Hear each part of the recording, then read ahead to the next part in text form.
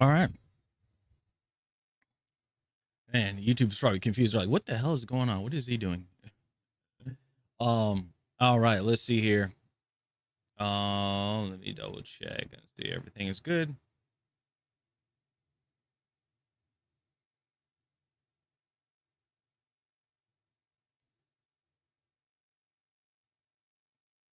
Okay. So I'm trying something different. Um, People were telling me previously that the audio the oh not the audio, but the quality of the stream was kind of off.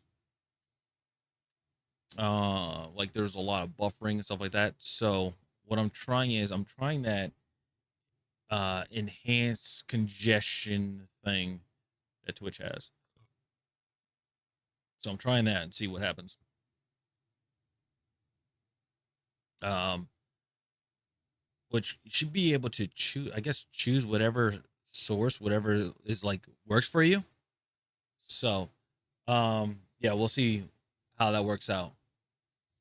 But all right, we got some stuff. We got we got a video about with legendary drops, and then we have some updates with Battlefield. And again, also those that are subscribed to my YouTube channel, I appreciate it. I appreciate everybody that has been subscribing, that has been checking out the channel and everything.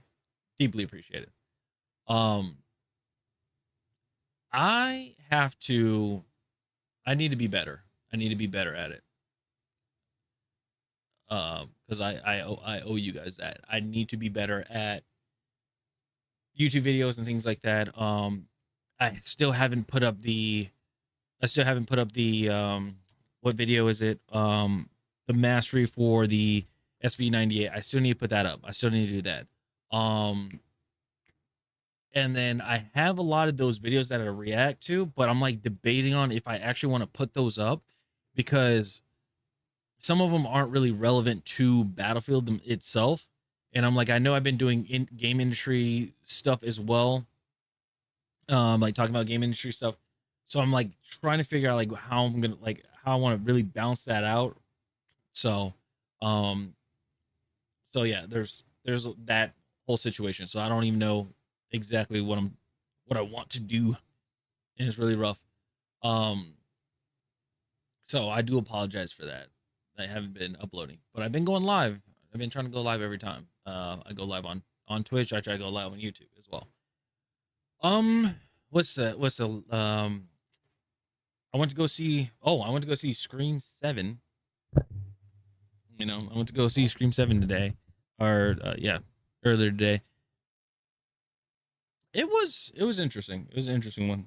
Um, Now I did see like a few people, like some people did reviews on it. I just waited until I went to go see the movie first to hear like their points, their reviews on it, and I was like, oh, okay.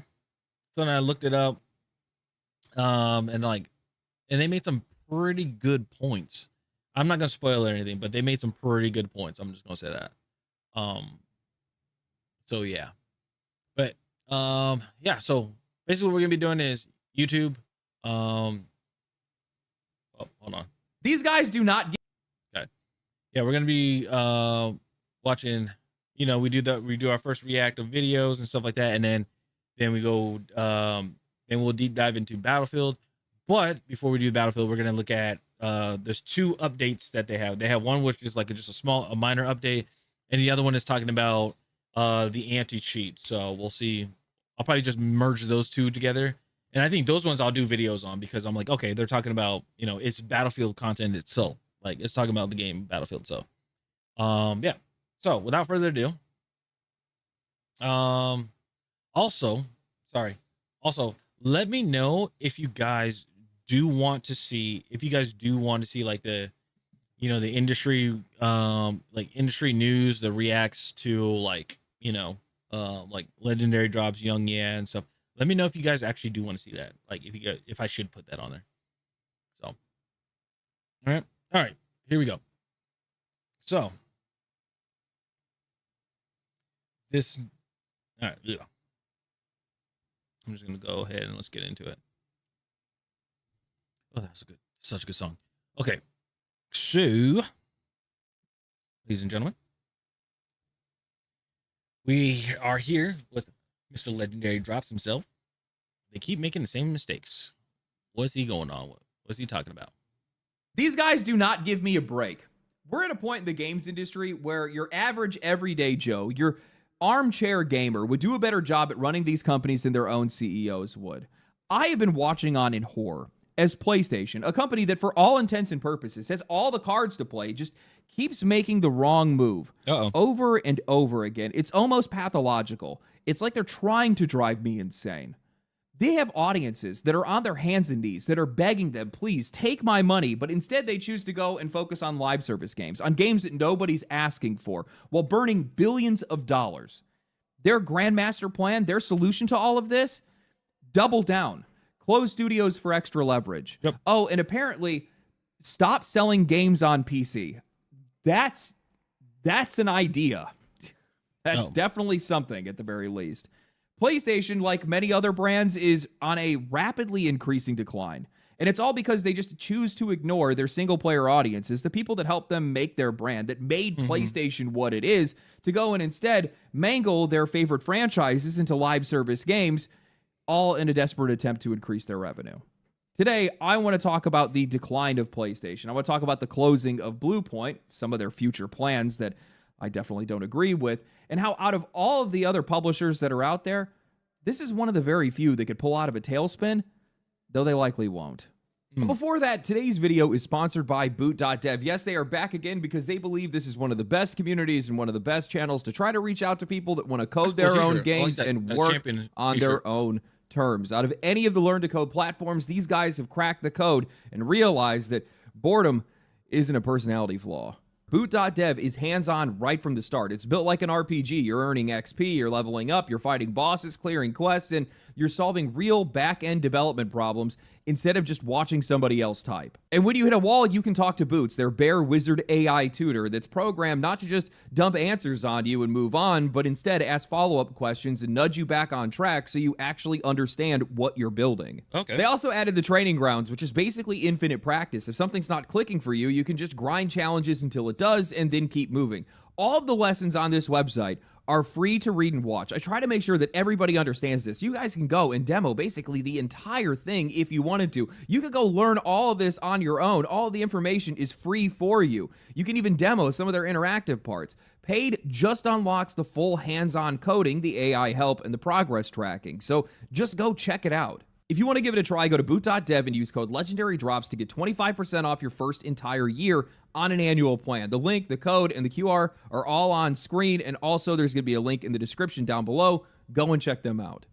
I don't really talk about PlayStation on this channel because I think to most people, they look fine. PlayStation is still the most dominant premium console. It's outselling the Xbox by a ridiculous margin, something like 3-1 or something like that. At this point, revenue-wise, it almost doesn't even matter whether it's first party or third party because in the console space, the money is still coming to them either way. Their single-player games still usually find financial success even when there's controversy or skepticism. I mean, even for all of the ranting over Ghost of Yotai, I personally wasn't a fan of the game, but it still ended up turning a profit, and it even kept pace with Ghost of Tsushima, or at least that's what they say. So I think that PlayStation just hasn't really come up much in the conversation around failing publishers because the brand has been so dominant for so long that I think a lot of people treat them like they're untouchable. But the more that I think about it, the more I start to wonder if the reason why people haven't really noticed PlayStation's decline is because, one, their reputation is covered for them, and two, because everybody else's failures have been so loud and so much more public.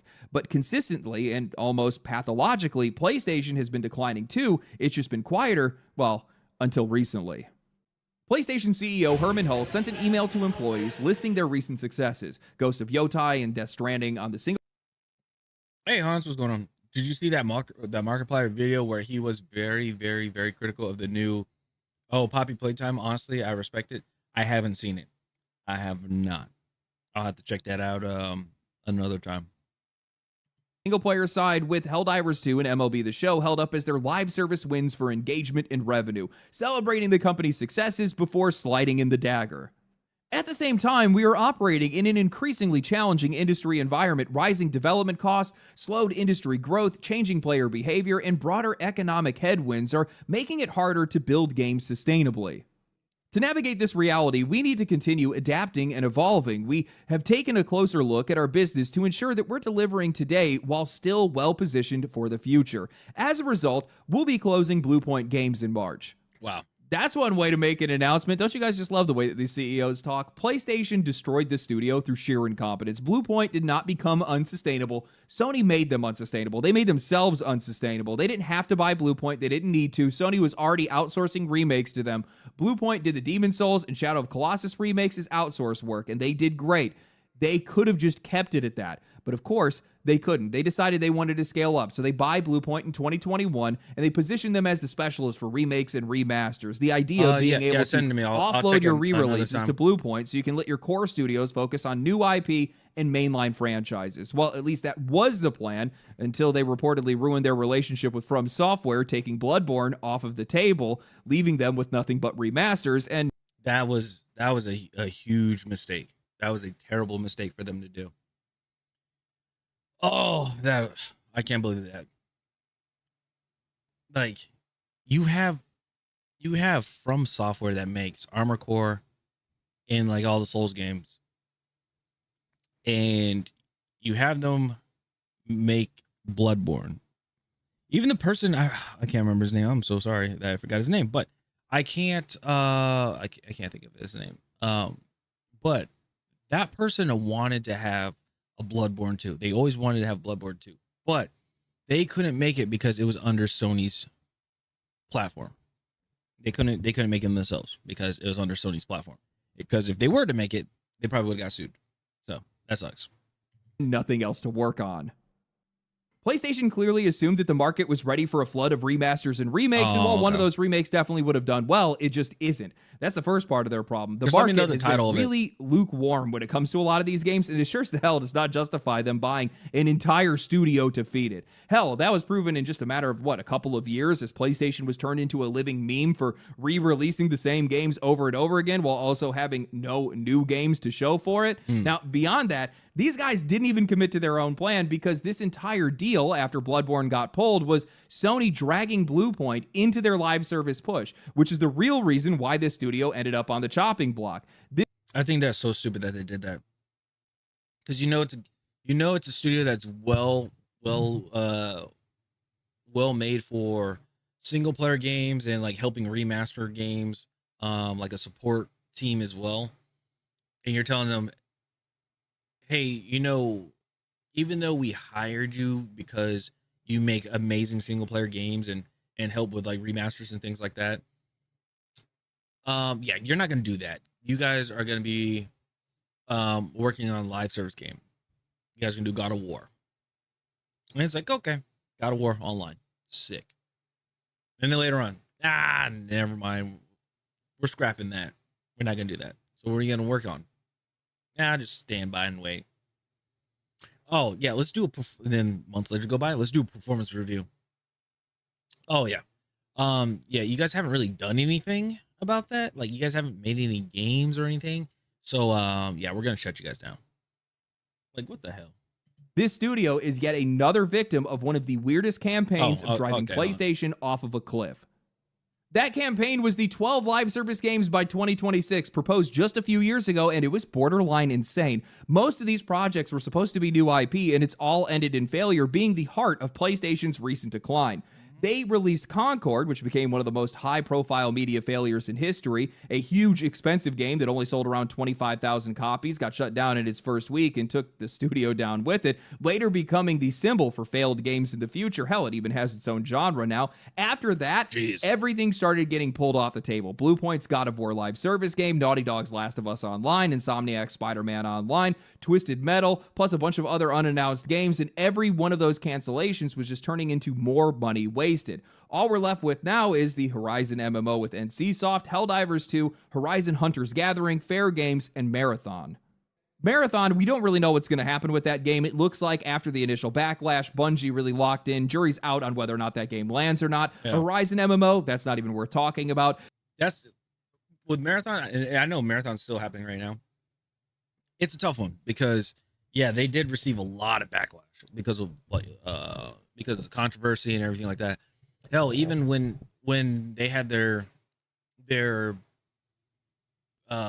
was it their beta, when they had the beta and stuff like that, and it was a closed beta, like only creators got invited, like certain creators got invited, things like that. Um, it's crazy because then Arc Raiders came out like that the next day, the following day, Arc Raiders came out with their beta, and people went over there and played it. And now it's like kind of the opposite, where it's like Arc Raiders is out obviously, and then Marathon they're doing another test. And this one they were just like, hey, this is a server slam. We want everybody to jump in and play it and things like that. So it was kind of weird because like as a server slam, like to test to see if the server is actually sustainable, there are people that are sponsored to play the game. Like they got like they were promoting the game and stuff like that. And I was like, it's weird. To me, it's just weird personally. I don't get it. But if Marathon can some people are saying they like it, some people say they don't. If Marathon can pull out of this, this will actually be a very interesting one to talk about. Like from all the controversy that happened to like the success of it, if they do, you know, I'll give it to them. I'll be like, hey, congrats. Fair Games is trying to do the whole billionaires are stealing everything from us messaging in a live service game with microtransactions, so I'm sure that one's going to work out. Hunter's Gathering doesn't look awful mechanically, but the cast looks like it was designed by HR. Yet another one of these hero-based games with no aspirational characters. Though I do appreciate their penchant for realism with old Sugar Legs, it is pretty accurate to have a 400-pound woman lose a leg to diabetes. So really that just leaves Helldivers 2. PlayStation sacrificed billions of dollars in multiple studios for one moderately successful live service game. A moderately successful live service game that they likely were not betting on. One that they nearly assassinated through retroactively region locking its purchase and also wanting to force people into PlayStation logins to be able to boost their subscriber numbers for their shareholders. But if we are generous and we say that Marathon succeeds as well, that means that these guys are going to go 2 out of 10. At a low average, especially considering PlayStation spending habits of $200 million plus per game, that means that these guys have likely lost anywhere between $1 and $2 billion. And in that time that they've gone 2 and 10, they've only released 3 first-party single-player games: Spider-Man 2, Astrobot, and Ghost of Yotai. The publisher that is most known for high-quality cinematic single-player games released 3 of them while developing a wave of live service failures. Because what they want, because back then it used to be PlayStation was single player experience, great performance, things like that. Xbox was more, it was the multiplayer side, and then PC was pretty much multiplayer as well, but like at a grander scale. But then PlayStation wanted a piece of that, so then they did, and then they're like, "Oh, this is doing very well," and they started pushing more and more and more on it, but started getting complacent. And when people, when they get complacent, mistakes happen. And then when people call out the mistakes, their egos get hurt. So then they start considering it as an attack, ignore, and are like, you know what, we're just gonna ignore that problem and just keep putting out stuff, and then realizing that it's not working, which is stupid. It's the dumbest thing ever.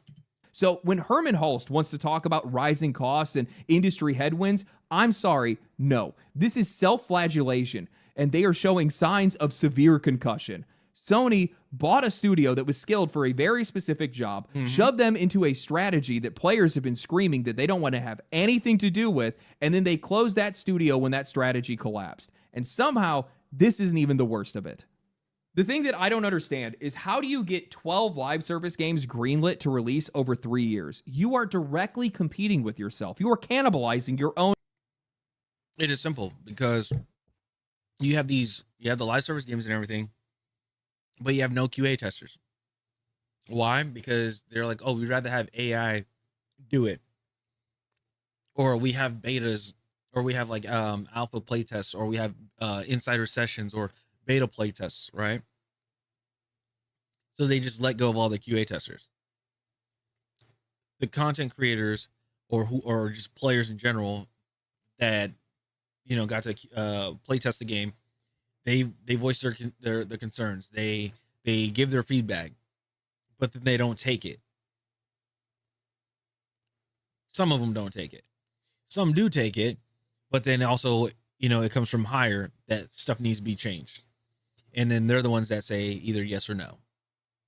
So that's the reason. Own games.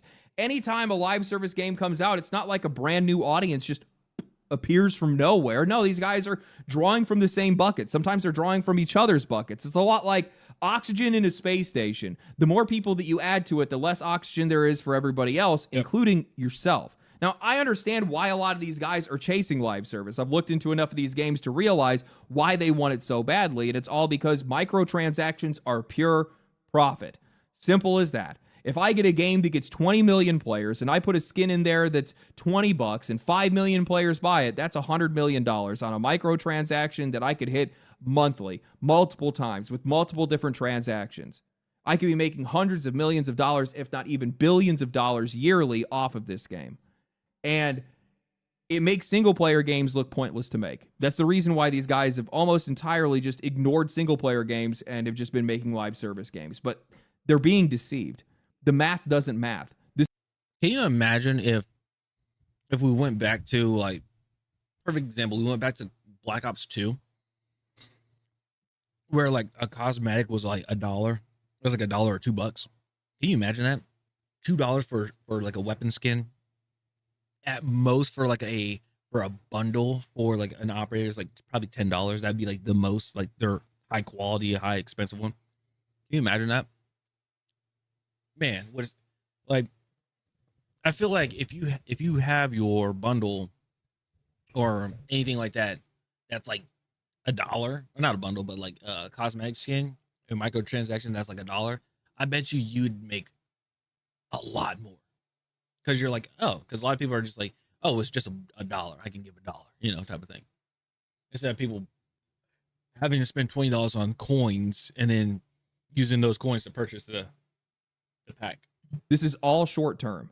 I have a weird conspiracy, and there's probably going to be some people that are going to disagree with me on this. Okay. I feel like we are going to hit an apex, a climax of live service, where essentially it's just going to make it where it's just entirely unsustainable to even make any more of these games. Mm-hmm. They're all just going to have to give up on it. Yep. And the reason why is because Marathon, or it's going to be or the AAA industry is going to be in a severe collapse, because like indie games are just going to be tearing them, or undercutting them on prices, like, games being $20, $10, $5, and making huge impact to where they're becoming, nominated for Game of the Year and stuff like that, and getting like multiple nominations, Expedition 33, and that they don't need that many developers to make a game, and they prioritize just having the passion and they prioritize merit and passion for a game rather than, the person's background of, what skin color they are, what race they are, things like that. They're just like, hey, can you make a great game? Like, what's your favorite game? Oh, I like Final Fantasy. Oh, good. We're working on a game that's kind of like Final Fantasy related.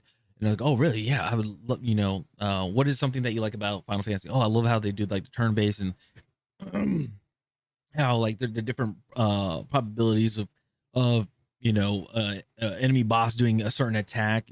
Sometimes you play one where they just constantly just do normal attacks, and the next one, then like the next game you load up, you fight that same boss, and then they just do like their special attack like after 2 turns type of thing, and it's unpredictable. It's like, yeah, there you go.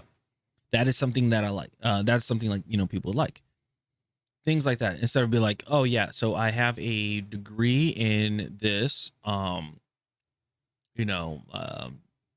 I have a degree in this. Like, okay, you have a degree in this, and they're like, oh wow, we don't have that many black people in our studio.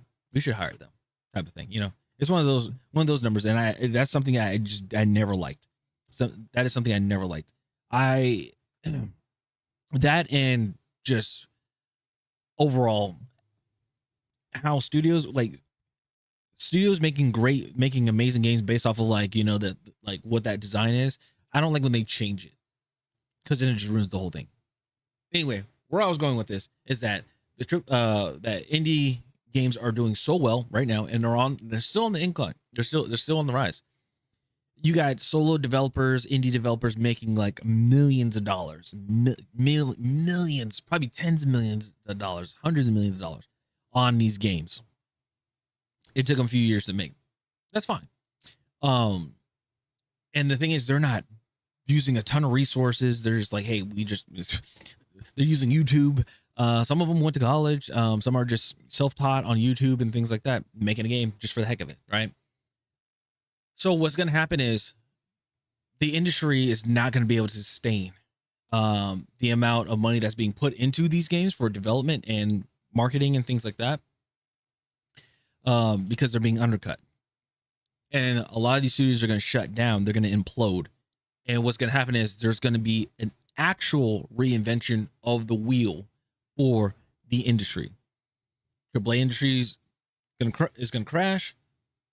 Indie scene is going to be on the rise, and they're going to be like, hey, we're just making games off of what we love, what the people love. We're making those games. We don't need corporate. We don't need suits to be like, hey, we want to invest. We want to be a shareholder. We want to invest money into your studio and into your game.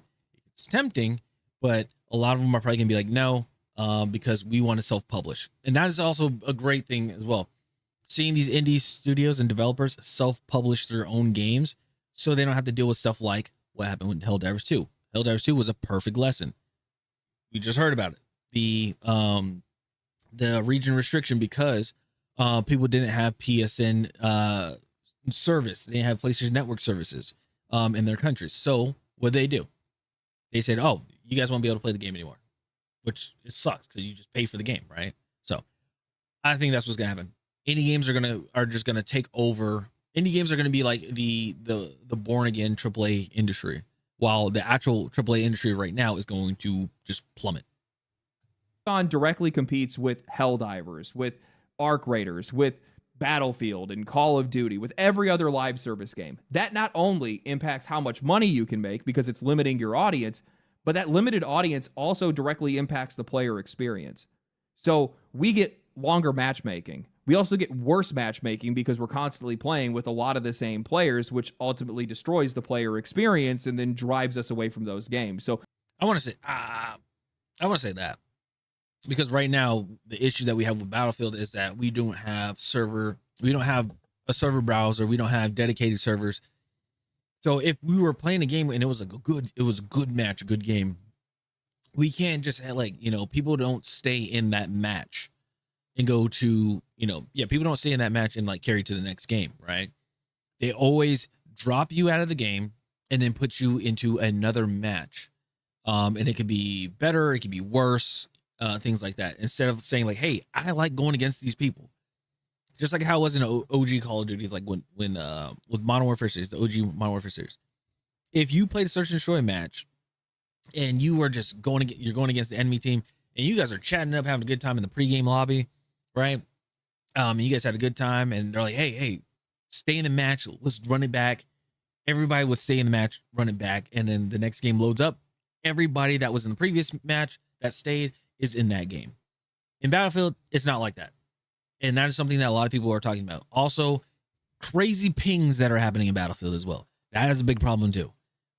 It's sad that people have to VPN themselves just to get somewhat of a stable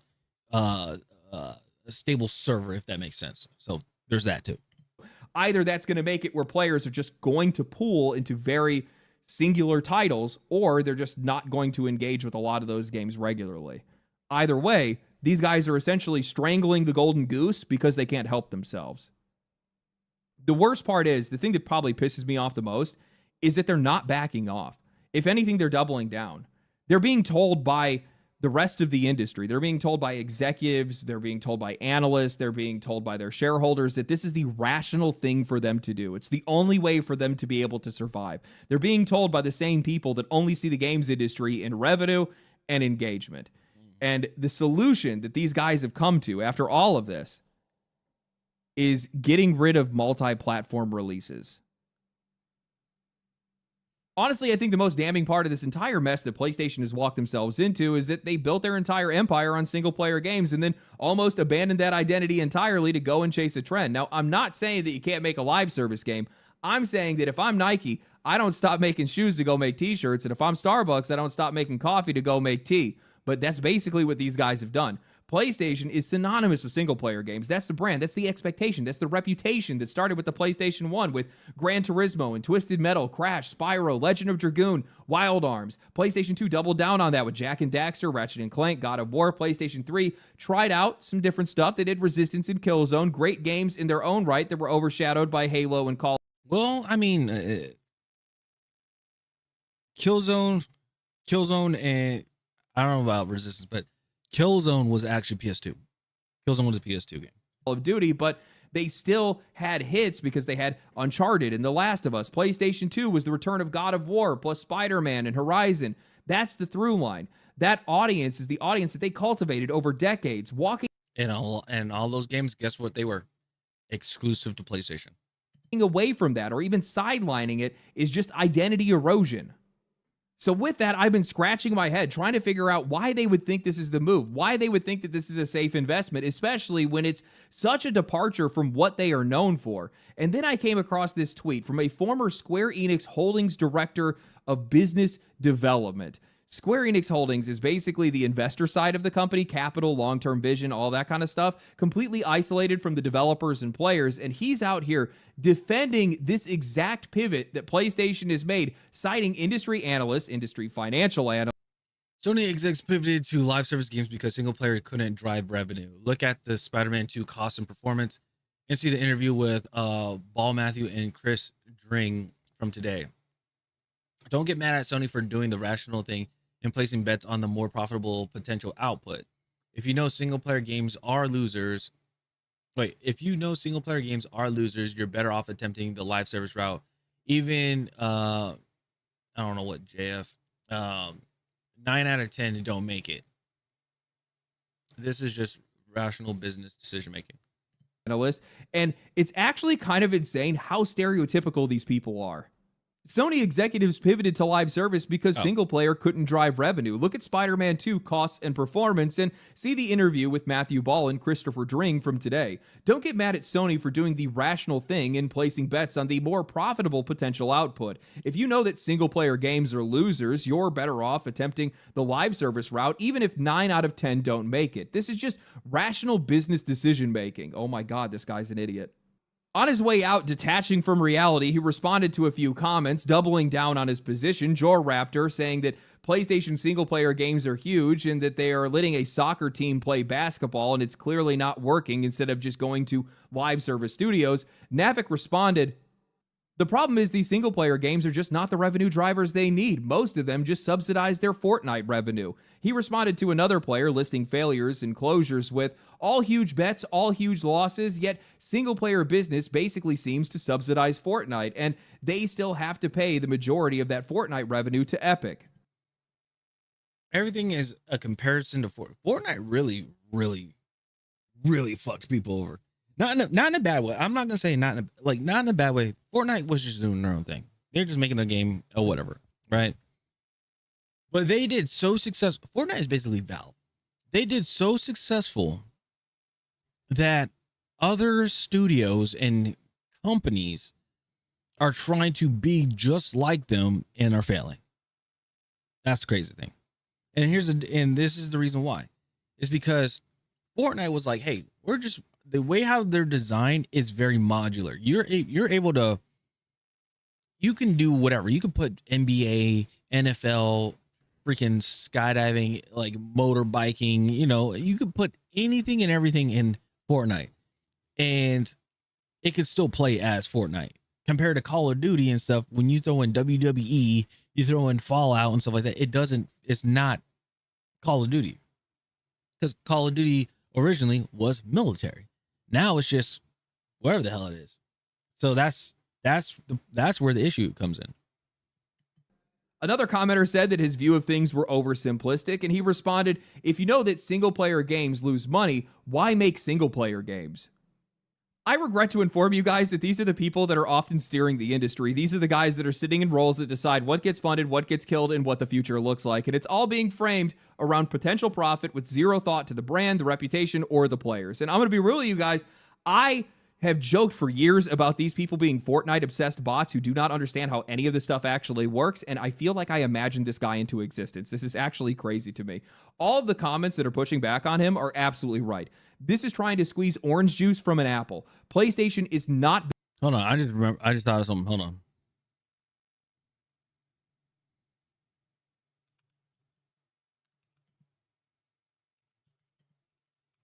Is there a Final Fantasy 7? Yeah.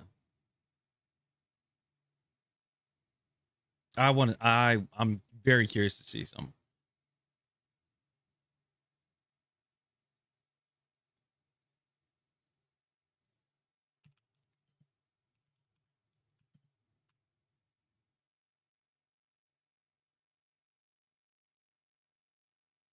$172, $243, $3,000. Okay. So this is actually better than. Okay. I was curious. I was like, wanted to know, because some people were saying Final Fantasy VII remake, they wish that they had the old mechanics to it when they did the remake. Built for live service. They don't have the teams for it. It doesn't fit their identity, and it's not what their audiences want from them. But then you get people like this who will say that losing 9 out of 10 bets is the rational business decision because single-player games isn't the revenue driver they need.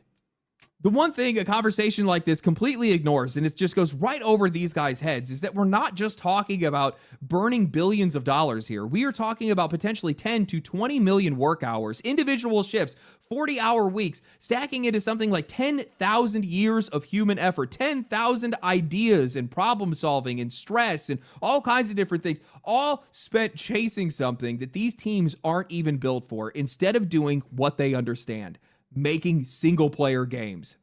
This guy wants to talk about rationality and sustainability, but the only reason that single-player games look unsustainable today is because of publishers like Sony that helped make it that way, guys like him that made it that way. This is all just circle-jerking executives that are trying to gaslight and dodge out on accountability. Through rapid overinvestment and constant expansion, almost every single major AAA company blew their studios.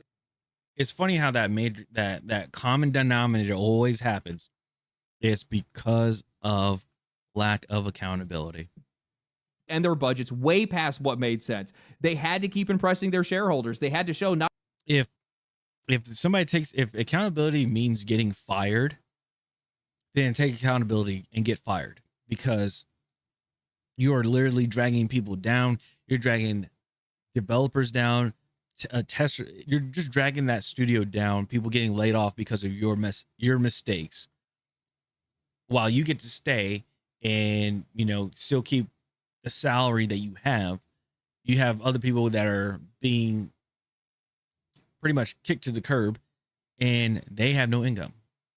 So not only could they grow their revenue, but they could also grow their studios and their ambitions. And in that process, they warp the cost of making single-player games to something that is completely out of proportion. Now, I'm going to give you guys an example. I'm going to use the same example that this guy tried to use, except for I'm going to talk about Spider-Man 1. Because Spider-Man 1 in 2018 was estimated around $100 million to develop, with another $150 million in marketing. Spider-Man 2, only 5 years later, a game that reuses a ton of assets from the first game, the same city, a lot of the same characters, a lot of the same core tech, reportedly cost about $315 million to develop, with another $150 million in marketing. That's roughly $450 million all in 5 years.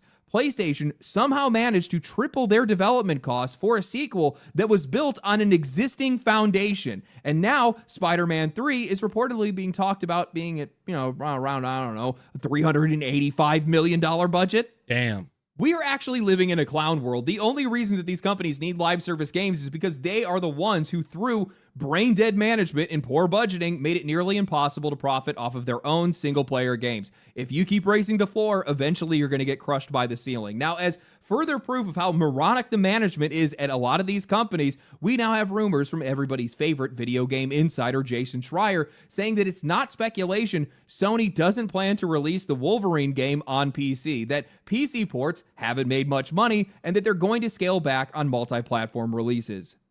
I swear it's like these guys have no idea how to run their own businesses. PC ports aren't making enough money? Oh, maybe that's because you guys sit on them for an entire year before letting them touch PC. They wait until the hype is dead, the story is spoiled, and everybody has already moved on to something else. The only people that are going to be left are the people that wanted the game so badly that they are willing to wait forever anyway. And I'm sorry, but PlayStation...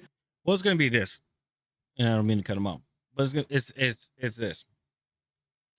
Okay, Sony is looking at it like, look at Xbox. Xbox basically gave all their exclusive titles to us and gave it to PC. And now Xbox, they're not selling enough consoles or anything like that. Well, we're afraid that could be the same, that can be the same thing. So I think what we should do is we should go back to exclusivity, where only we release it and it's only available on our platform. Is it going to make people mad? Yes. But is that going to make people want to buy a PlayStation to play the game? Yes. When in reality, we don't know. We don't know if people are just going to be like, all right, screw it, we're just not going to do that. Or people are going to buy it. It all depends. You're not dropping games like that anymore. If you did, day and date on PC, like you did with Helldivers, you would see the same success with nearly every game that you guys put out. You already saw that. You know what it looks like, but you guys choose to ignore it.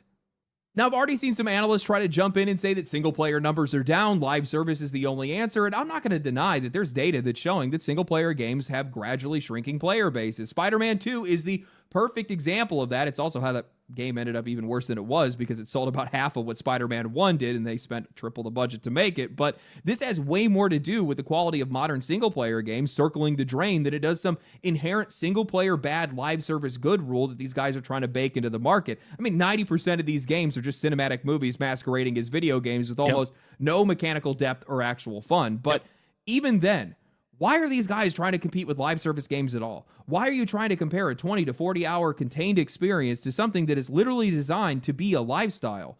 These are different products with different purposes. Single player games are supposed to be finished products that people buy, play, love, and move on from. Multiplayer games are built to chase time, not just sales. The second that you start judging single player games through the same lens as Fortnite, or worse, budgeting and projecting those games to compete with their revenue, you've already decided it's a failure. Yep. It's just like, is put it simply this way. Single player games, it has to be, I mean, both multiplayer and single player games should be polished, but single player games should be complete, polished, shouldn't have to touch it. Like after release, it shouldn't have to touch it. Unless there's like certain bugs that were in there. Then yeah, clean, like, do some hot fixes, clean those up, do an update. Multiplayer, it's different.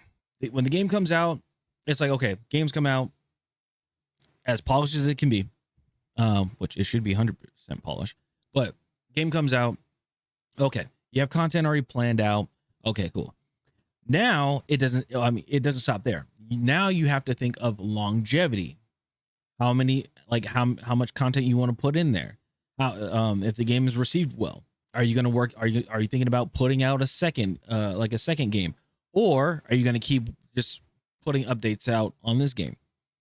Perfect example, Grand Theft Auto 5. Rockstar and Grand Theft Auto 5. Still to this, remember that game is like, what, 13 years old? Yeah, like 13 or 14 years old. So, 13 years old.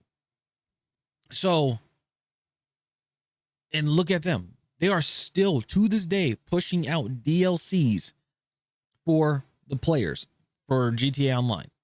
And the thing is, every single DLC that they have been putting out is free. So that should tell you something. Why? Because they're focusing on the longevity. Okay, they have like 2 DLCs that came out. They're already working on the next 2. Or they have a DLC that's coming out. How do your camera move with you? Oh, goodness, that scared the hell out of me. Roy Connects was going on. Thanks for the text to speech.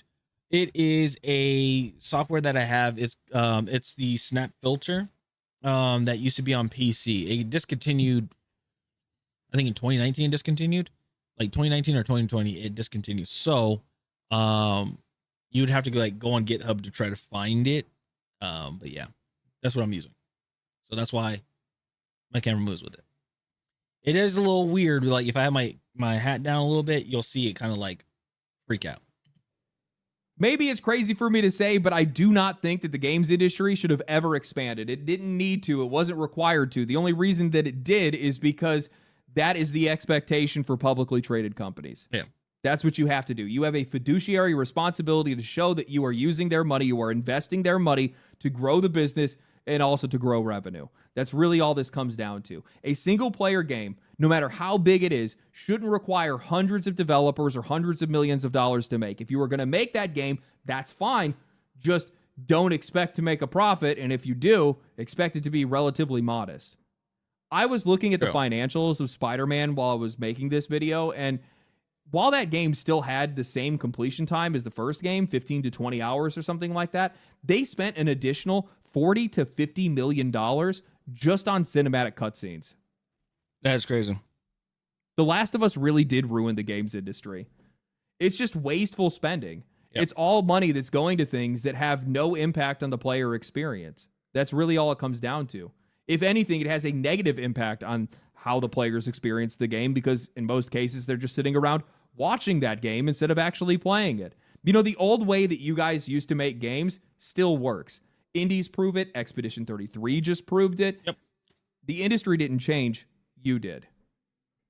Also, these marketing budgets.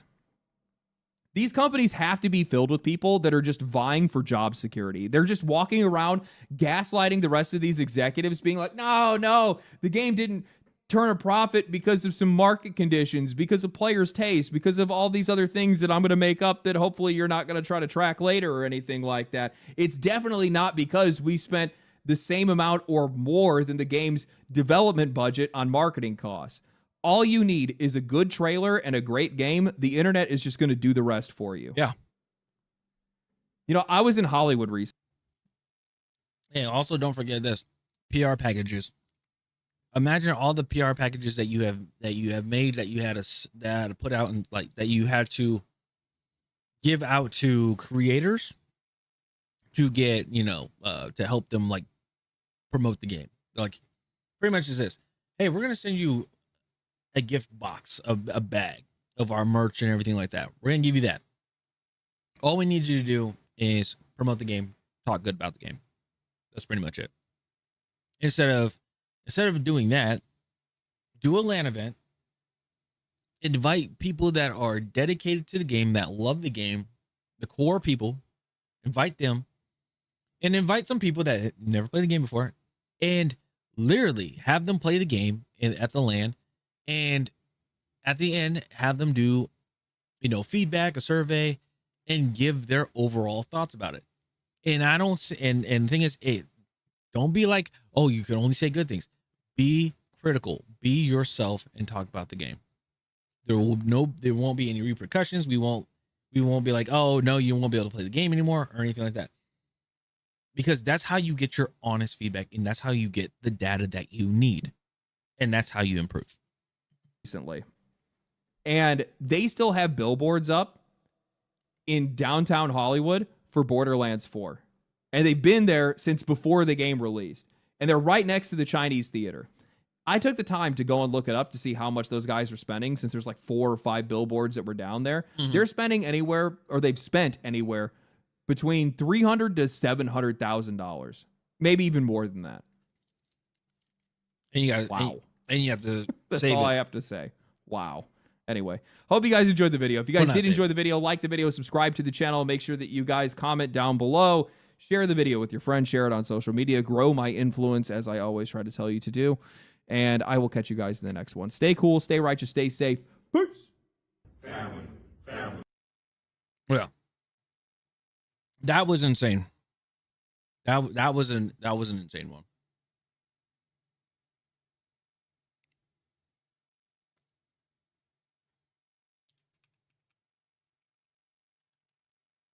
Oh, let me put this in chat.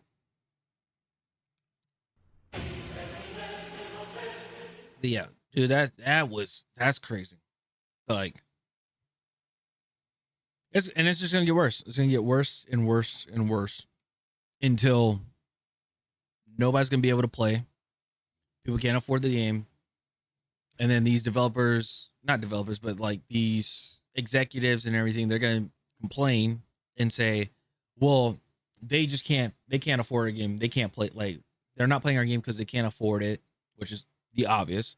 And they'd be like, and they're just gonna say it's their fault. They're gonna say it's the consumer's fault. So yeah, with PlayStation, again, it is weird. I mean, they're going back to looks like they want to go back to exclusive, but then also it's weird to me because I saw on LinkedIn they had a post where they're hiring a multi-platform director for PlayStation. So it's like, are you trying to go back to exclusive, or are you trying to somehow expand on multi-platforms? Like, which one is it? So I don't know. But it's a great video. Make sure to go check out Legendary Drops. He's awesome. I'll make sure I have the video linked down below. So yeah. All right, have a good one. Peace. Oh.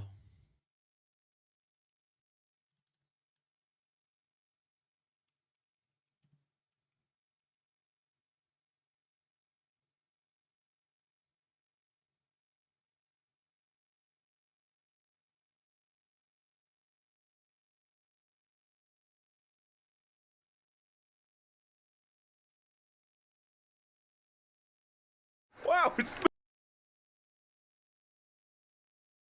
All right, let's see what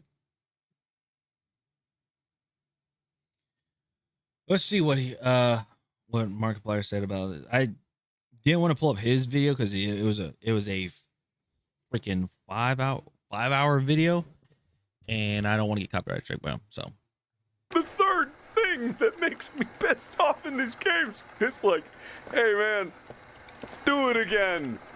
But you really like that one. Do it a fucking again, why don't you? It sure is that thing, isn't it? You're not gonna help at all, are you? Because why the fuck would you help when there's two fucking levers? I get to do fucking both of them.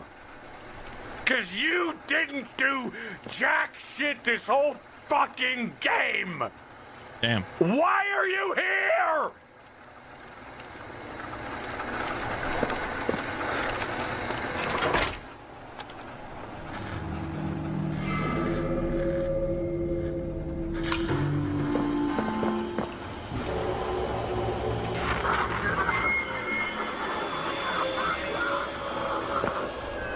Well, now. Okay, so what does he? Okay. Oh look, it's another bigger bad.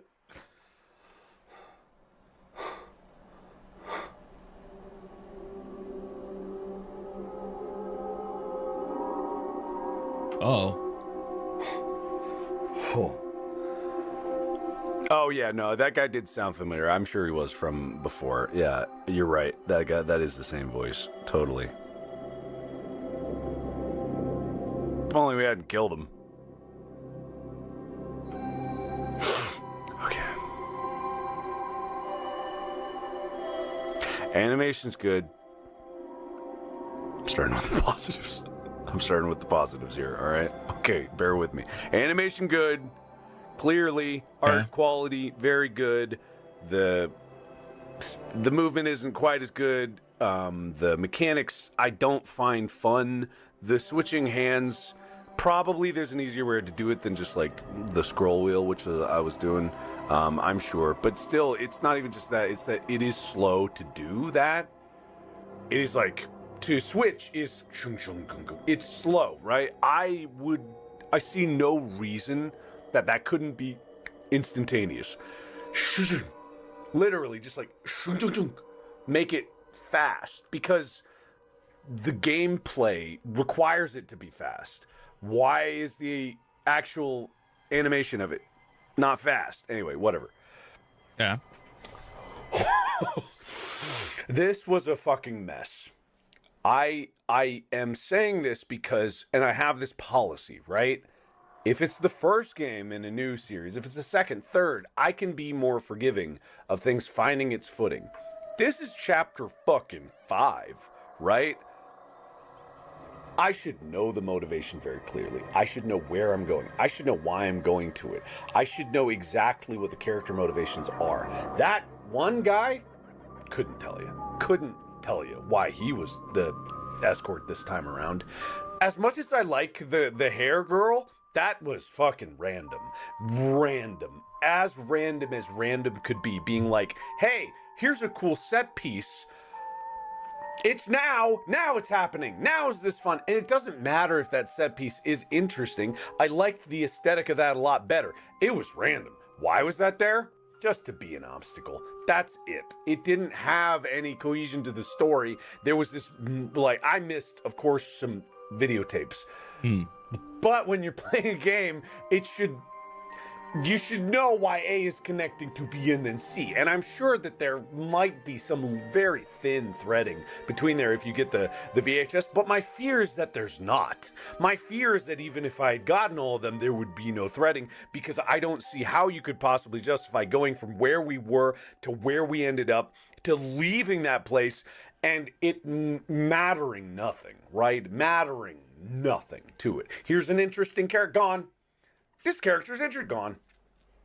This character's interesting to be around you for a bit, gone. Now, my worst part about this, for me personally, is I don't know if the developers of this game think it's just their thing. We're the chase sequence game. We're the game of chase sequences. We are the chase sequence game. That was in the first one and people loved it. And then the second one, remember when Mommy Longlegs was chasing you? Oh, you fucking nuts. Remember the third one when we put more chase sequences in? Remember the fourth one, the chase sequences. Maybe we'll tone down a little bit for the fourth. Fifth one, chase. I do not like my gameplay to be trial and error, right? It every time it did it, the stakes were lower, right? And that's really the issue that I have with it. From a mechanical perspective, a chase sequence is fine if it's well designed and it can be fun and it's like in a key moment where it's there and it makes sense. But the problem is this one, especially chapter 5, holy fuck. Half the entire game was chase sequences. And it just because it's doing them again and again, it suddenly has to introduce, oh, here's a new thing in here. A chase sequence is not the time to introduce a new mechanic. I don't even care if it's something as innocuous like, oh, decouple the train cars. It's like, to learn that the vast majority of people are going to die to that. And in a chase sequence, as I've said before in these games, as soon as you die, it loses all of its value. To do it again, to go through it and be like, oh, I remember how this goes now. Oh, I've learned this now. The whole point of a chase sequence is to be a climactic moment where the stakes are very high and you have to quickly think on your feet of all the mechanics that you've mastered through the entire experience that you've been doing it. And if you fail, it's your fault as the player. If you fail in that moment, it's your fault because you didn't apply the mechanics that you've been learning the entire fucking game. Mm-hmm. And it had that. I'm not even saying it didn't have that, but it's like, oh my God. Enough!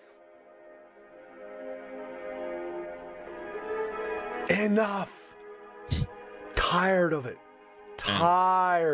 So tired of it. I'm so tired of it. And frankly, I think that there was like emotional core here that was trying to shine through. And it's like I wanted to be in it, but by the time I got there, I didn't care. I just didn't care. And yeah, I'm hungry. Yeah, I'm grumpy. I'll admit that. I'm not giving this a number rating. I'm just saying thoughts. So put that bias into whatever you're taking in out of this. But I think that even if I wasn't hungry, I'd be saying the same things but nicer. I would be saying the same things but nicer. Cause I don't think that I am going to play the 6. I truly just don't want to, so I'm not going to. I think this is it for me. Poppy Playtime, thank you for your time. Thank you for my time. And thank you for all of this, because, man, I just do not have it in me to continue slogging through this.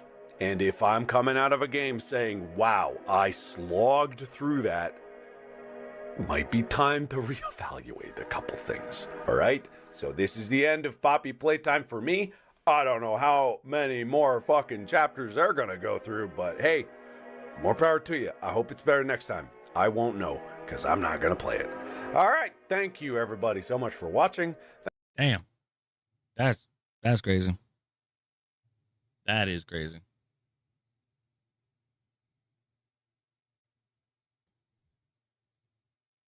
The fact that you got Markiplier saying something about it,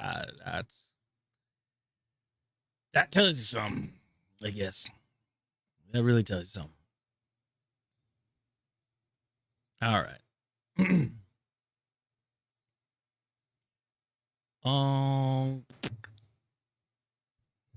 It's spat everywhere. All right, ladies and gentlemen. So we're gonna go over Battlefield and their update that they had, or the small update that they put in here. We're gonna go through it. Shouldn't be much, so we shall see. All right, let's go ahead and go over it. So this is Battlefield 6 game update 1.2.1.5.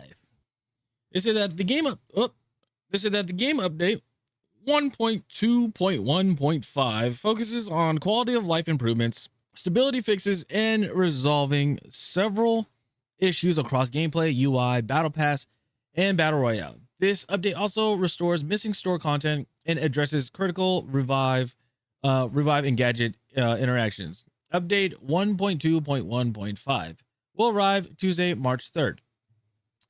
Basically, we're doing this because there's missing store content, because a lot of y'all paid for the content, and yeah, you guys are supposed to get it, and since it wasn't properly updated, you guys are getting ripped off. So and you guys complained a lot about it, so we're gonna go ahead and get this whole thing fixed. All right, so let's see here. The major updates for I'm gonna say 12.15. I'm just gonna say that now. Implemented additional stability improvements to reduce client crashes. Okay. Improved front end tile loading times for smoother menu experiences. Didn't really have an issue with that. Restored missing store items to the player inventory from the Bountiful Harvest, PAX, Vanguard, and Devil Dogs bundles. So now everybody got all their stuff. But if you didn't buy, obviously if you didn't buy any of those bundles, I mean, it doesn't really apply to you. But if you did, well, congratulations. Now you got your stuff. Now you're getting your stuff. All right. Change log. The player address the crash that would occur during camera behavior transitions. Not sure what they mean by that one, but okay. Implemented further stability improvements to reduce client crashes. Hopefully, it's not the black screen when you quit out of a game. That you get a black screen and your frames are like shooting through the roof. Like mine shoot like the 700 to 800 frames because we're stuck on the black screen. So. Resolved an issue where initiating a revive while equipping a mask could cause the mask to remain in hand and block weapon usage. Never had that because I don't play that mode. Restored previously owned weapons that had disappeared from player inventories, including content from the Bountiful. Okay, yeah. So people that got it and it's gone. Yeah. Weapons improved the overall visual fidelity of the Objective A skin were viewed at longer distance. This is all just the store stuff in right for now. Updated spawn logic with an additional out of combat area check to prevent unintended spawn locations. So, I mean, that's better, I guess. It's a rare occurrence where like I'll spawn and I'll be like outside somewhere and I'll just die randomly, but okay. UI and HUD correct the issue where the tier skip deep link in the bulletin directed players to an empty store screen. Improve front end tile loading times to reduce delays when navigating menus. Okay, just increase the time. resolved an issue where Battle Pass rewards on the active path could display placeholder text or missing icons. Portal addressed a crash related to area validation checks. Never had that issue. Red Sack, let's see, player resolved an issue in Battle Royale where the tracking pulse recon trait could activate when destroying a deployable gadget. I don't play Red Sack really, so I don't know. UI and HUD, an issue in Battle Royale duos where pings were not displayed in the elimination feed. Oh, interesting. Audio resolved an issue in Gauntlet where gas mask voice over lines would play while inside armored vehicles. Okay, so there's not really much that's going on there. So let's see what people are saying. Please give us back the old movement. Wow, it's a lot of people there. Let's see. Any ETA on a fix for the Battle Pass tiers being retagged orange every time we log in is driving me nuts. Yeah, it's the whole like oh, there's a new unlock, new unlock orange thing.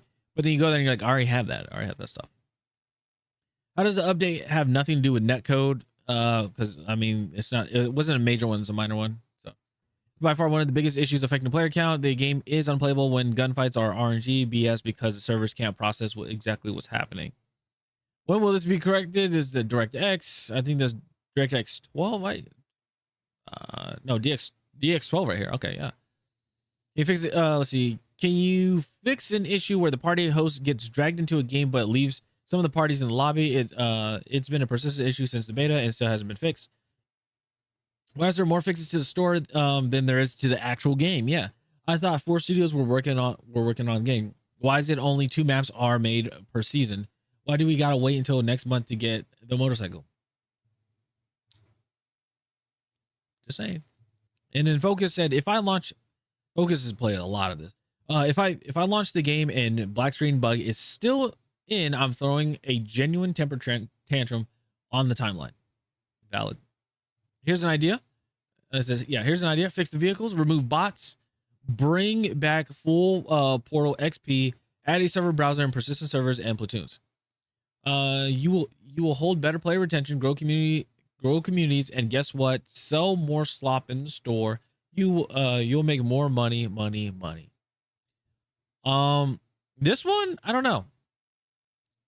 So like, yeah, you could remove the bots, which is true, but if you get into like lobbies that just take forever, because that's what I feel like is going to be an issue, is where you play later in the day, like you play like around the time I play, right, on a weekday, and barely anybody's on. Well, then you're just sitting in a lobby, or you're sitting loading into a lobby, waiting for that to stack up, like waiting for more people to log into the game to play and stuff like that. And I think that is an issue.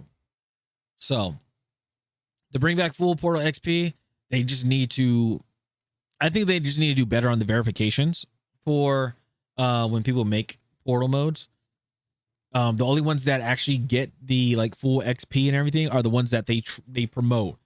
But yet again, we still had issues with when somebody made Operation Metro in Portal and they promoted and everything. They're like, okay, this is cool, but here's the downside.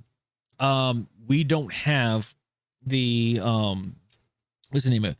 We don't have the full XP, so we're not going to play it. So that's pretty much what it is. So there's that. Then there was another one that they had, was the anti-cheat update. So let's go ahead and look at this one too. So Battlefield 6 anti-cheat metrics of January. So they said, hey soldier, they said that we saw ongoing discussions on how match infection rate MIR could be effectively calculated when cheaters and cheat developers aim to avoid detection. While we can't share every detail, we can explain the fundamentals of its design. Let's see here. MIR includes both confirmed cheaters, all of which are banned, and those we suspect based on the full set of detections and signals that are constantly growing and updating. These signals include ones we can't use as a conclusive evidence by themselves, such as player reports, gameplay footage from social media, etc.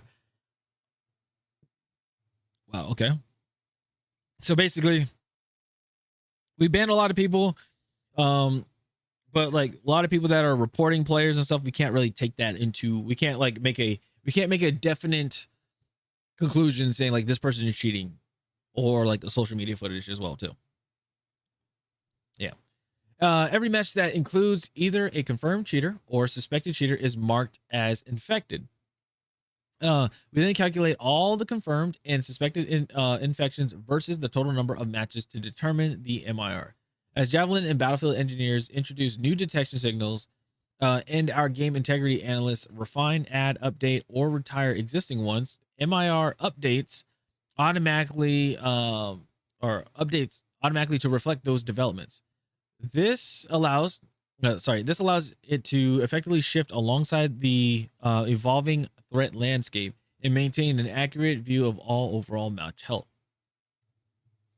Let's see here. Because MIR was designed as a look-back metric to reflect these shifts and minimize rework, it needs time to mature and stabilize. This is why we are looking at the previous month in these updates. For example, after this additional month, the overall MIR calculated for December 31st matured to 2.28% from the previous value of 3.09%, as reported in our earlier December post. Okay, it kind of went up. Okay, so they said in January, MIR started at 2.38% over the course of the month, gradually increasing with only a few periods of decline. Let's see here. There were two significant reasons for this. One was a significant increase in our ability to detect and ban 6 additional stealth, quote unquote, stealth cheats that purposely avoid being high impact and therefore avoid player reports and obvious detection signals. The other was a new ban acceleration method tested on the 18th and then initially developed on the 26th. January still saw the gradual increase and at 3.60% on the 31st as of this update. Oh gosh. Though through January, EA Javelin anti-cheat prevented 384,918 attempts to cheat or tamper with the game before they could impact matches. We are still tracking 224 cheat-related programs, hardware solutions, vendors, resellers, and their associated communities. Of those, now 212 of them, 94.64%, are reporting related feature failures, detection notices, downtime, or fully taking their cheats offline. They always keep saying that part. We will continue reviewing our questions and feedback, and we'll be sharing February's metrics in roughly another month's time. Keep it fair out there. See you on the battlefield. And again, it's just like people cheating and stuff like that. It's so stupid. Like people have to resort to cheating to be better at a game, which I think is just so stupid. I think it's very dumb. Like, what you having aimbot and snapping on people and or not snapping on people, but like people aimbotting, wall hacking, whatever. Like, what does that do for you? Like in the long run, it doesn't do anything. You're basically opening up the game and letting a program play for you. So what's the point of you buying the game, you know? So somebody said, let's see here. See the comments. Still seeing a bunch of clips of snapping to target after target, even in zero visibility of smoke being concealed behind the name of flicks, especially in the so-called AIM community. Javelin definitely isn't great. Somebody said, I will say I haven't seen a cheater in multiplayer, and I have 200 plus hours, but Red Stick is where I see them at. I assume it's because they don't want to have to rebuy the multiplayer game again if they are banned, so they flock to the free game. That's pretty much what happens. Let's see, free to play or not, They said free to play or not, you need an EA account, Steam account every time they get caught for cheating. Let's see, they are rare, but I saw a few over the 400 hours. Me too. I played BR mostly, and I've seen only 2 cheaters during my 500 hours of playtime, which are insane. So then, Rowness, they said 384,918 attempts to cheat. Players would rather cheat than except they need to improve. Guess ego can't handle losing. Sad. Yeah, which is true. I like to know how they do this. Like, I'm shit at this. My kill death ratio basically is abysmal. So can't even understand what cheaters gain in this game. Yeah, exactly. There's nothing to fight for, little reward, zero recognition for whatever level you get to. Those AFK XP farming assholes, that's what they said, don't even play the game. Why fucking bother? The more I see, the less I want to play more. Yeah, I've seen people that are ranked or level 1000, and I'm like, bro, I don't get it. I don't get it. I don't get how people are level 1000.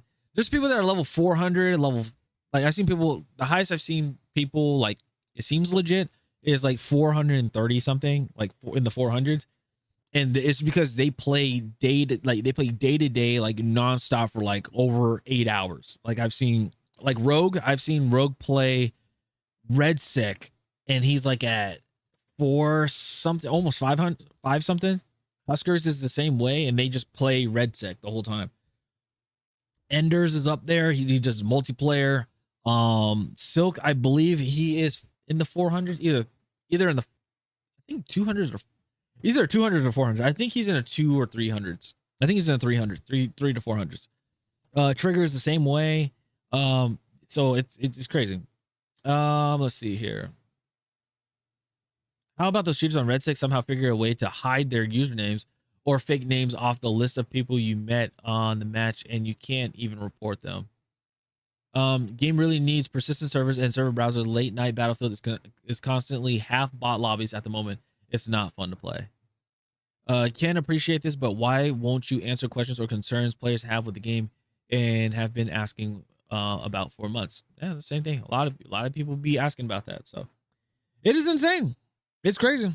But that is what's up with Battlefield and their latest update and everything like that. So yeah, I'll make sure to have the articles and stuff linked down below. Let me know what you guys think about pretty much what we've seen. You know, the anti-cheat update, or the status. It's, to me, honestly, it seems like it's getting worse. Like the way how like that graph looks, it looks like it's getting worse. But I could be wrong. And then on top of that, the minor update where there's like, hey, we're fixing the store.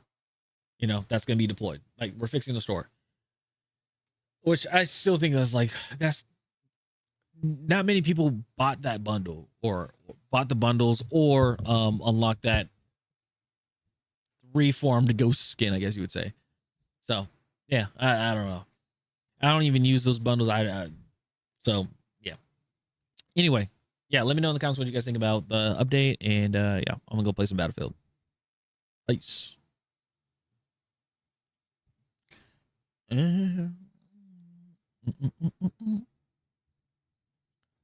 All right.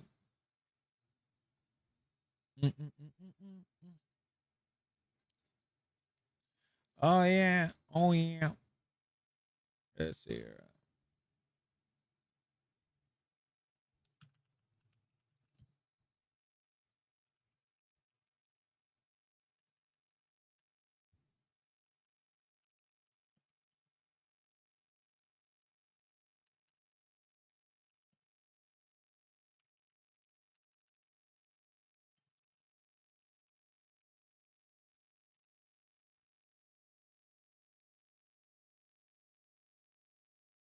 Let me see here.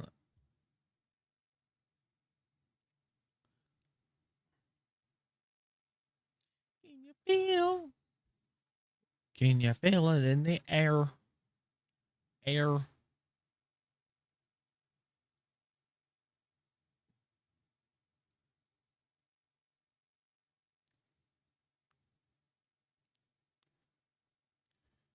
All right. Let's see here.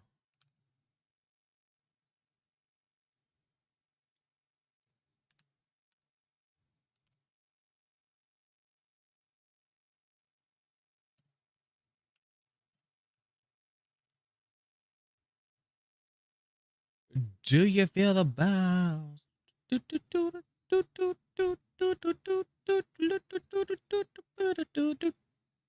All right. All right, ladies and gentlemen, let's get into some Battlefield.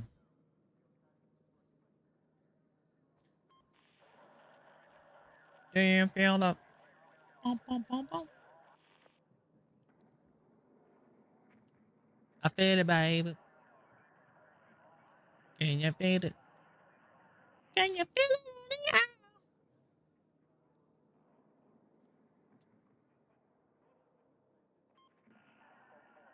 All right, so we are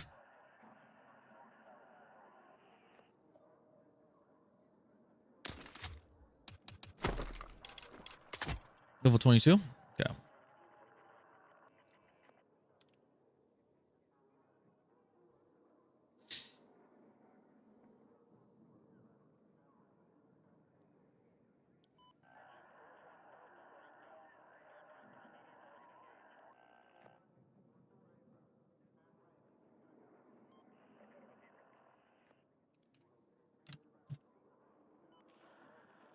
Okay.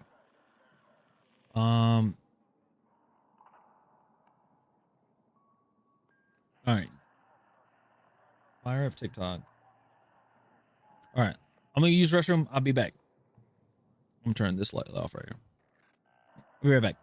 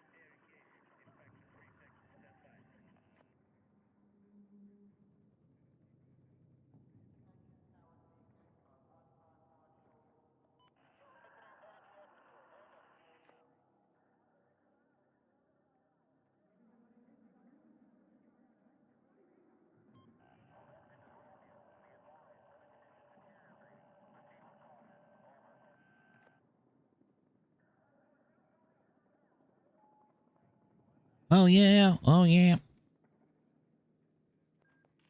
Okay. All right.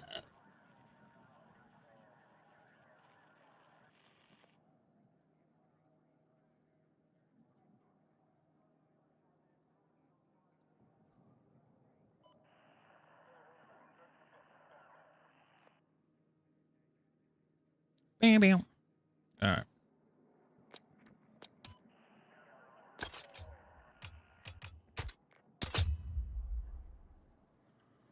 Boom, boom, boom, boom, boom, boom, boom, boom.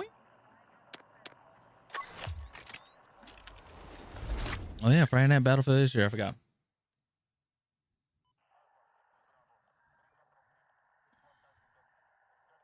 Bum, bam, bam, bam, bum, bum, bum, bum, bum, bum.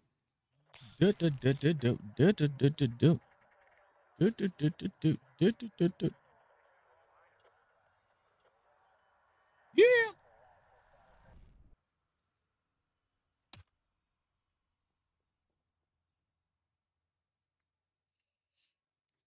Mm, mm, mm, mm, mm, mm.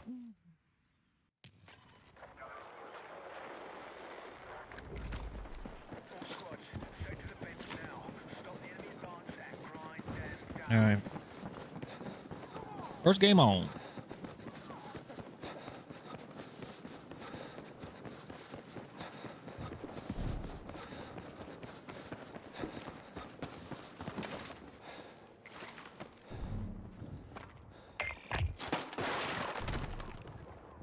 Okay, nobody there.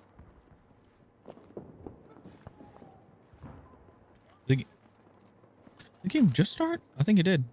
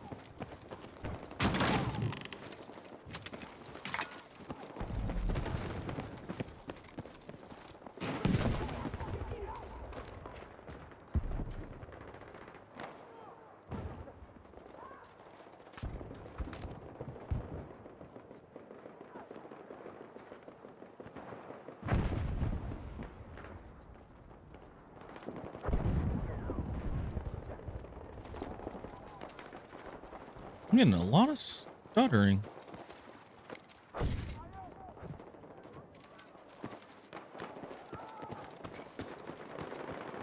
It's weird.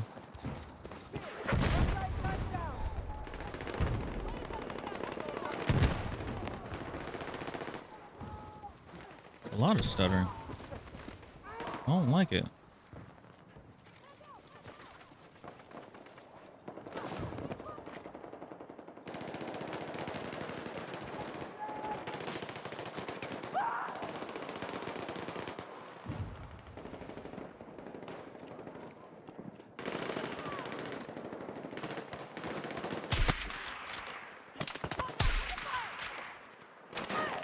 Oh shit.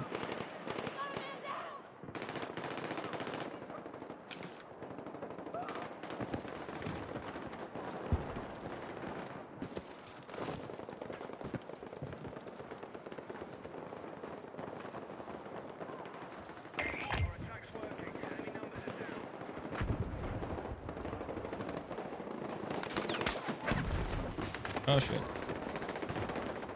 Hopefully the quality isn't bad.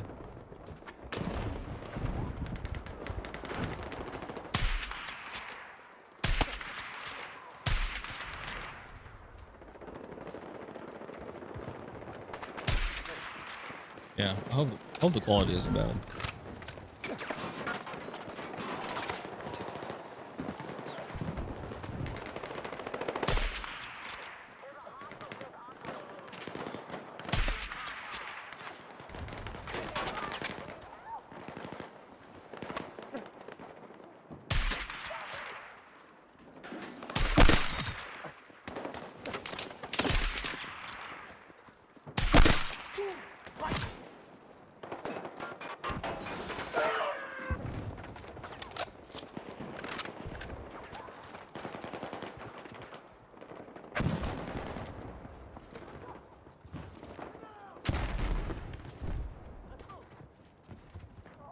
Nothing? Okay.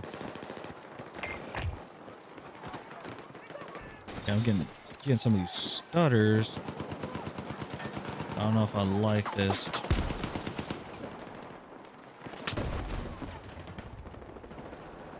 Can I see him? There you go.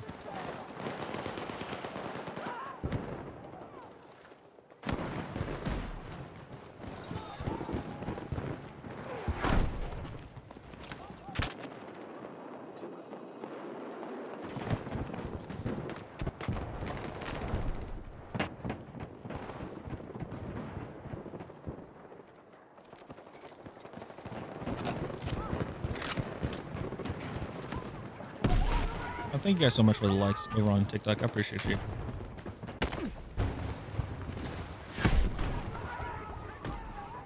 See, I can't see a damn thing.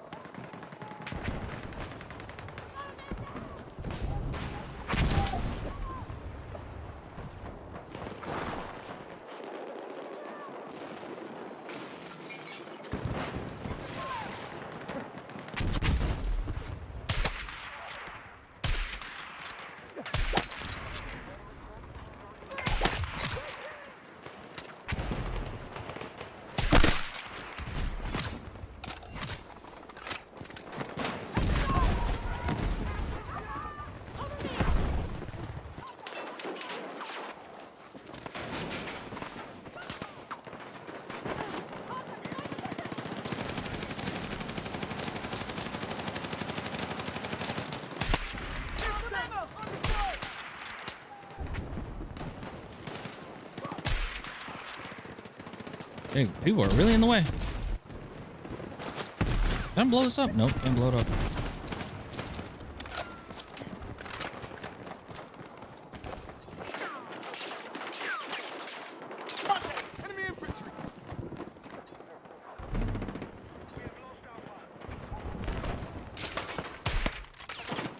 Shit.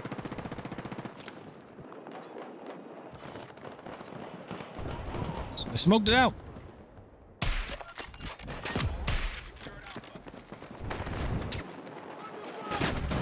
Fuck. Damn. You broke it.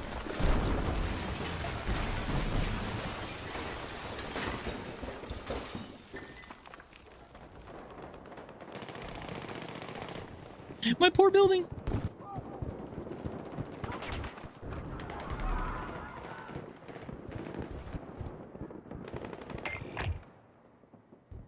I'm getting a little bit of stutterness.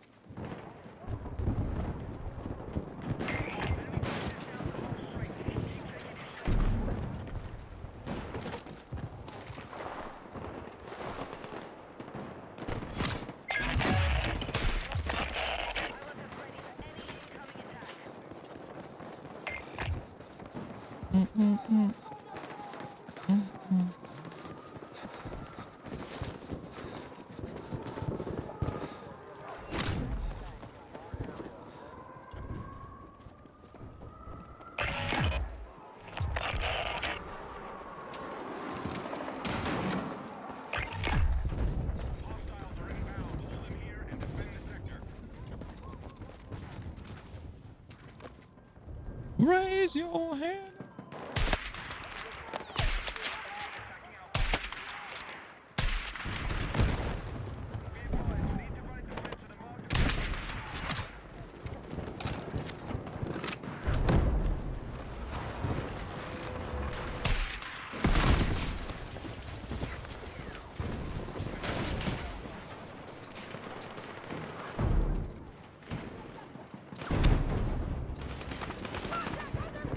I'm not even gonna try to peek it because, yeah.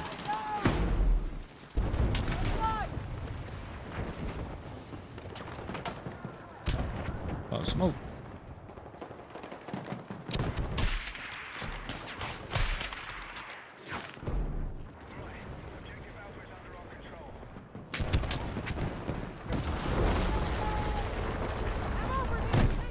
Ooh. Yeah, I'm getting a little bit of stutters.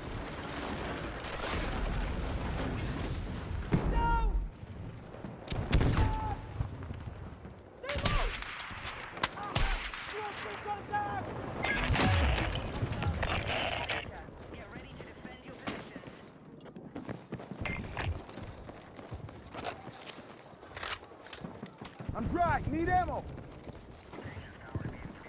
Got spare ammo!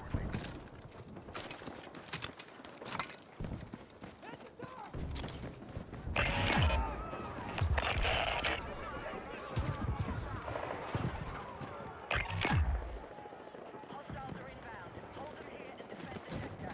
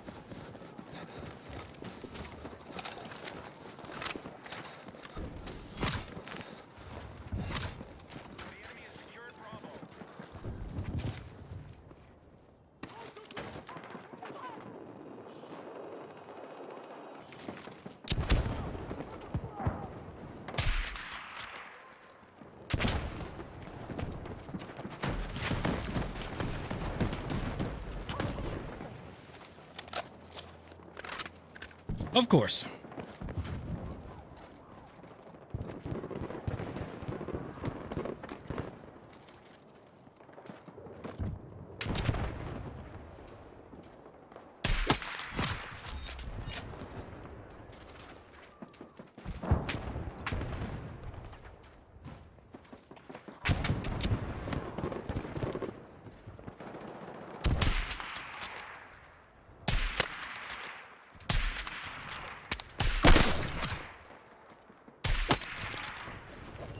These little micro stutters are kind of getting me.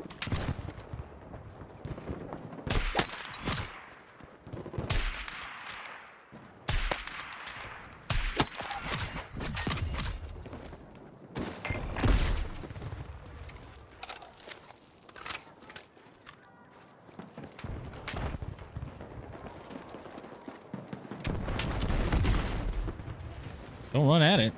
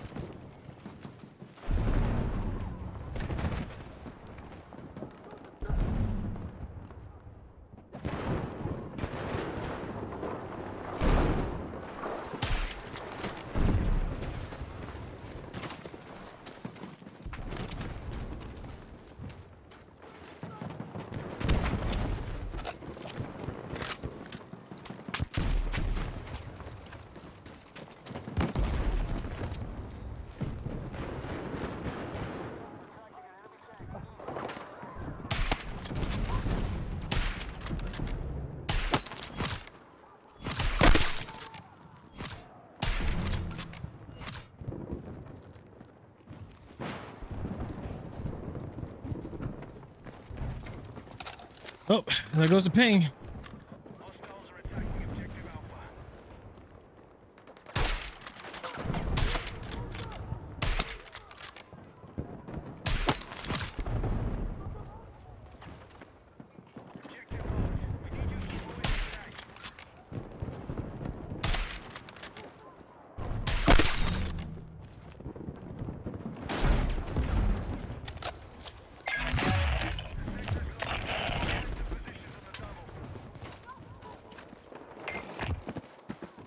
Covering fire! Fall back now! I need fucking ammo!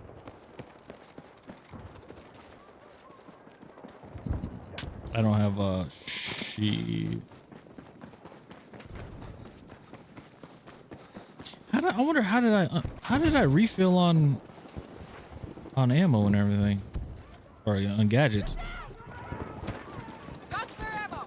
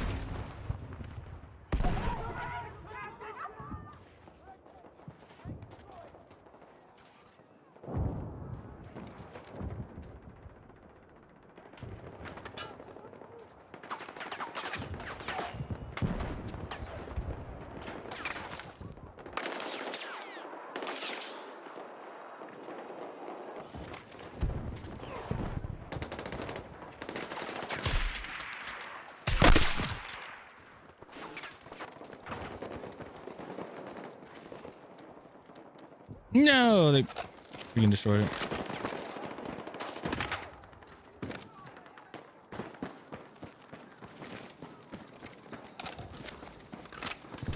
You know we shot him down.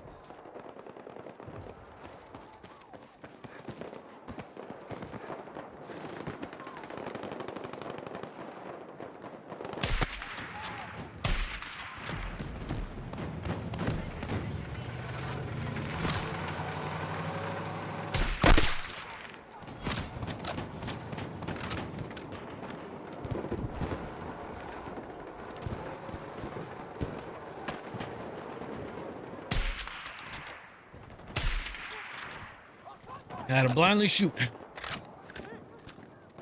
Oh, come on. Put that there. Put right down.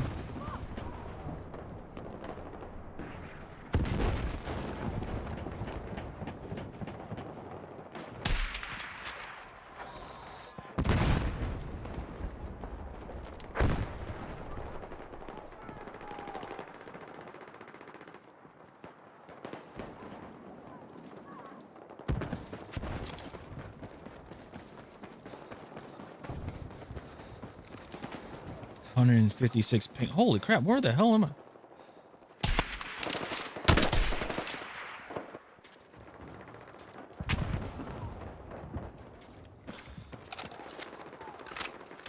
Dude, my ping is going through the fucking roof right now.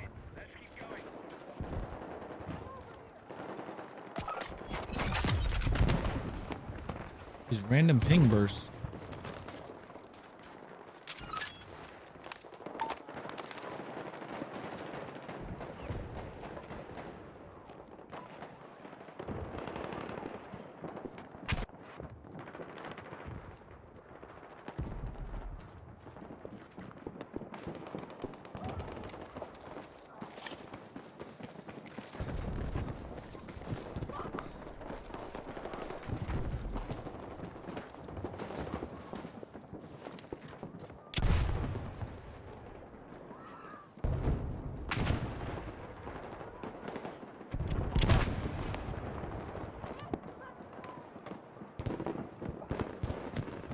Oh shit.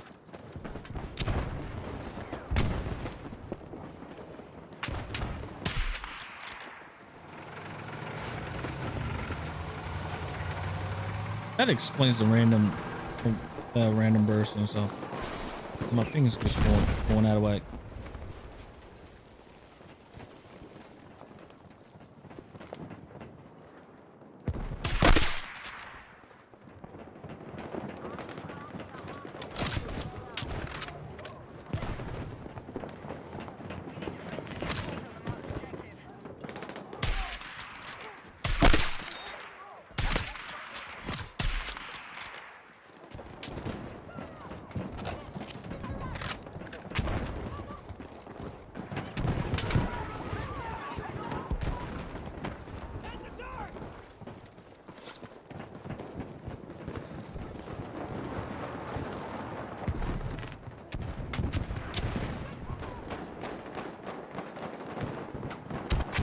No, that's just a door.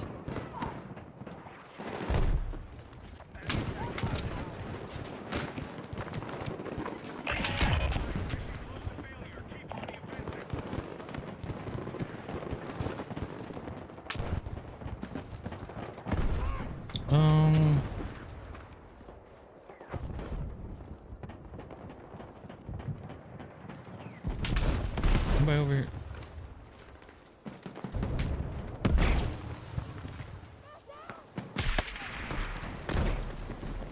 Well, that makes sense.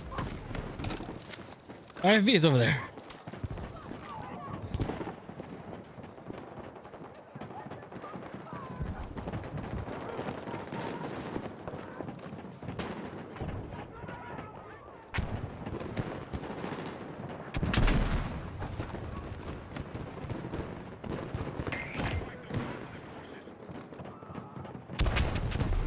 Oh shit.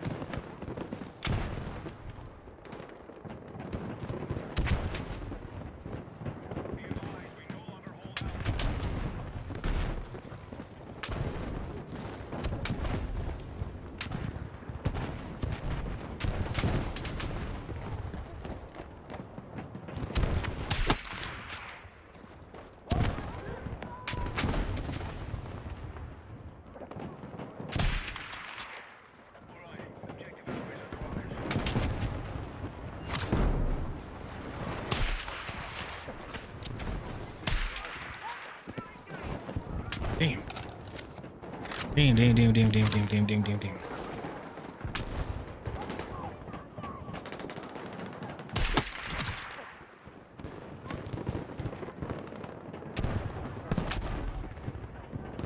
Ooh, stick drift.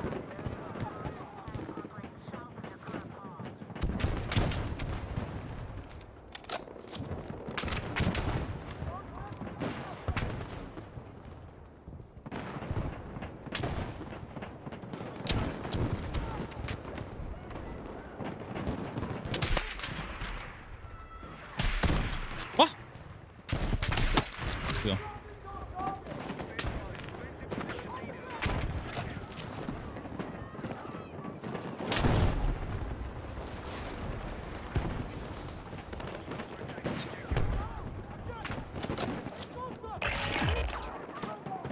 I'm doing this shit. Ooh, ooh, ooh, ooh.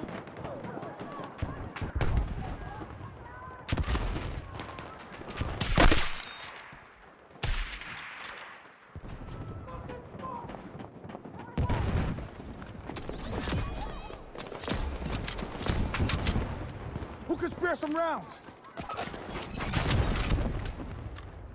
I'm dry. Need ammo.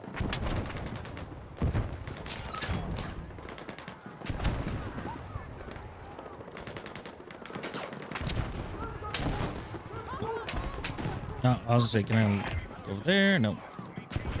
Prone. Come on, Pains. Hold it together.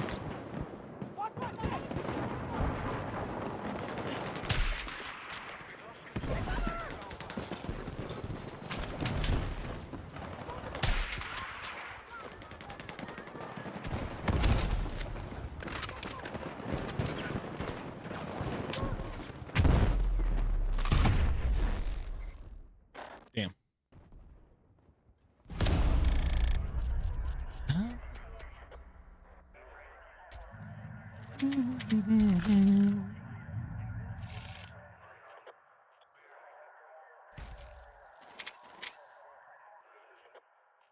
Yeah, you'll be sweet.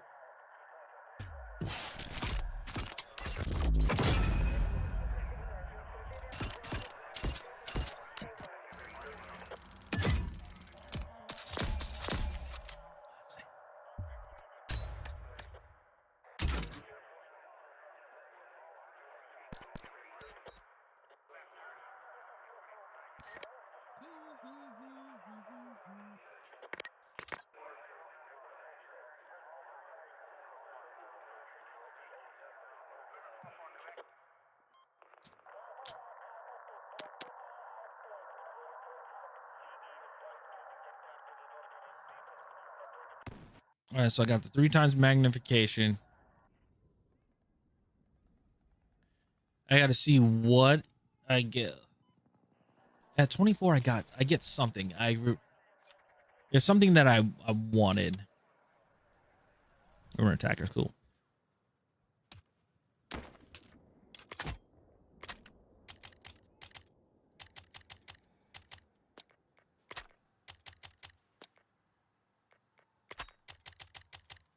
$36. That's 31. Okay.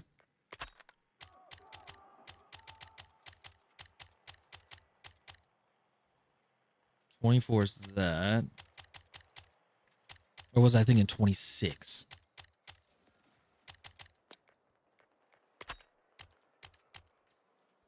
$24, I get the bipod. That's what it is.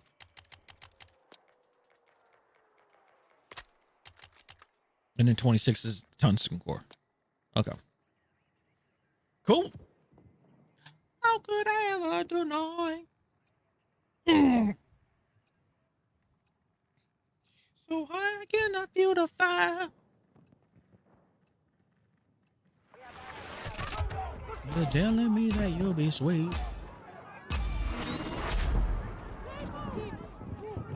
As long as I'm baby. All right.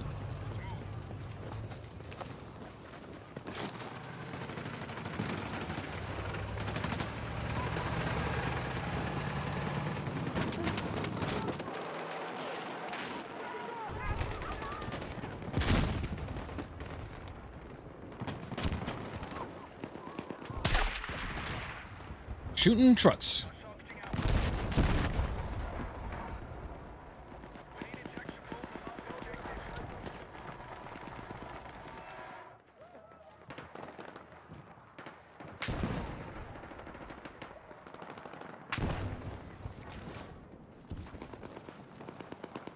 Don't put it right. Or is that too high? I might expose.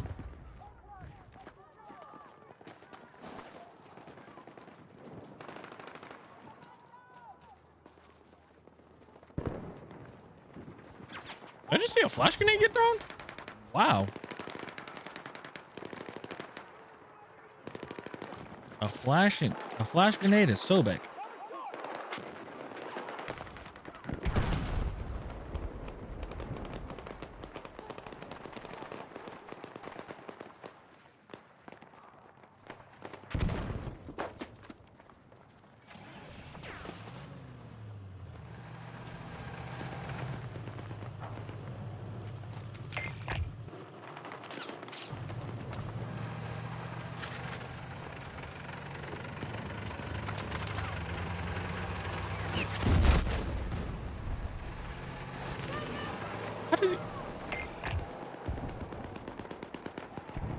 Interesting lock on. Then again, I'm not in the thing. Stop it! Yeah.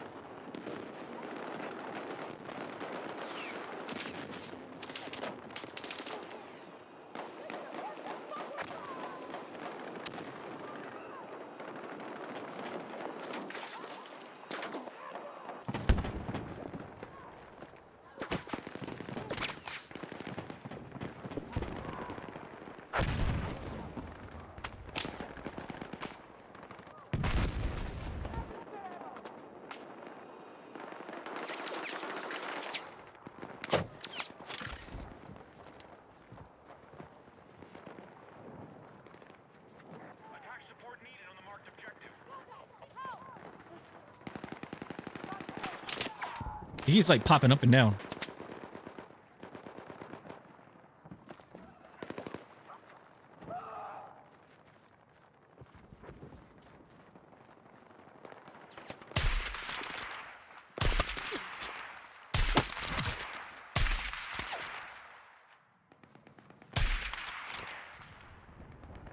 That's a very interesting.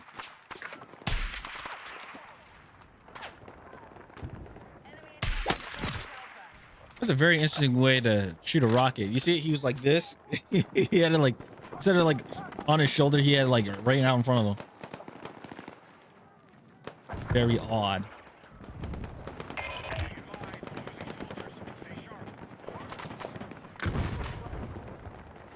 What's a power pulse? What the hell? Defibs? No. It would say defibs. Unless they changed the name to...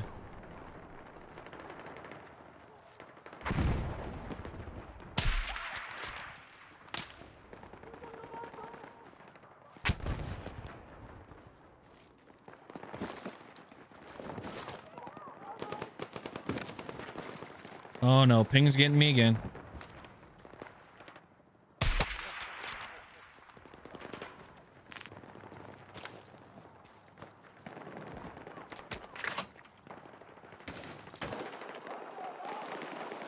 Contact! Sniper! Stay low!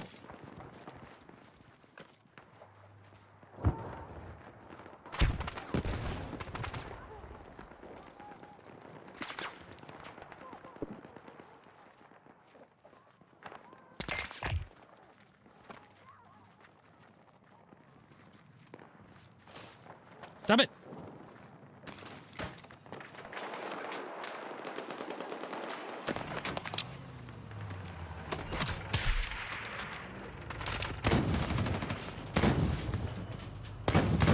This ping's making me mad. All right.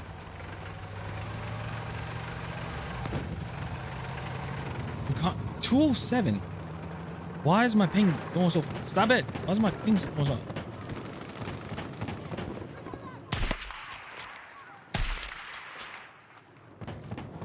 Okay, I'm gonna have to that enhanced broadcasting thing. I might have to turn that off. Well, I can't do it now, but next time.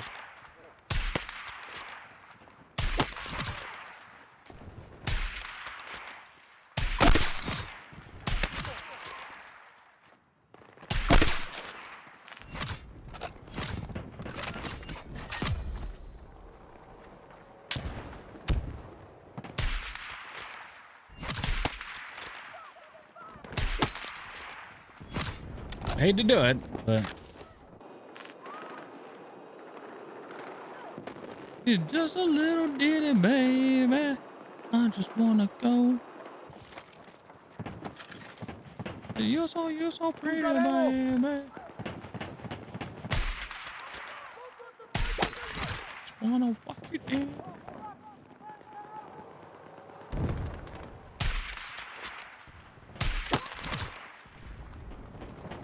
Ooh.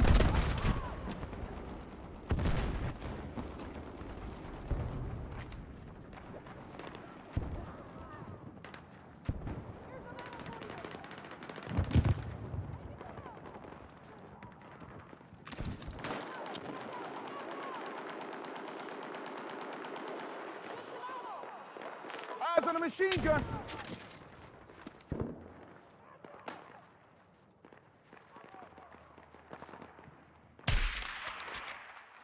Can't hit that.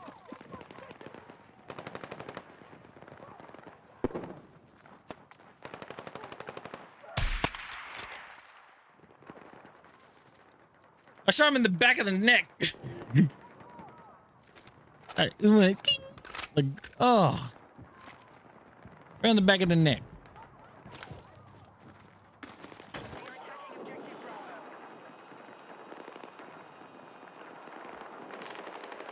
Got eyes on a sniper. Watch yourself.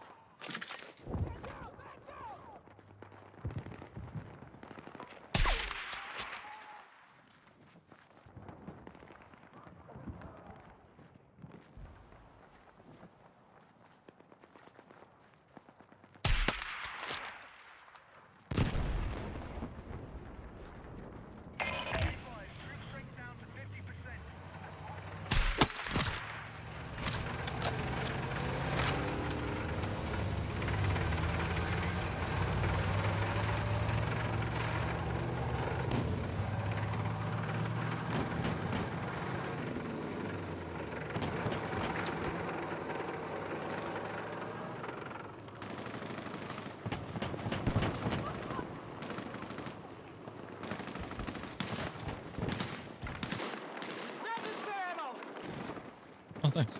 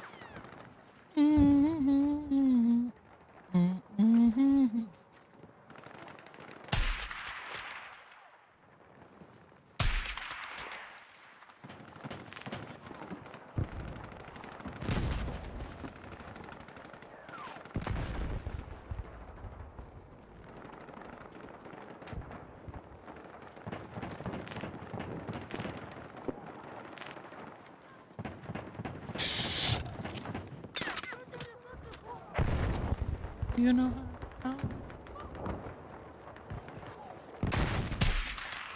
Well, it's good to know I have an internet. I did an internet stress test.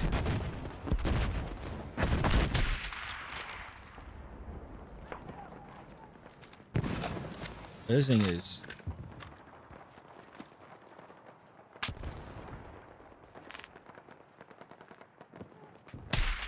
This thing is really taking a lot out of my and my bandwidth.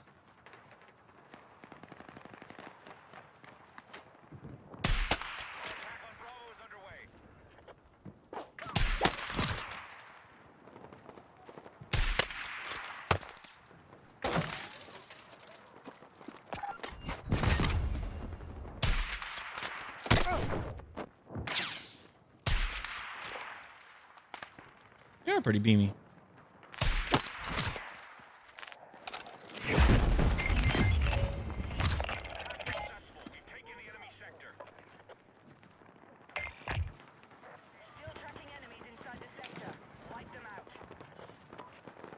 But you sure did have a vendetta against that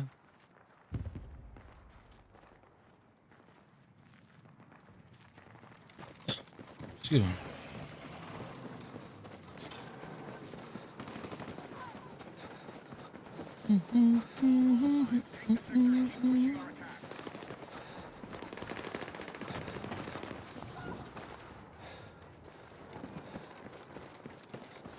Yeah, this dude does.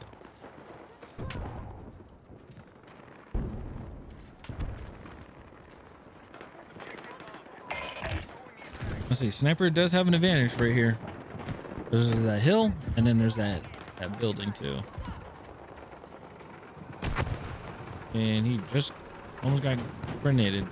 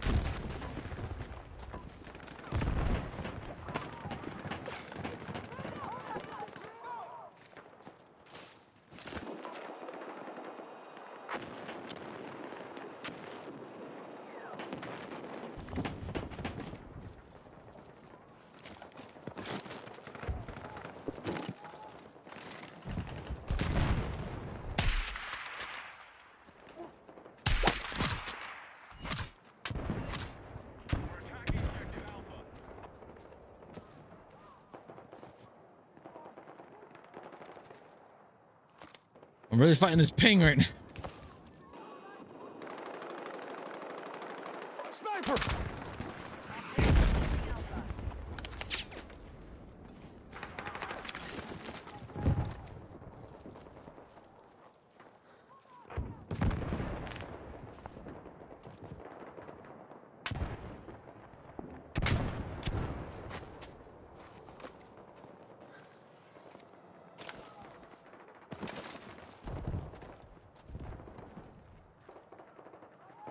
It's not blocked. It's not blocked at all. What the hell?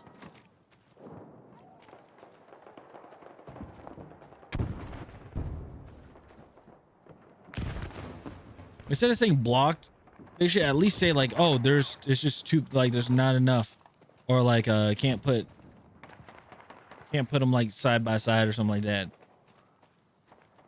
Instead of saying blocked.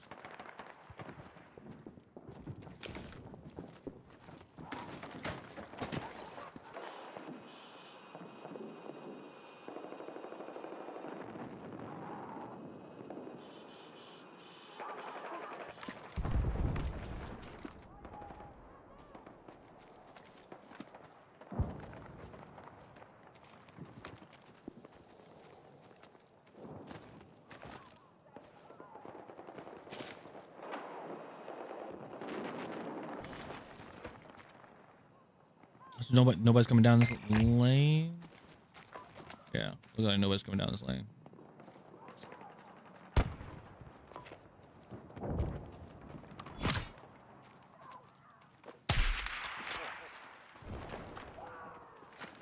Oh, peek out again.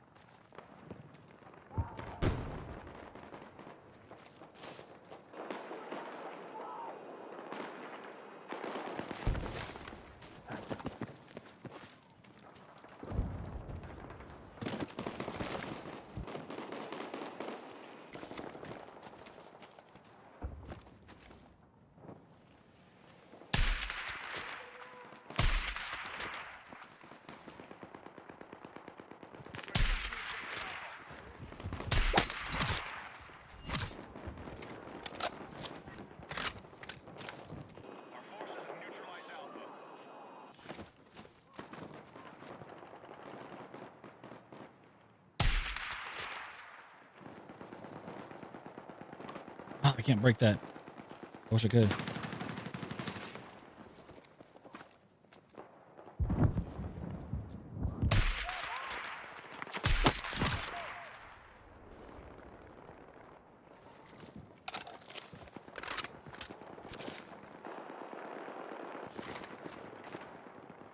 Better height. I like it. Woke up, just felt right. All right.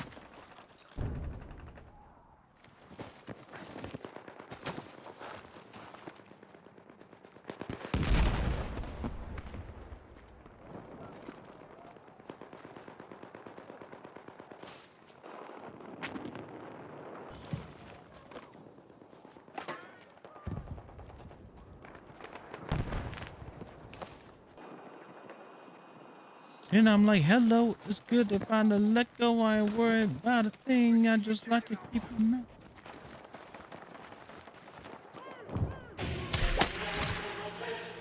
Wait a minute, saying to be done with snipers now. Tell it to the game.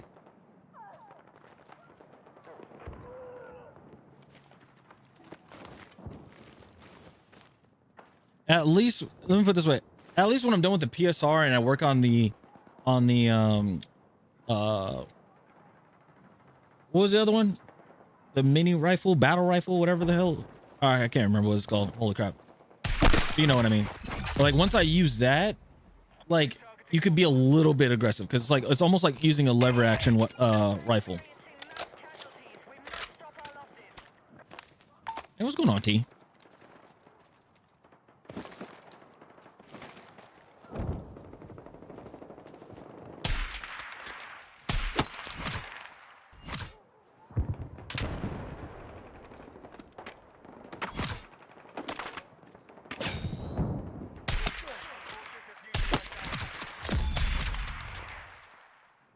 Oh shit, I only got 6 bullets left. Fuck.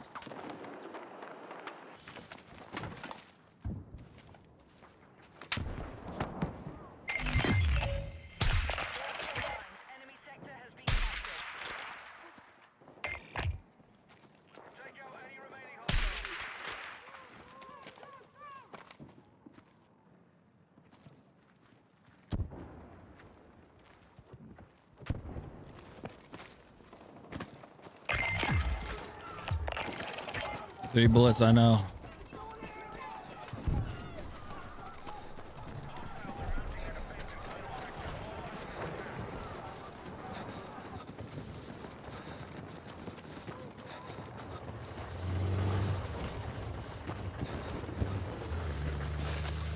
Now, like, okay, I don't want to, I really don't want to jinx it, but I'm doing a lot. I'm having more progress in this than the SV98.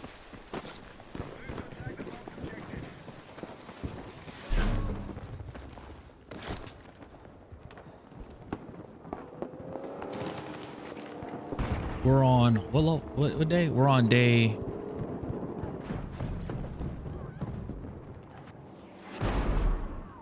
We're on day 6. We're on day 6 with the SV98 or with the PSR. SV98. I have no idea how many. I don't even know how many we're at. Probably due to reset timing to shoot. Yeah, that's probably what it is.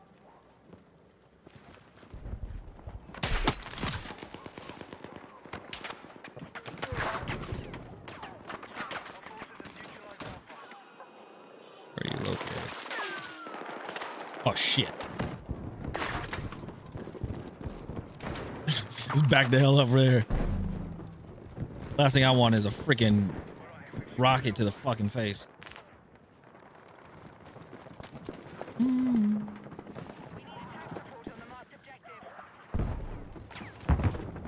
swing the tank. Oh shit. There he goes. Look at that. It would have been me. Death.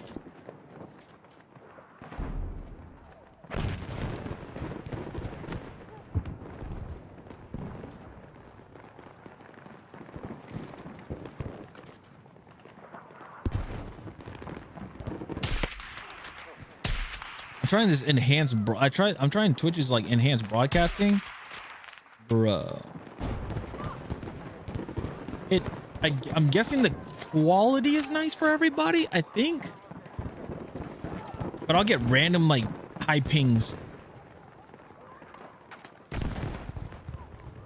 and it ain't fun. It's not fun.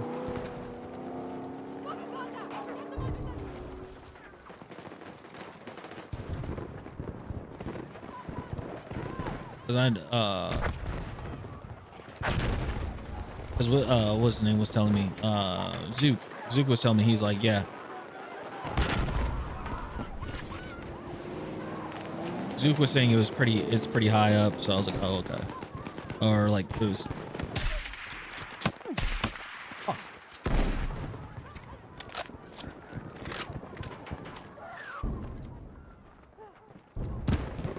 He has the advantage.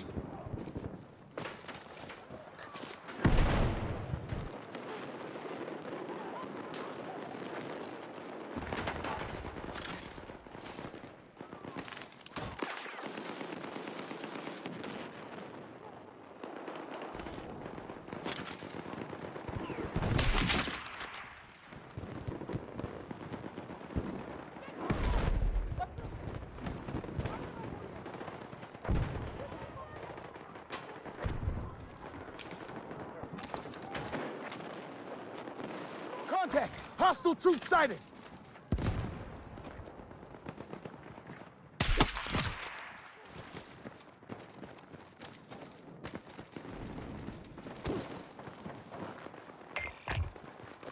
Like I noticed it tries to reset my input and everything, and I don't like that.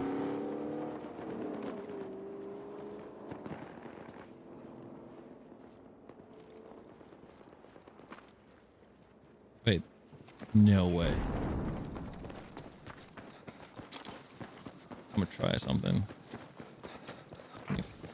At 24, okay.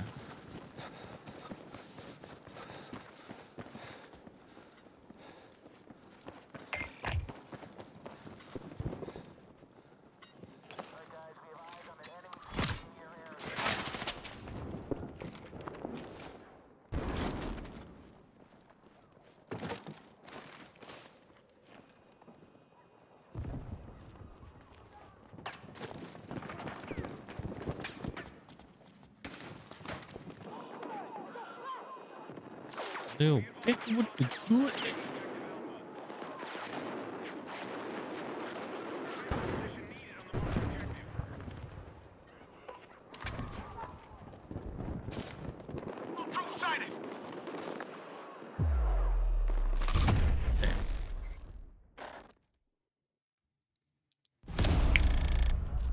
Yeah, I just keep getting these random pings where it's like for instance, if I'm trying to like swap a weapon or switch to a gadget, it will like cancel that input and go back.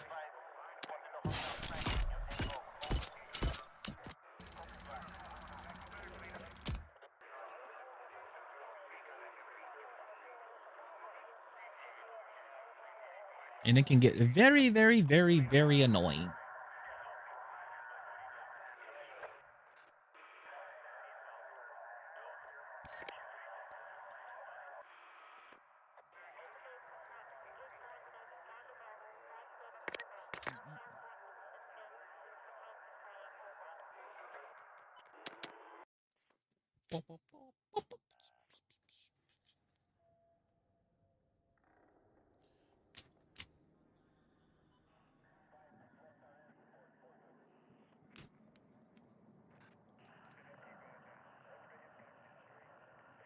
Oh, give me 1 second. I gotta do something real quick.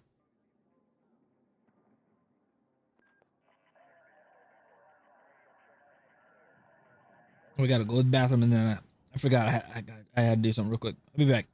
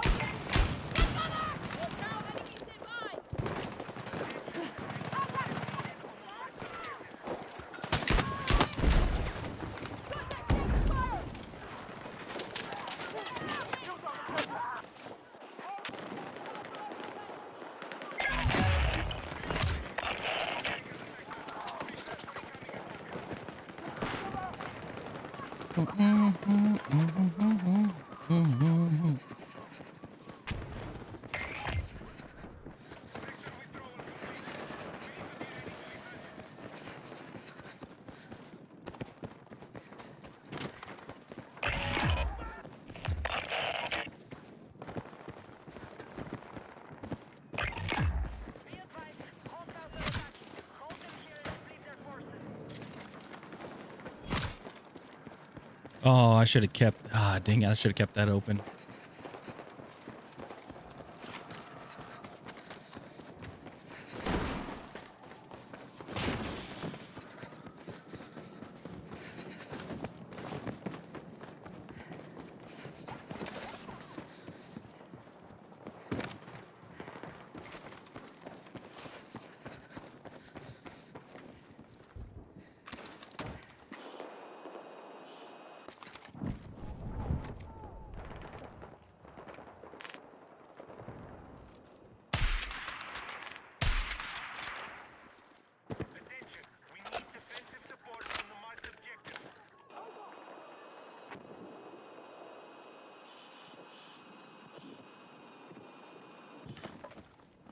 Hush, hush, wherever we go.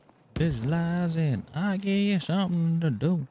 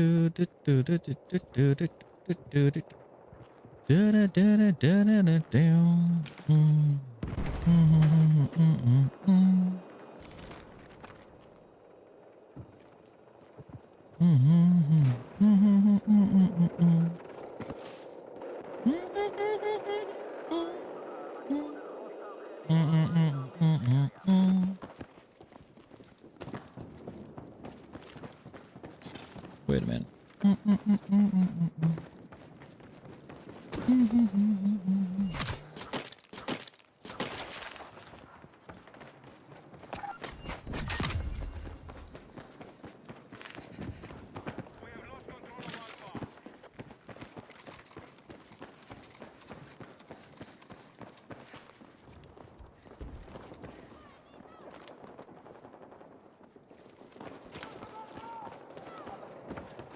Okay.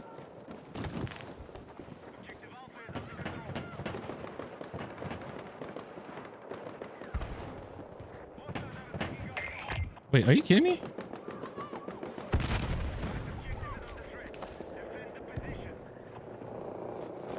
You cannot put the SOFLAM on the... What?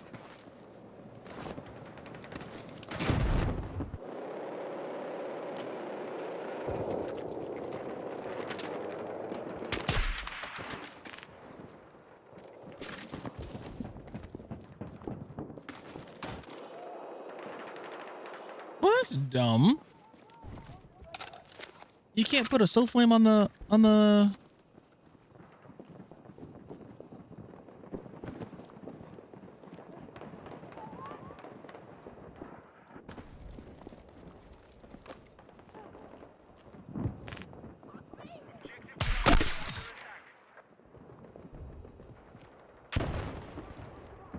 What am I trying to say? You can't put a SOFLAM on the on a scaffolding? It is like that is a huge flat surface.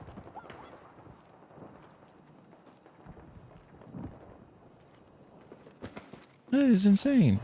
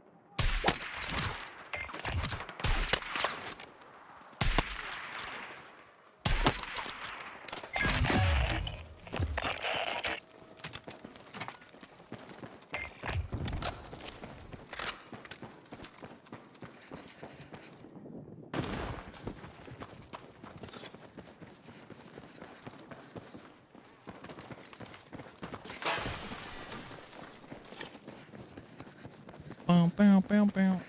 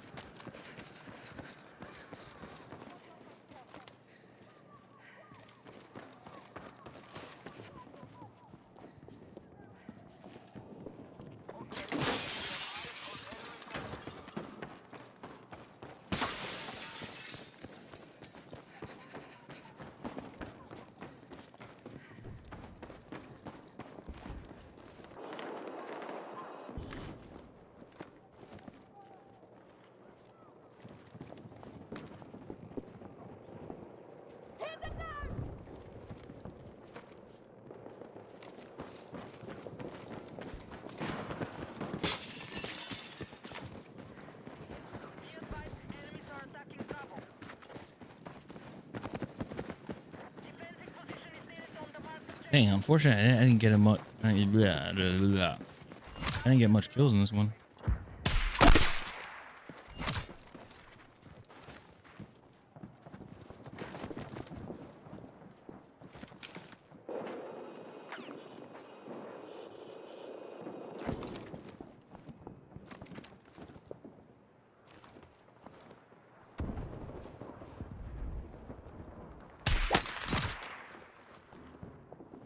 That was insane.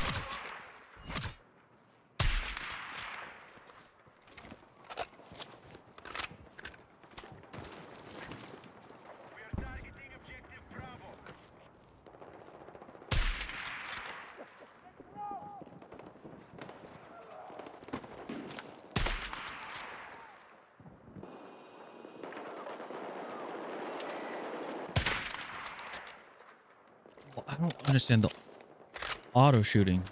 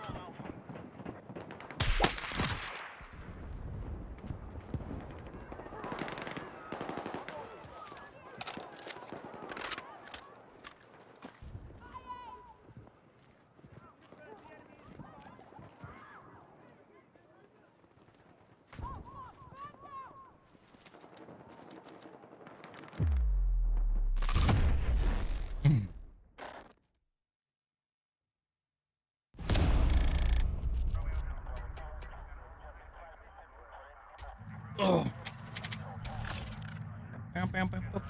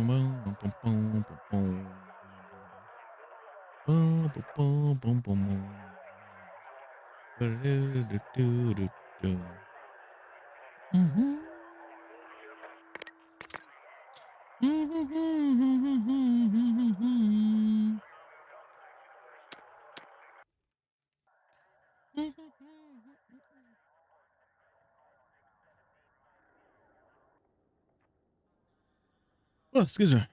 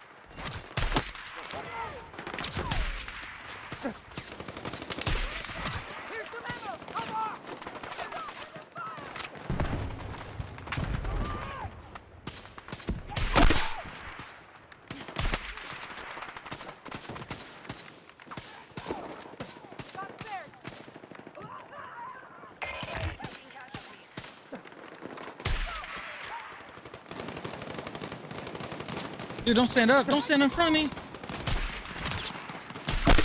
Cover me! Stop standing in.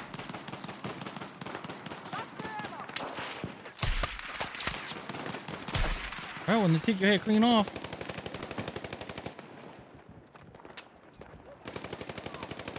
Come on, fucking try!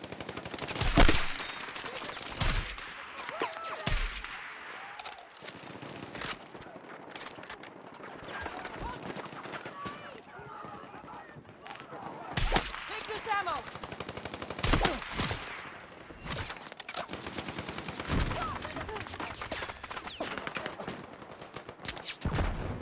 Got a med kit. Who needs it?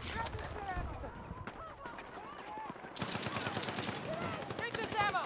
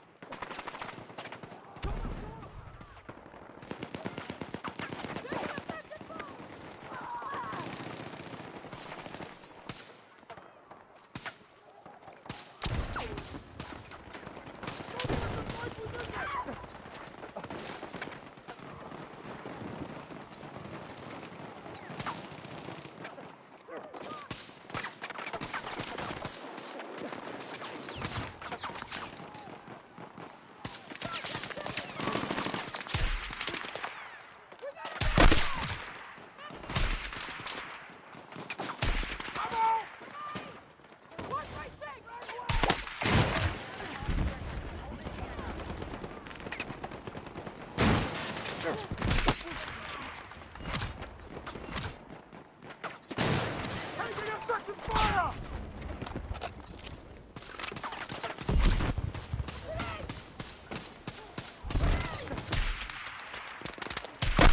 Boom! Right in the dome!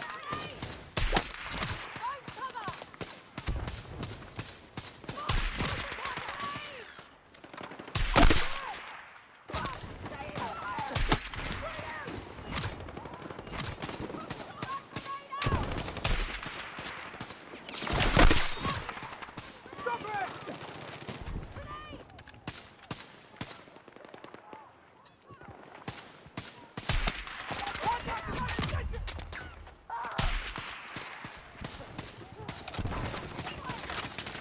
Coming on!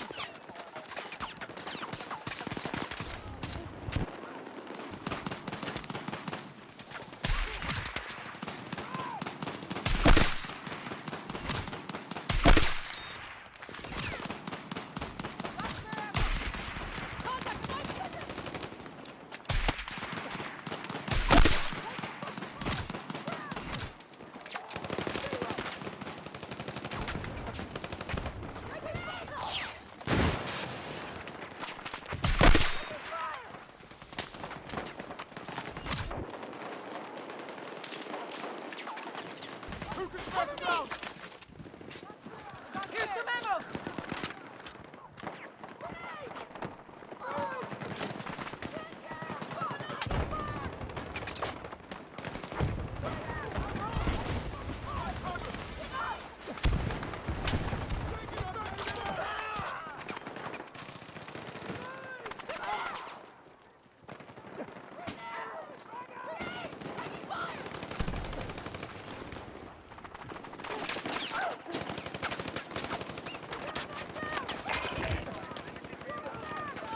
Cover me! Good looking shot. Oh, this thing. Fire down!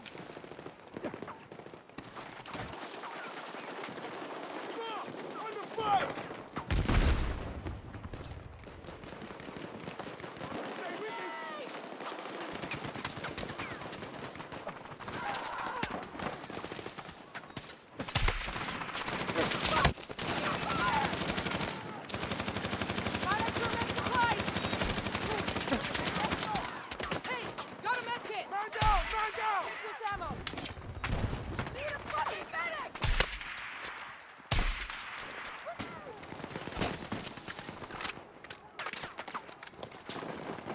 feels all this together. All this together. I don't know what happened.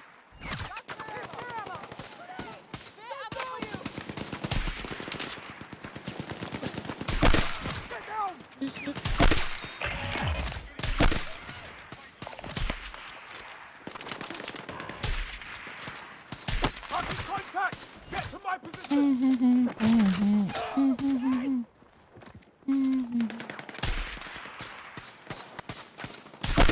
Right in the face!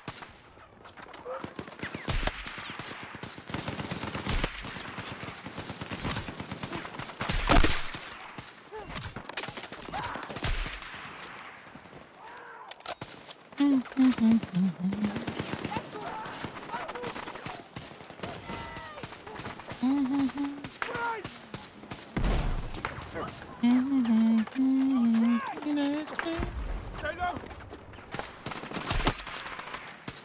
Oh, fuck! Man down! Shit in my heart. I don't know what happened.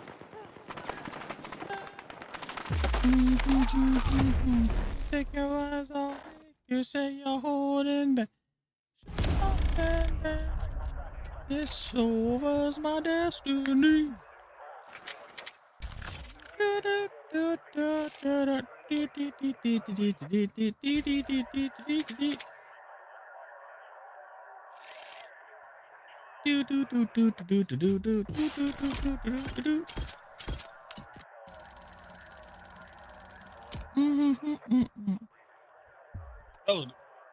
That was a good one. Steel punch.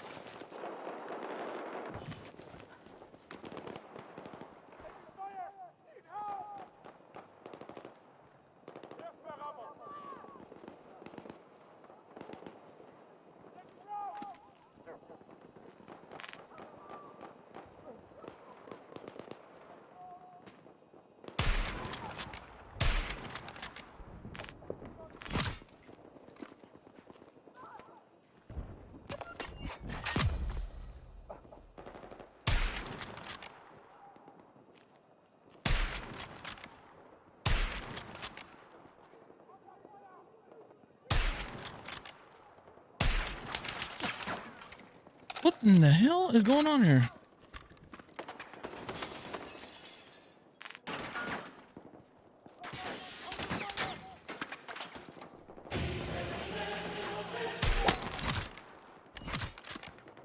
Yeah, I am missing. Hello.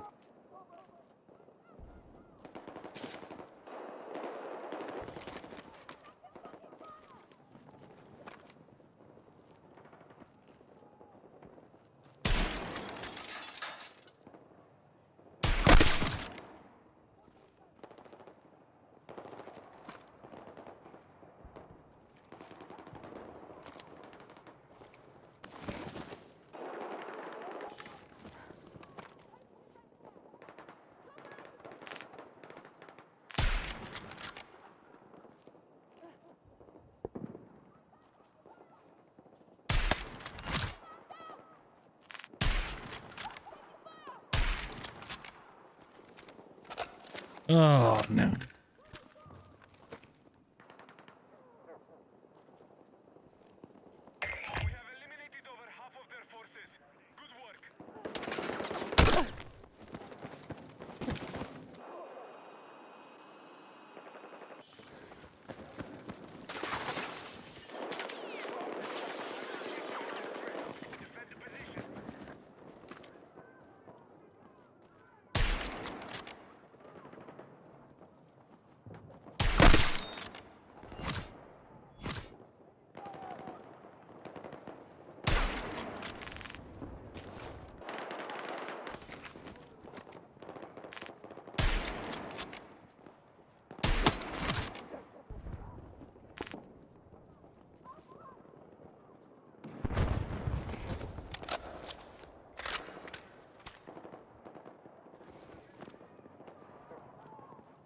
Attention! Our troops have lost objective Alpha.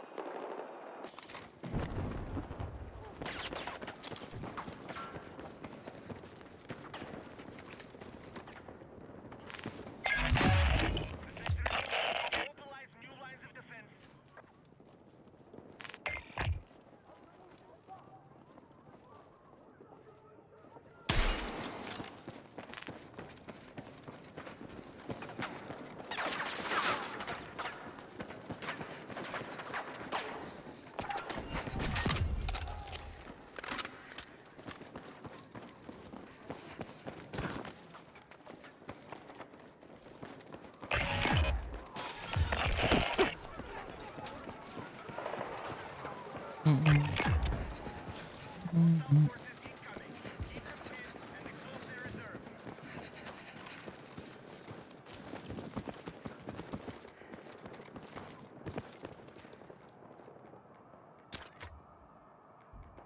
Controller.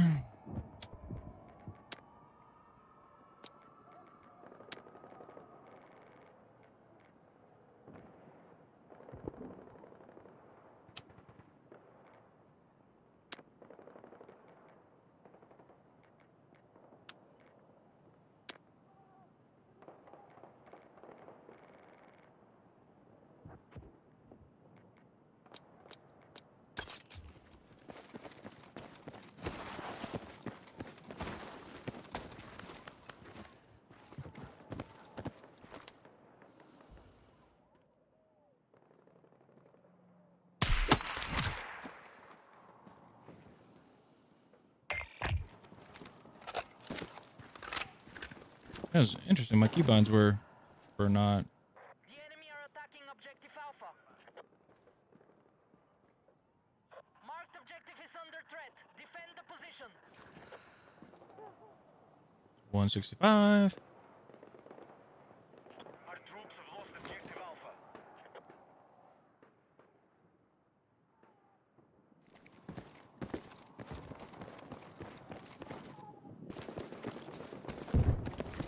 Enemy forces have captured Alpha.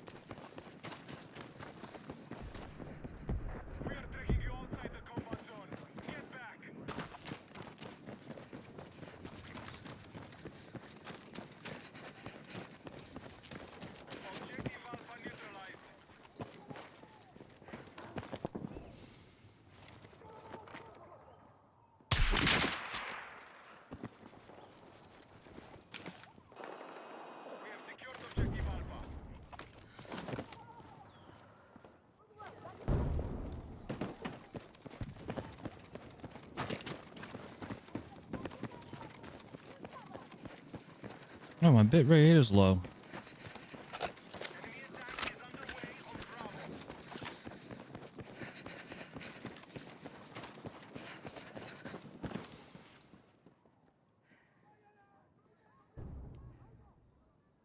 Damn you, enhanced broadcasting.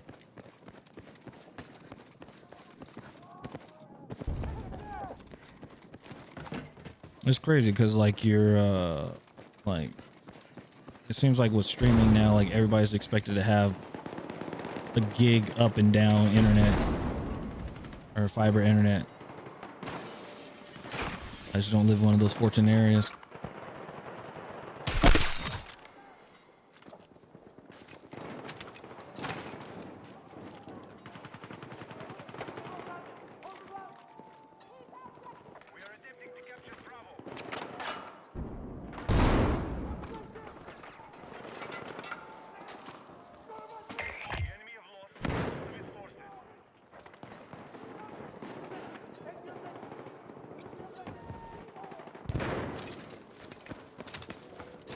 Oh shit, I didn't mean to put that there. Oh well.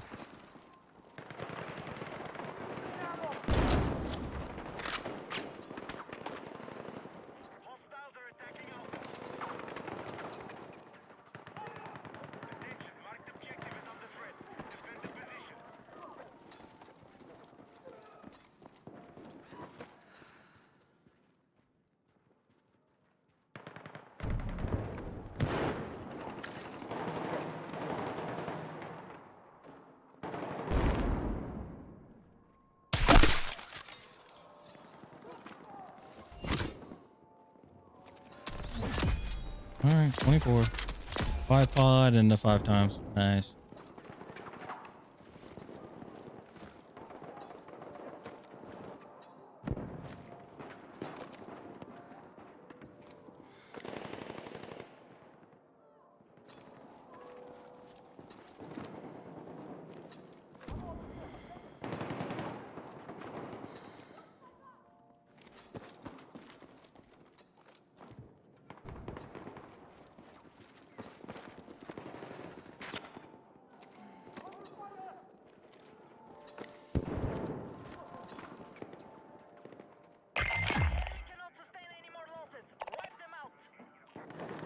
No?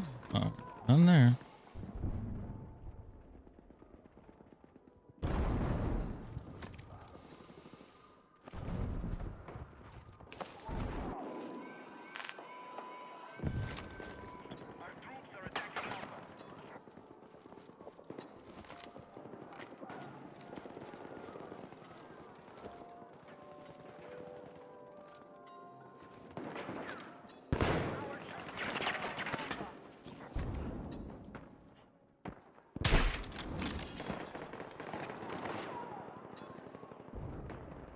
That had been a pretty nice shot.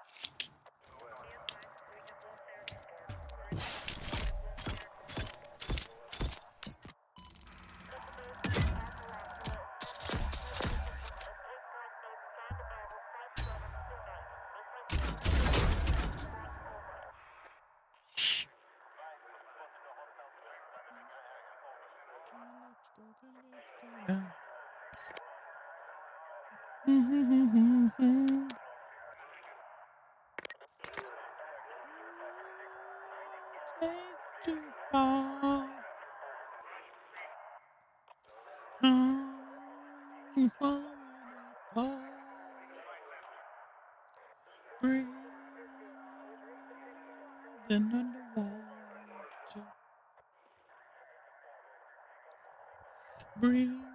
Breathing underwater now. I can't let go. Uh-uh-uh.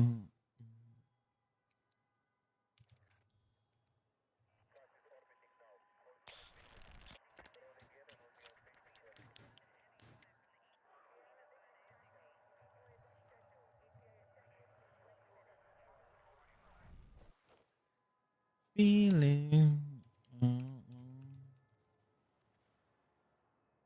Mm-hmm.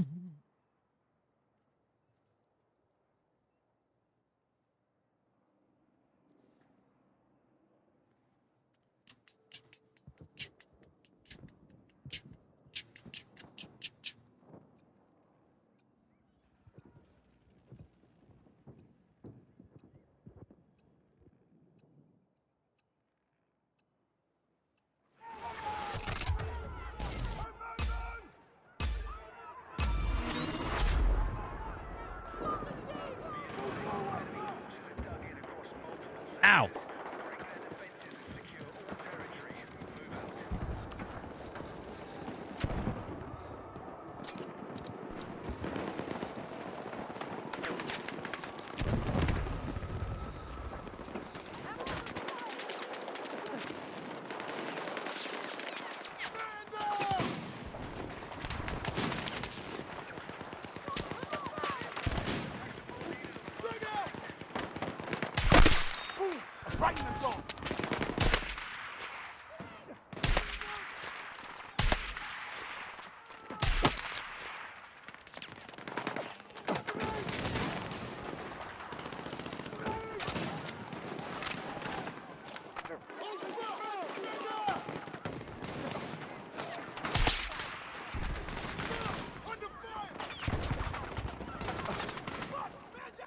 Grab this spare ammo.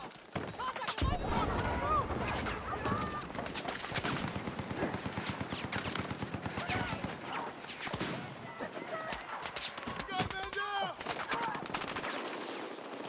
Stay with me.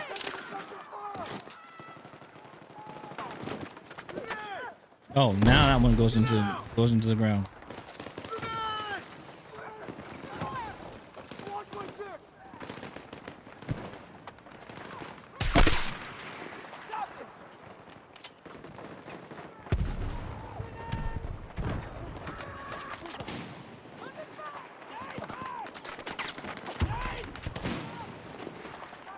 Now these minor rubber bandings killing me. And I can't even put the thing down.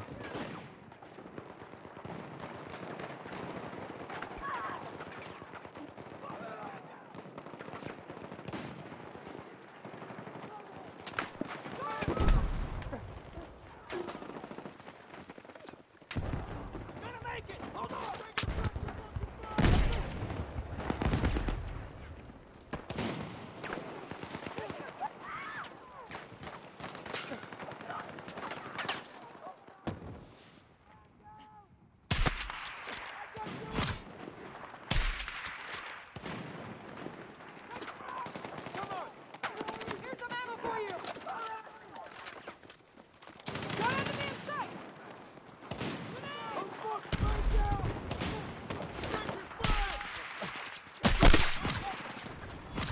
Ammo over here. Take it.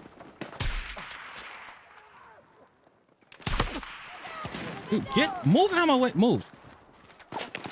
Jeez.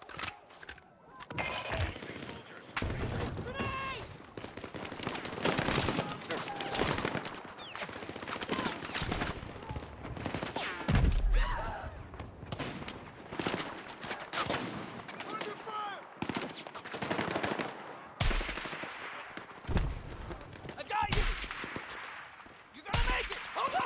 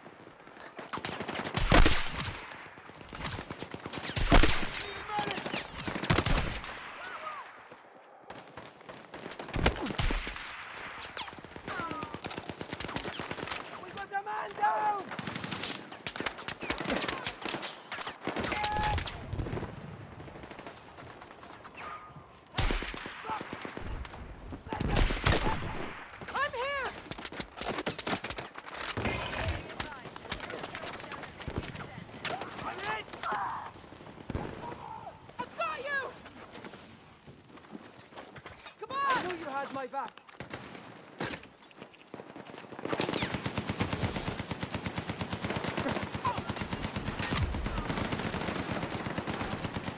Watch my stick!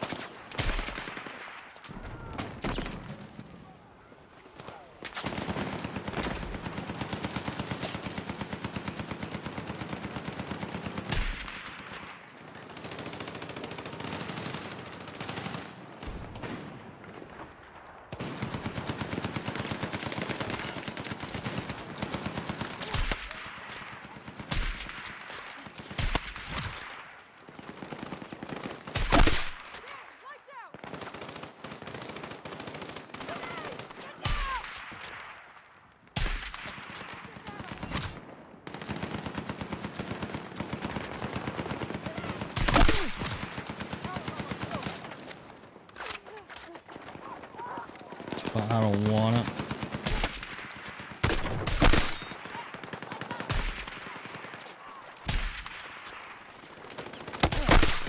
Fucking shot! Grenade!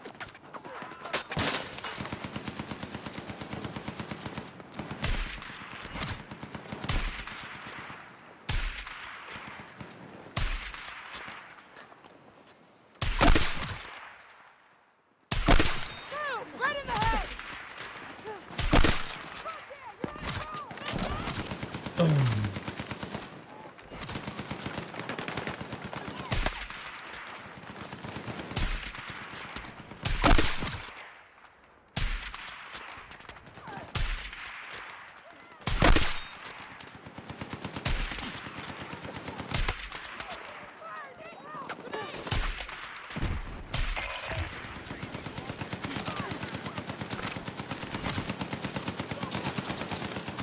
Get cover! Cover shot!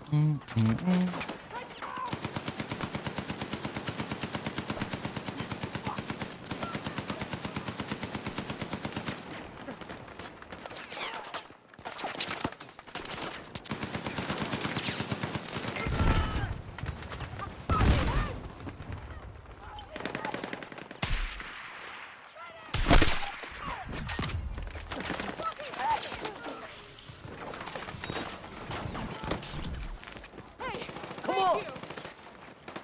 Here's spare ammo.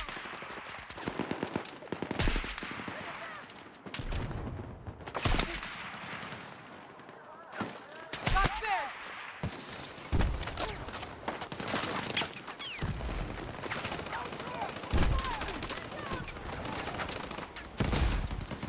Fucking fire!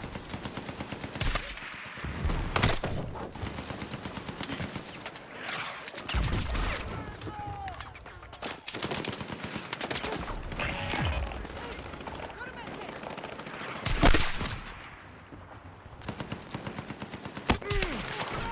Taking fire!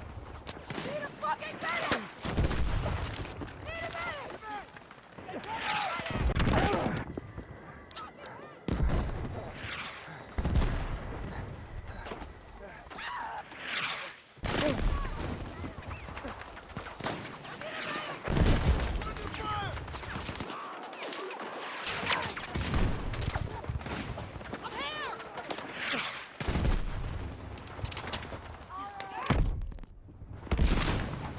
I'm here!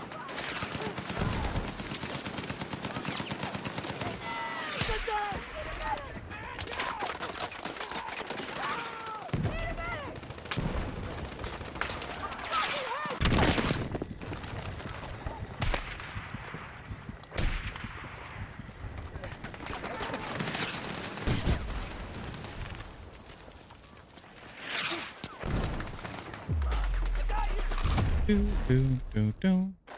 Mm, mm. Mm, mm, mm, mm. Mm, mm, mm, mm.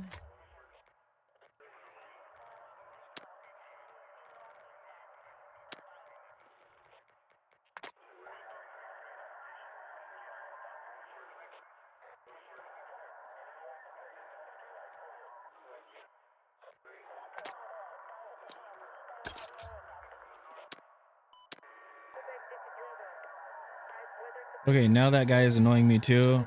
He stayed putting his booty in your face. I know. I wish I can. That's why, like, when he went down, I was like, all right, let me just move around him. And no, he was like, what? I know that person was like, what the hell? I'm sorry. Yeah, you just kept getting in my way.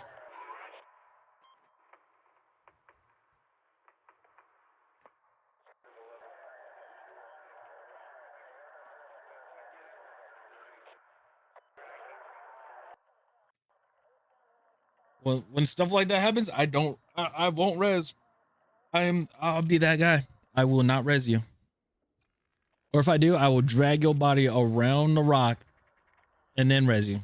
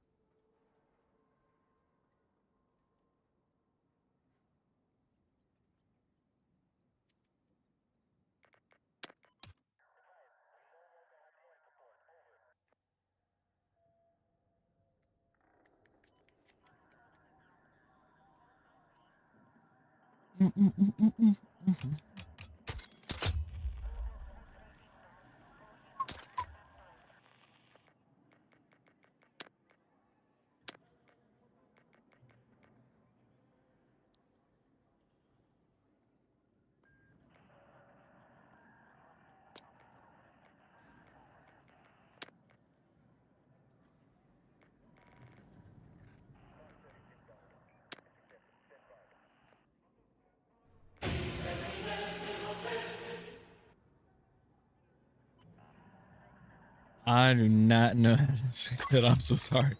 But hello. I don't want to mess it up. I don't want to mess up your name. Gaius? I think it's Gaius.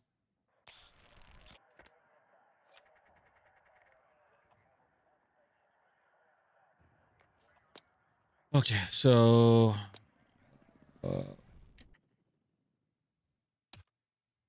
where do I want to put the damage log?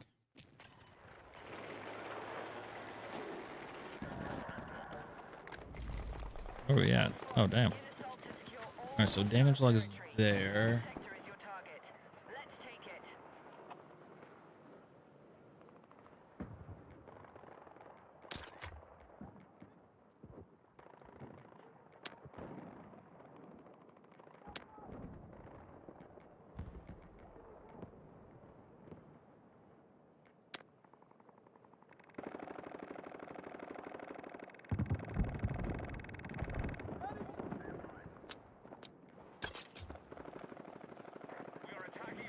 Yeah, it's whatever. Hello.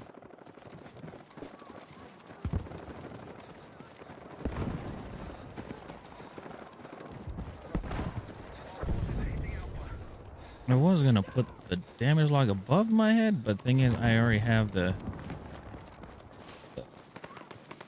chat. Oh, all right, I already have the chat and everything. Like,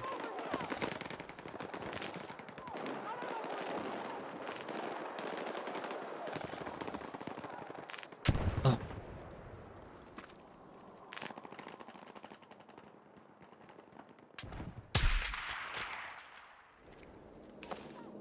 Objective marked. We need you to finish the attack.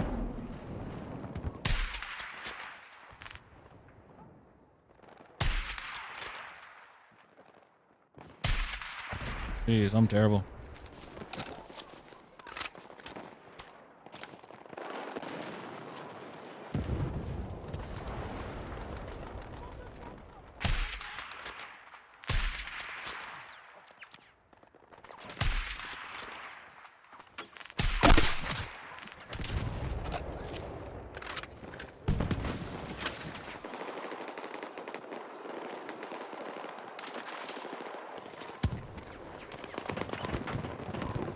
Oh, so I am seeing that line.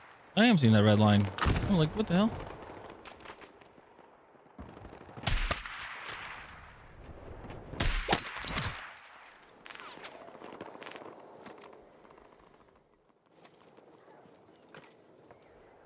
Oh, that's just overall. Okay. I was like,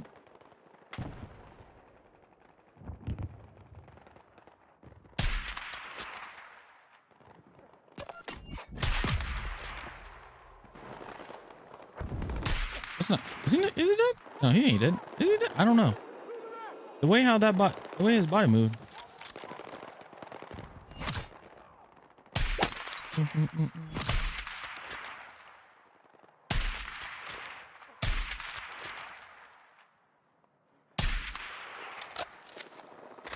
Oh!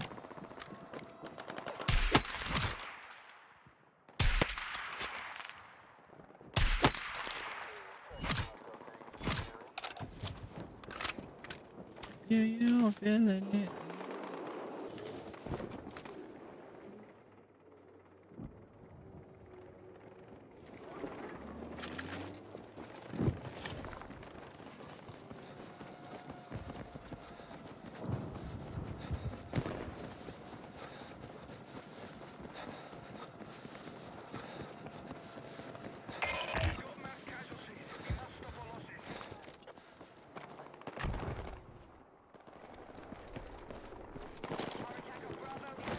All right, I need to get rid of that line.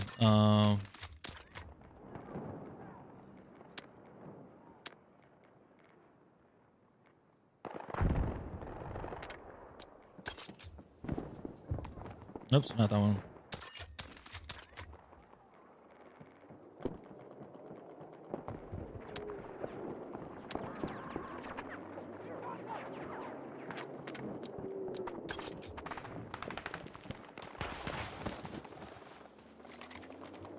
It's still doing it.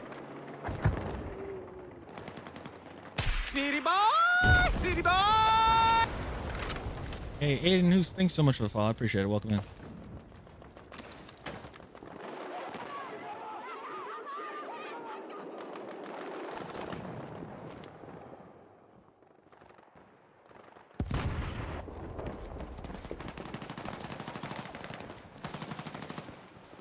Hold on, I'm gonna see if I can capture this. All right.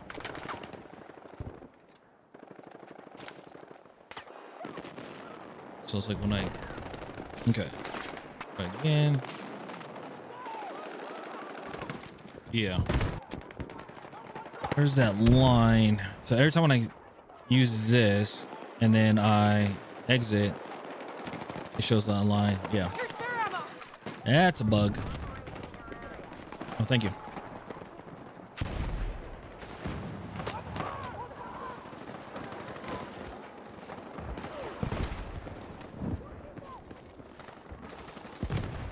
I'm a rock.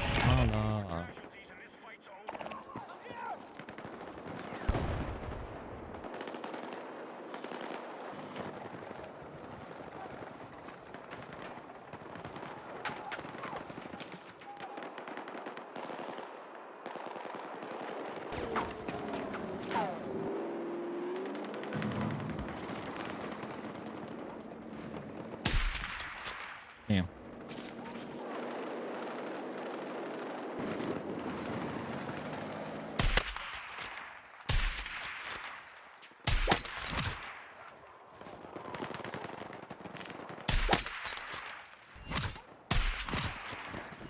Okay, so I have the hit and the fire. Okay.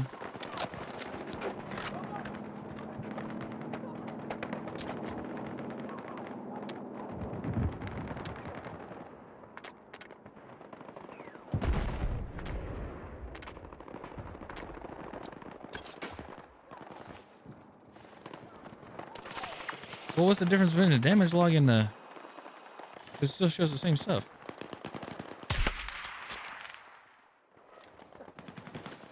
I'm good.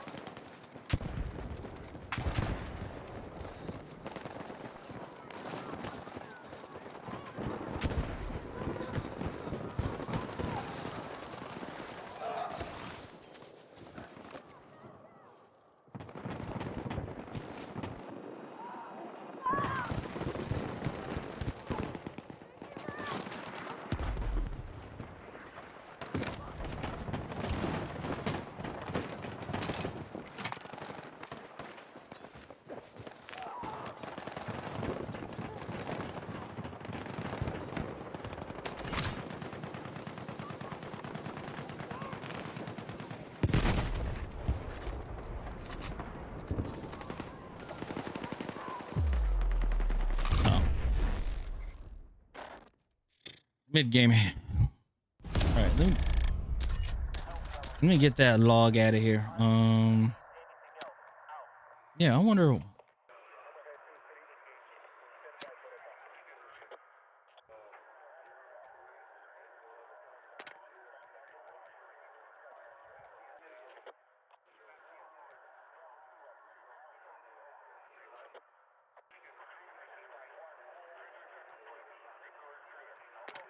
So is it show or hide an event graph that will display certain levels in table?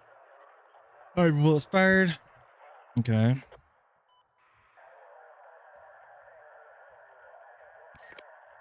Gray is fired, registered on the client. Red is registered on the server. Cyan is your character is killed.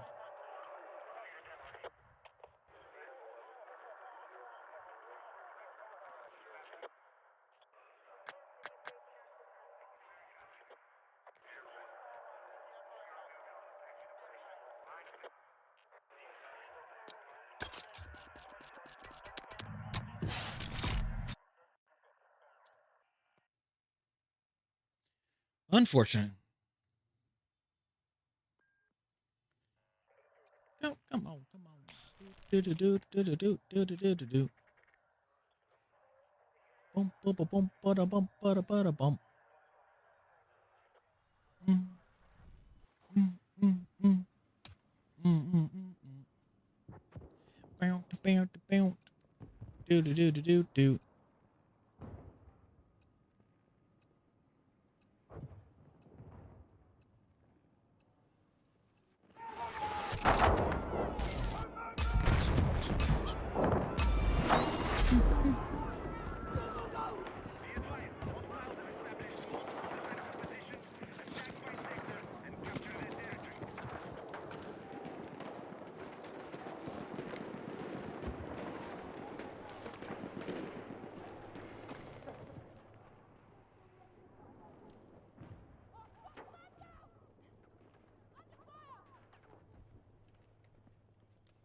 Is he? Oh, he's in the. No, he is.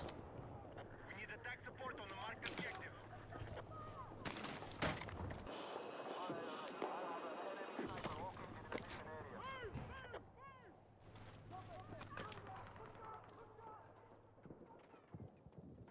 He's on the inside on that ledge. That's where he's at.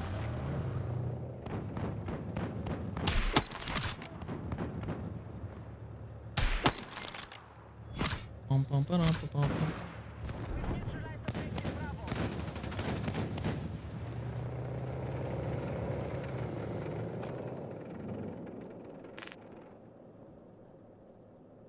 Mm, mm.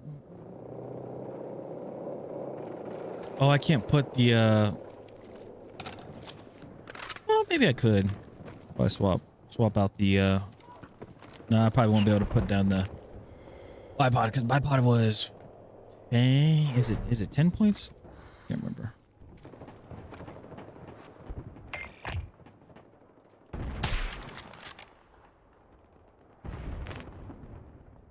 Mushroom, what's his name? Mushroom Swamp? Sounds nasty. Do do do do do do do. Mm, mm, mm, mm, mm.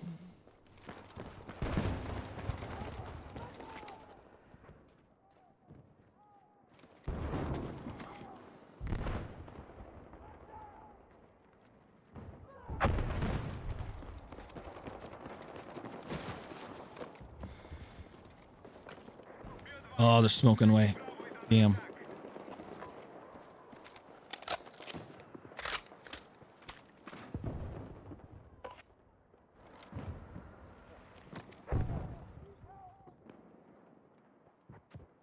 He's up there. I ain't got no RPG. Yeah.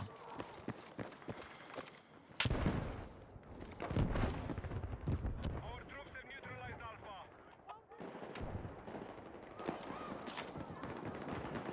Mm, mm, mm, mm, mm, mm.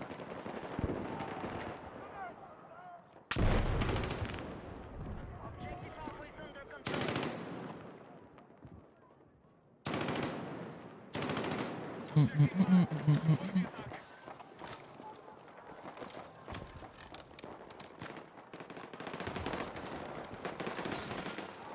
Not gonna do anything new.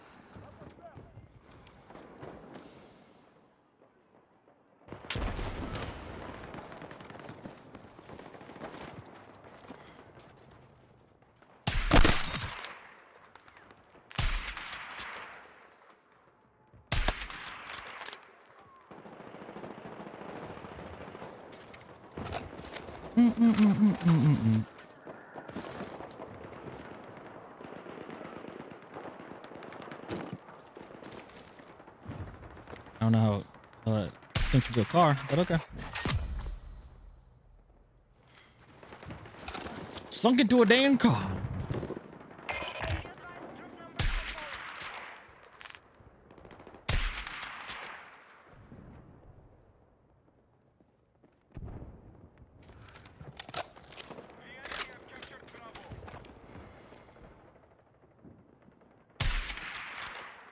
Really? That doesn't shoot through all of it? Shocking.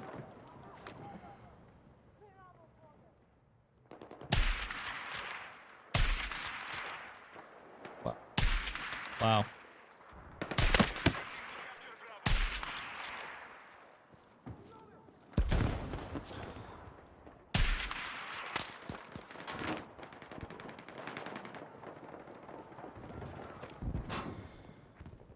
Objective Bravo neutralized.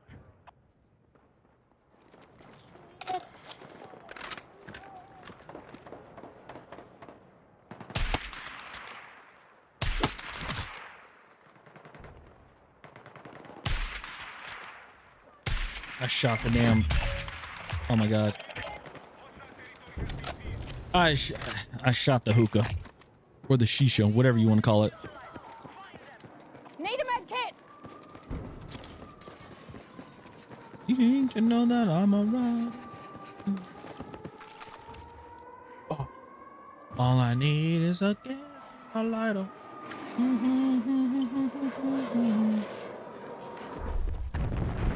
In my condo.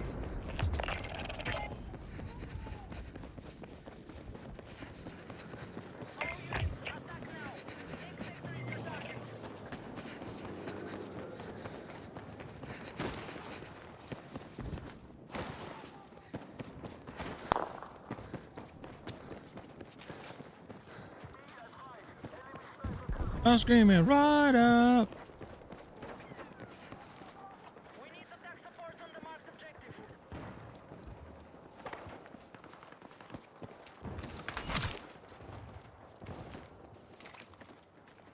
You need to know that I'm alright.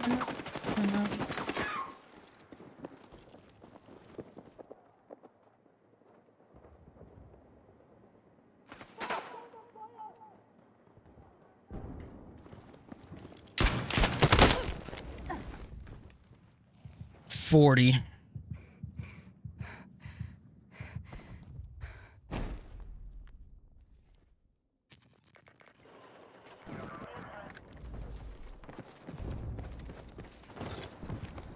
West Coast, East Coast, leave the crack coast.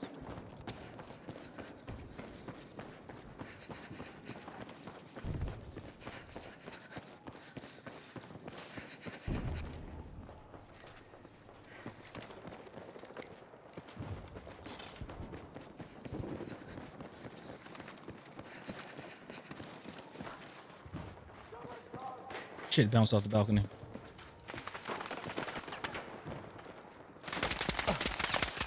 Under fire.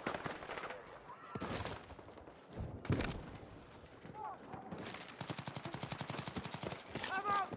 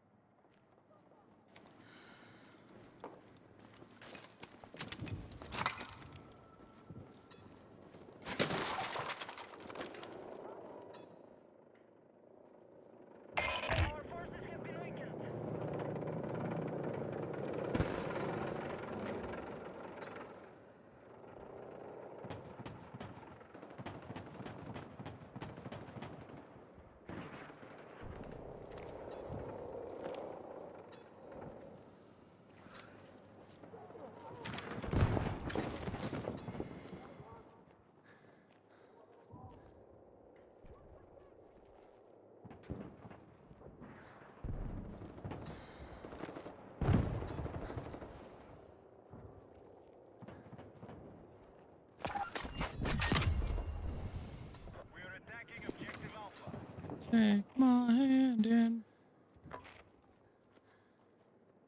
this is just what we are made of. Yes.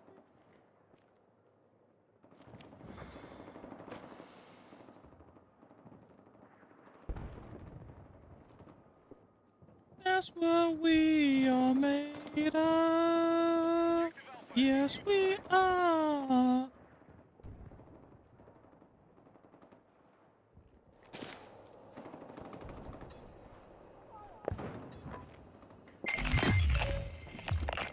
In the sector. Enemy forces are retreating.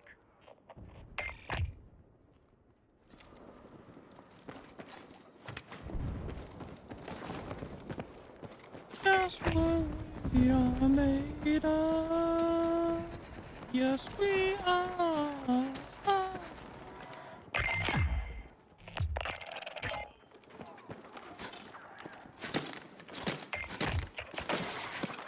Advance, be secure.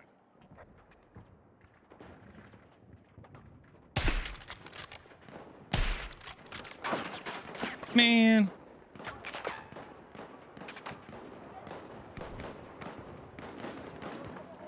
Wish the bullets actually went through, you know.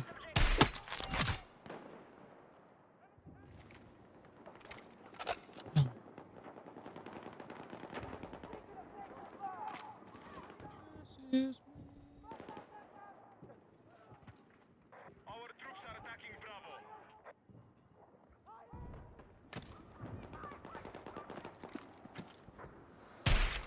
Nope. That's what we are made of.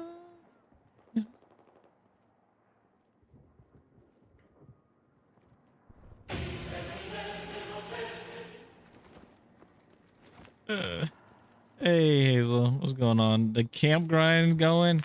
We're at I think 24, right? I think we're at level 24 on this gun.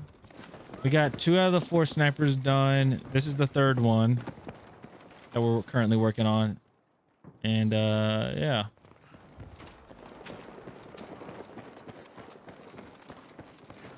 Pretty boring. Yeah. No way. Once we're done with this weapon, then we have the, oh my god, I can't remember. I want to keep calling it the battle rifle, but it's not the battle rifle, it's something else. That's dedication. I mean, I guess.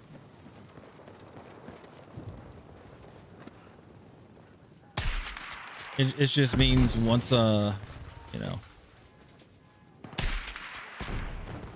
it just means once this is done, then like, you know, I'll have some sanity, somewhat of sanity.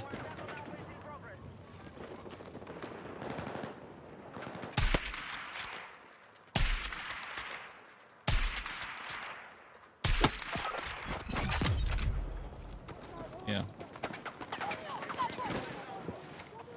I'll have somewhat of my sanity, let's say. Yeah. I know everybody's playing you know, Resident Evil Requiem that came out. People are playing Marathon. And yeah, unfortunately I can't do that. Woo! Oh, let's see. Be advised.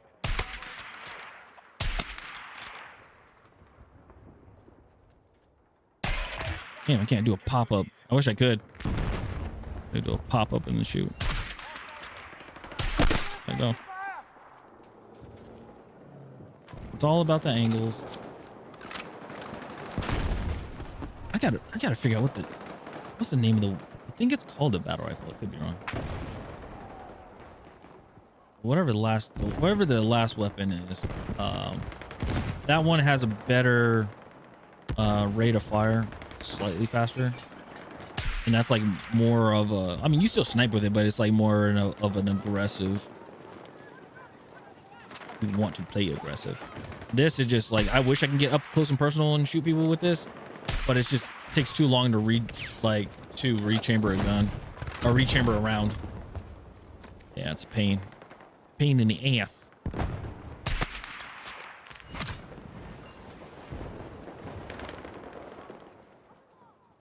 By the time I pull the trigger and hit somebody, it's like you know, if I pull the trigger and hit somebody, then it's like, yep, that's it. And he got the res off. Fuck.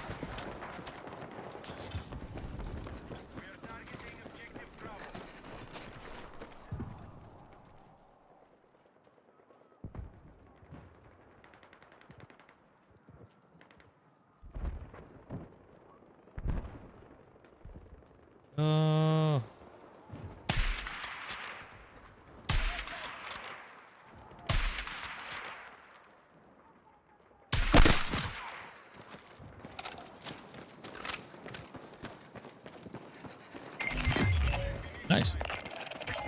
Whew, but how are you?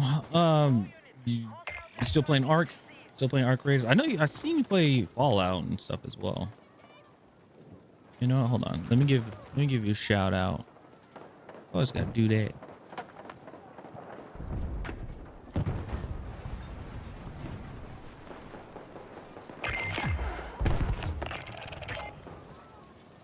Everybody, if you are not following Hazel Chick, you need to. You go follow her. Her streams, it's like a damn party. She got music like you. Like yeah, I play music, but hers is like it's like a concert in her streams while she's playing like you know, playing like Fallout or playing Arc Raiders. It's a vibe. If I'm like editing and stuff like that, yeah, straight up, just all vibes.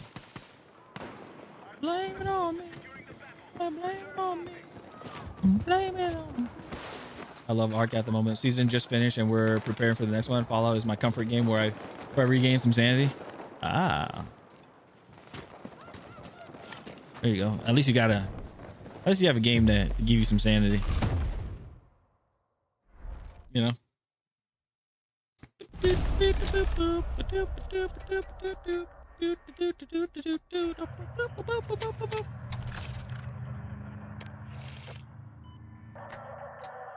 Ark is my grinding game. This is like, oh my gosh, I would say this is my grinding game. It's just something to, I don't know.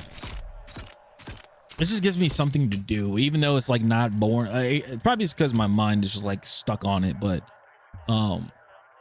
this just gives me something that my brain's just like, hey, do this, play this game, work on the guns. It gives you something to do. Because I could just play the game, just play it like however I want to and just use whatever gun I want. But eventually it gets boring. And then I'm going to be like, hey, I should really start doing the mastery for these guns. So why not do it now? Yeah, I used to love the camo grounds. This one is... I wish it was like 2042 at least, because they give you... Yeah, I wish it was like 2042 though, because 2042 they give you what's the name of it? Like they tell you how many kills you need to get to tier 1, which is like quote unquote mastery. But this one, it's just like you just keep going until it says mastery 50, and you unlock the what's the name of it? What's the name of the gun?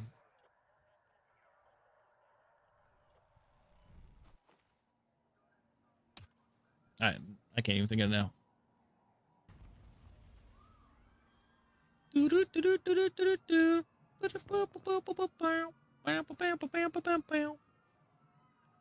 All right, let's see here. Let's bring the font down to 20.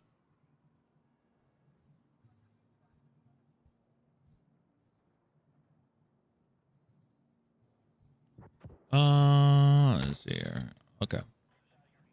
Let me do this.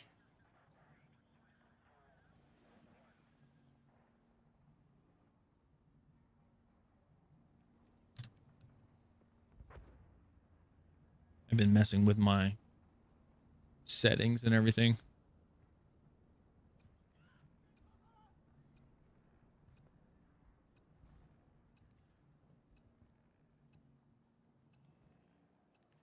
Whew.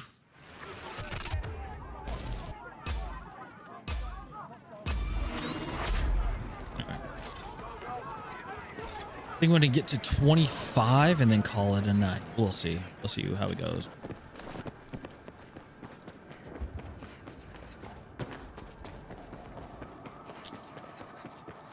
Yeah, probably get to level 25 on this gun. Call it, because we were at what, level 22? We were at 22 beginning of the stream.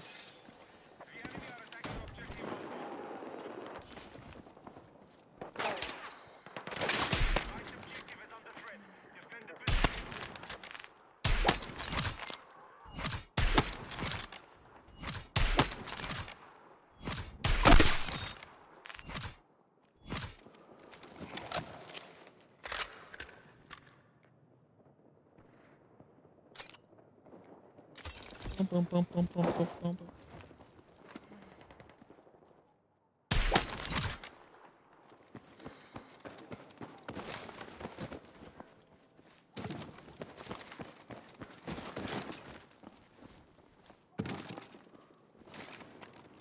Whew, and dealing with some ping problems.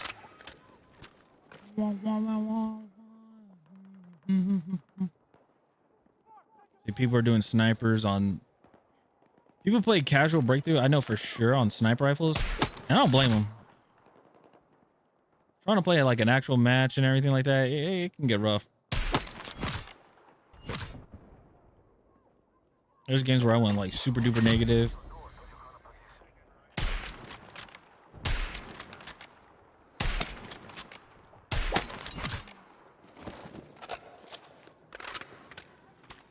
Bow, bow. Wow, wow.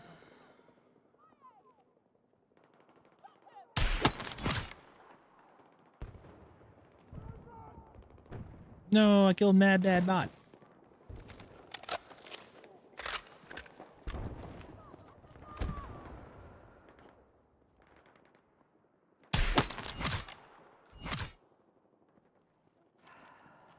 Oh, I changed him.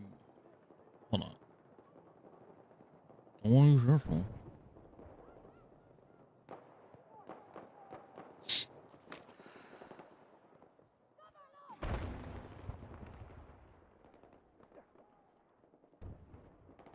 You know what I just realized?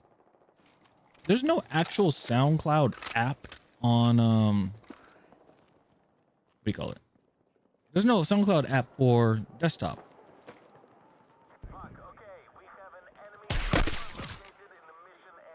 It's gonna get to the point where I'm like, you know what? I might get rid of Spotify. A lot of subscription services and stuff, like I'm getting rid of. Yes.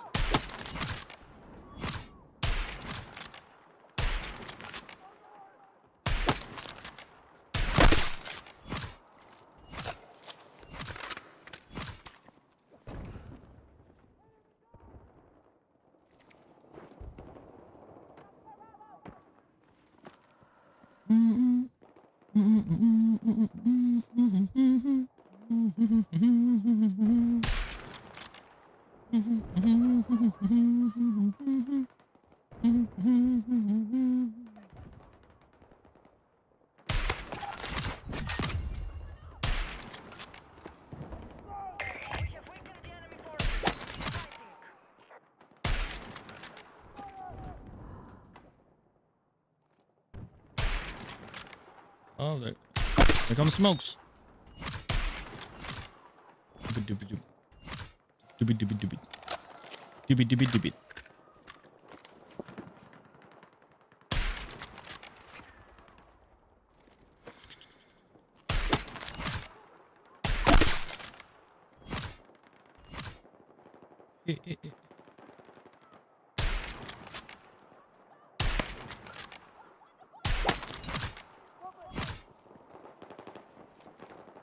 Oh, scoped in too long. I'm out. Who's got spare ammo? Oh, hi.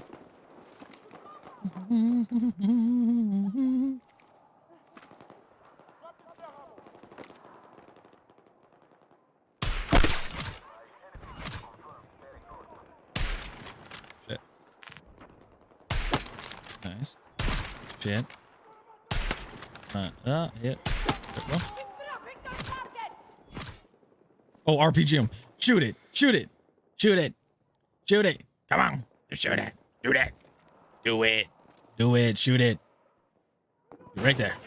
Yeah. Oh. Oh, last shot. Oh, thank you. That was a bot that gave it to me. That's cool. I think they come up here. Hit the strip club, spin it with the whole click. Put a horse in it. Oh, great bad. Oh.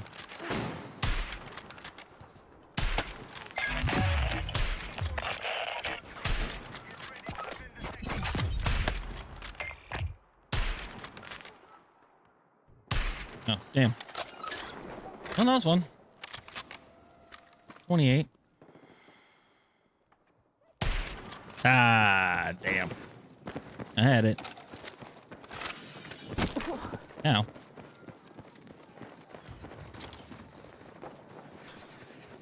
Hold it. Hold it.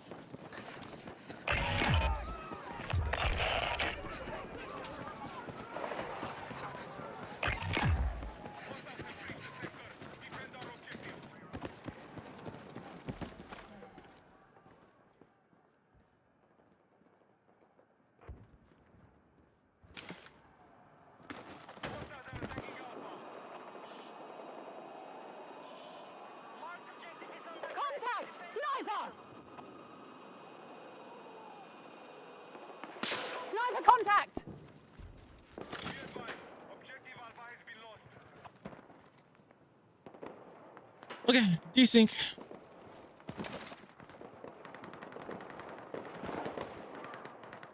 Alpha has been captured by hostiles.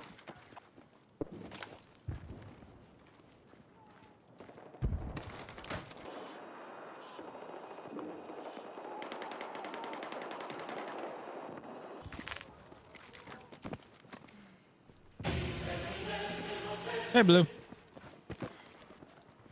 Oh, excuse me.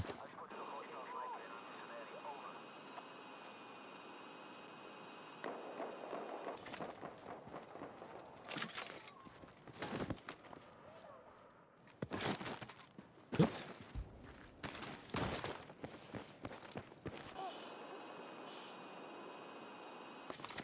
How you doing this fine Saturday morning? Doing all right. You know, working on this gun. We're almost at 25, which once we hit 25, we're at the halfway mark of getting it to mastery 50. And then after that, we get to work on the what's the last? It's mini. Is it called the mini rifle? The battle mini? What's the name of the gun? Oh my god, I can't remember. I honestly can't think of the name of the gun. It's gonna make me mad. And then I'm gonna feel like an idiot when I find out like the actual name of it. I'm like, oh damn, I'm a dumbass.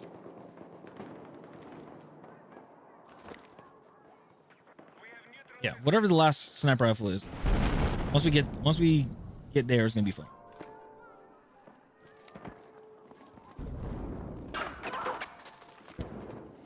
Bum, bum, bum, bum. All right, the troops have secured Alpha.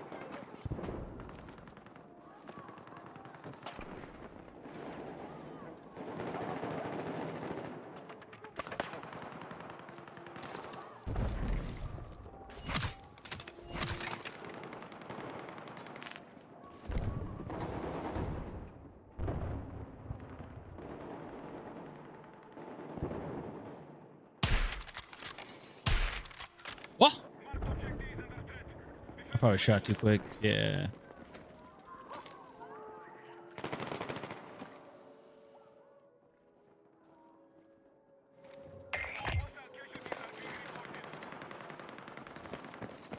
Did I hit him with the? I did.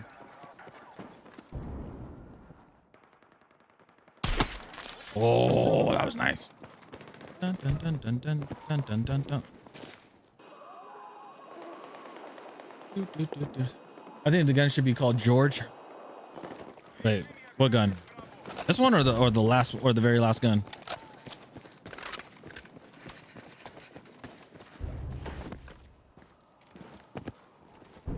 The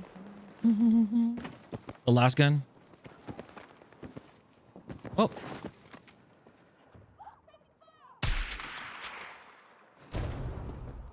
Last gun being called George. I can kind of see it, yeah.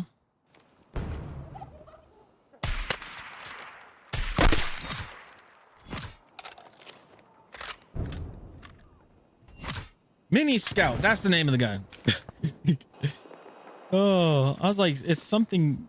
It's mini something, or it's like I was like, it's Scout or battle rifle or something. I was like, the Mini Scout. I'm glad you said George, because then I was like George, and like out of nowhere I just said like I'm like Boy Scout, and I'm like, no, it's not Boy Scout. And I was like, Mini Scout, that's the name of the thing. Mini. I was like, oh, Mini Scout's the name of the gun. Yeah, you're welcome.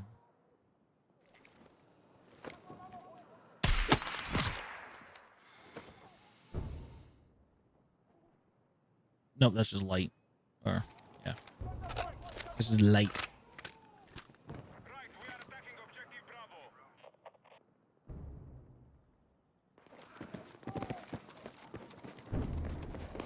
Bravo. Oh, by the way, how does the quality look of this stream compared to yesterday's? Is it better? Is it worse? Is it the same? I turned on the Twitch enhanced broadcasting thing. The downside to it is that oh shit. Now, the downside to it is that what's the name of it? I get some stutters, and sometimes my ping shoots up. Somehow it's automatic. It's shooting at 12,000 kilobits per second, which I'm like, holy crap. That's like YouTube quality. But it's eating up the ping, or it's eating up the broadcasting. So like my ping will sometimes go out of whack. Your heart just beat as one. This is life forever, and we have just begun. Cause love makes the world feel good. Holding to the memory, the shines are still alive. Put you and the happiness inside, cause love makes the world feel good. Damn.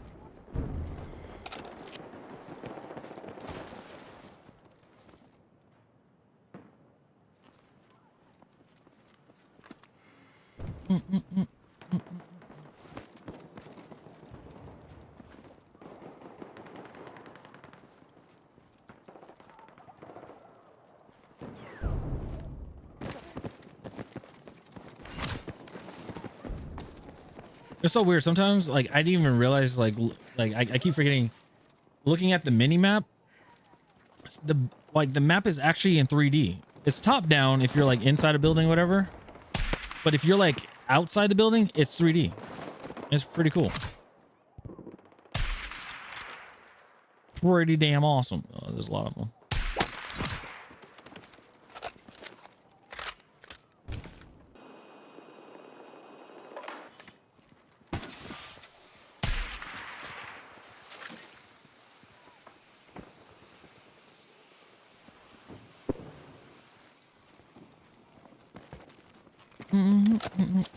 Make the world taste good.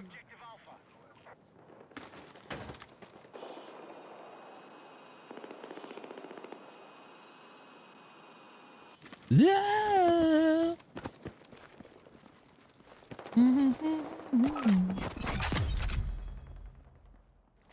Objective Alpha has been lost.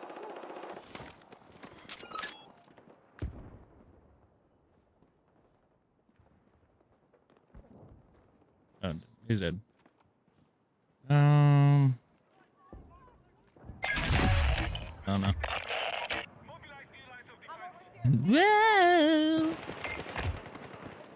won't you follow me into the jungle? Into the jungle. Well, won't you follow me?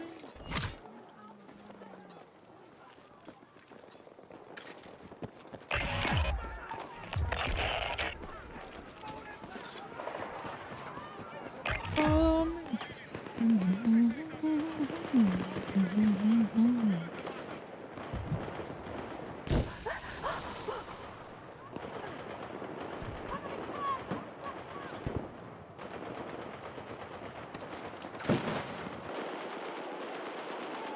And that's how you get most out of it.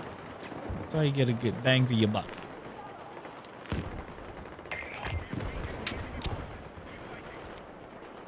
Won't you follow me into... Hostile troops sighted!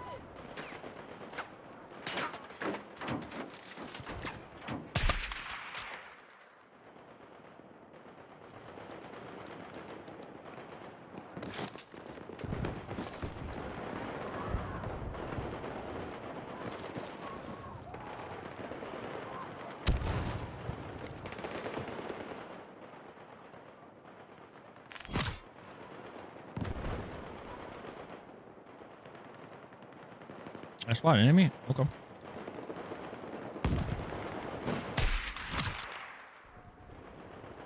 See if I can't shoot through that and kill the guy. That'd be cool. Whoa.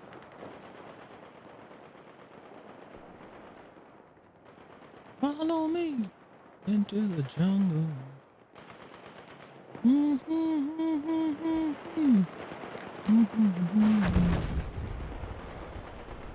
Okay, ping is happening again. 80, yep, 80, 86. And yeah, it's thick.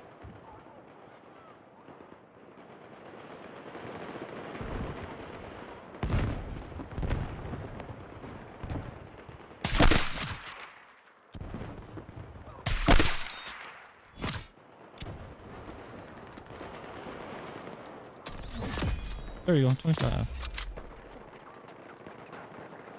He's getting the res off. Yep. Yep. Oh, the heat. That. You see the little heat, the heat? That. Oh, that messed me up. What had it?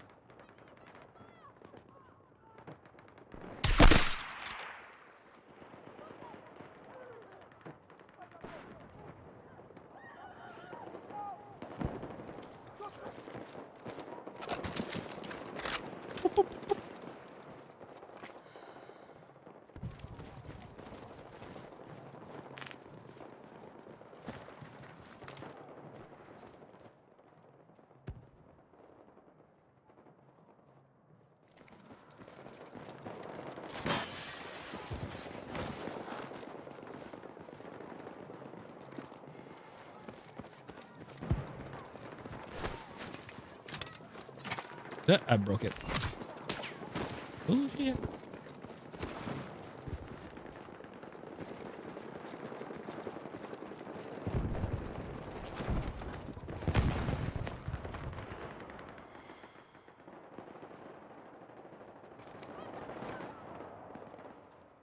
Was this what I was shooting through? Yeah, it was. We need to defend the marked objective.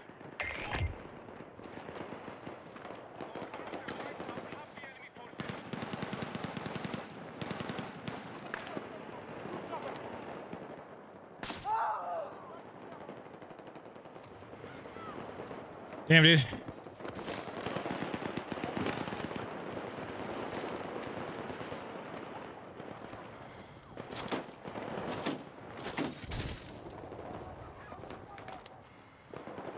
Yeah.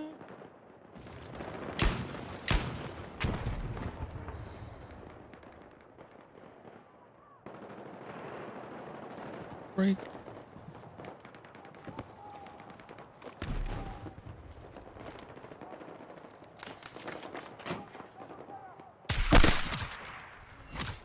I got him. I got him for you. I'm sorry. I'm sorry I have to bait you, man. But, you know. Gotta do it.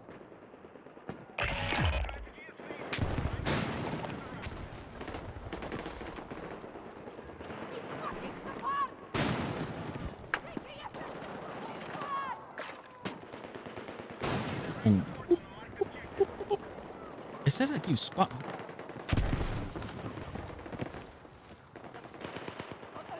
It said I kept spotting, but who and where? Where did I spot the person?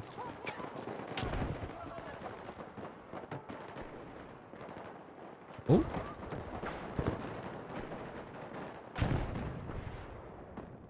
Oh, I see you. You went that way. Okay, coming back.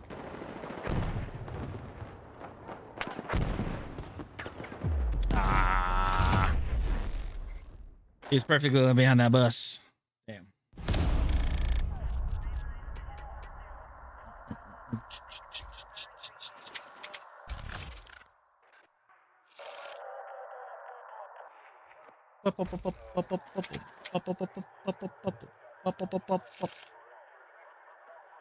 Oh, I forgot.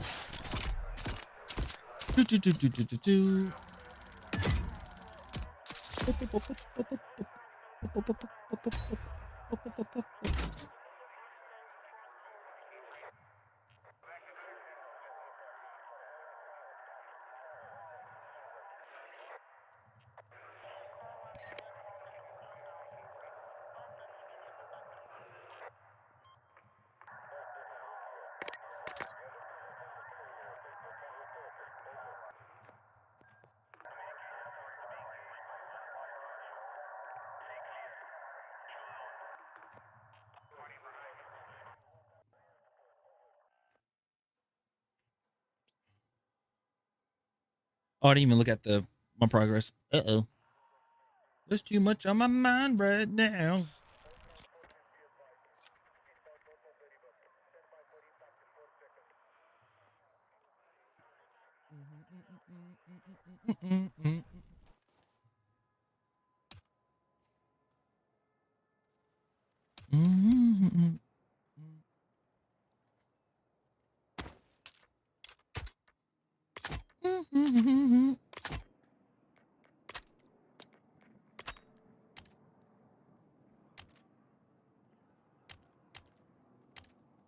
Oh, so I can put it on there.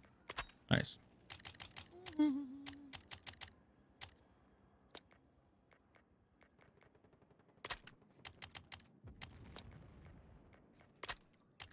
$26, I get those bullets. Okay.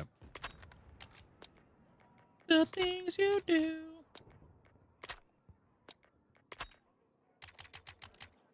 Oh, at 28. Oh. The unlocking for this is not that bad. I will say, I got to be honest. The unlocking is not that bad for this one. And the reason why is because I guess it's between the SV98 and this gun, you actually have a, yeah, between the SV98 and this weapon, you actually have a, what's the name of the gun? You have a flash hider and stuff like that. So it's not like every time when you shoot, you're like, up, exposed. Or it's like, you know, you fire your weapon, you're like, up, they're right here. So that is the worst part. Defend that objective!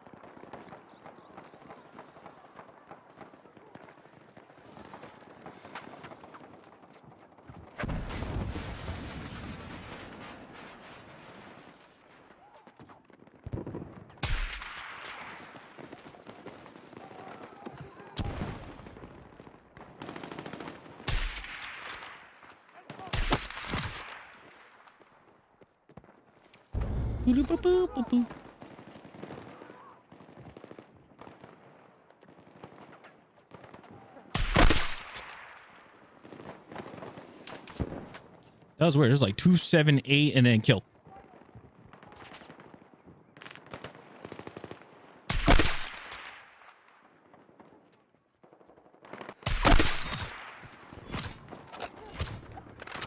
Oh, got it. Oh, 102. Yeah, 5 minutes. Okay, 5 minutes. Once this thing is up, then we change. Or that's it.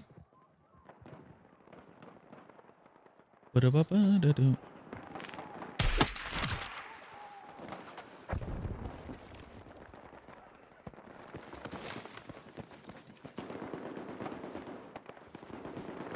Oh, wow. It actually stayed up.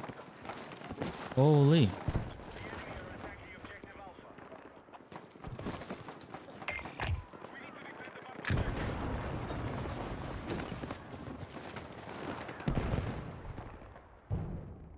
Wait, is this a good spot? Eh, not really. Here's a little better. We get these guys right here. And fire. Move, dude! Fuck! Stupid bot! Get out of my way!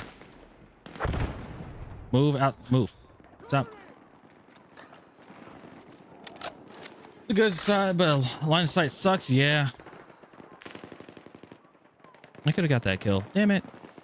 But the bot got hit and he kept, and then he was doing the whole like, I'm go back and forth, I'm go back and forth, crouching.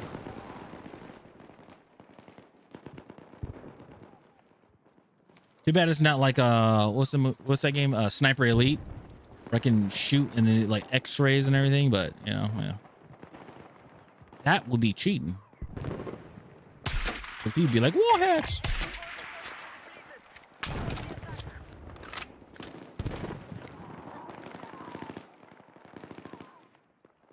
He did.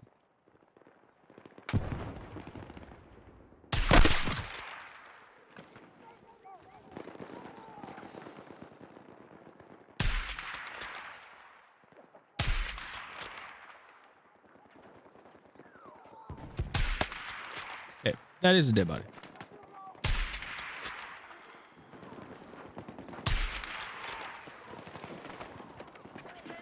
I was like, what the f—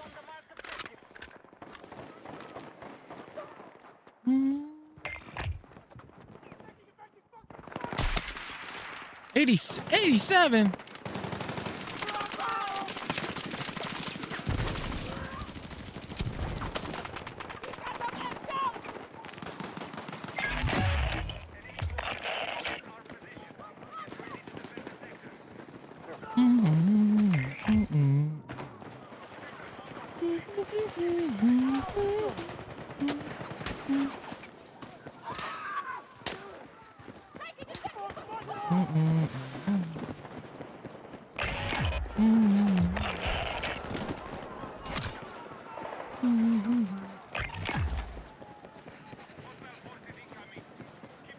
$87 on the dome is crazy. I know. I guess I hit his helmet. I guess I hit the helmet, and it just, you know.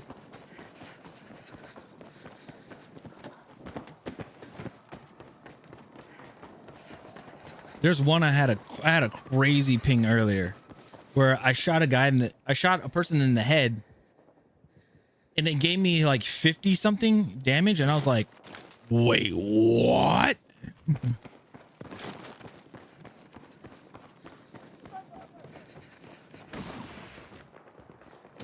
It was right before I was gonna stream. And I was like, okay, I was about to turn the thing up.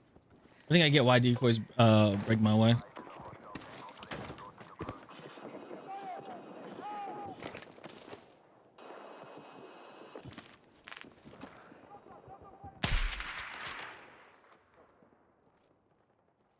I actually have to, being on the attacker side, I have to actually see. I gotta remember where that spot's located. Like, okay, so this building, but I feel like you'd be right in the, like, you'd be in the open if you try to peek that, right?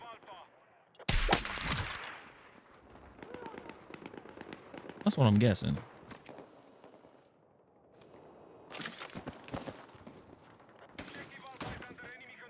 Jesus, can't say yet. There we go.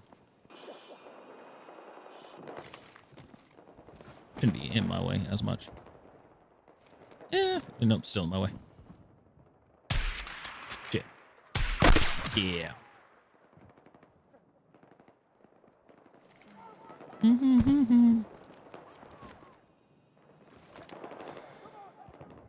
Dude, these hardware XPs go by quick. How are you supposed to get it if you're how are you supposed to get it when you're sniping? It's something to do with the level that you're standing at, that the decoy is forced to be at. Yeah. So if you're like standing, crouch, and then prone.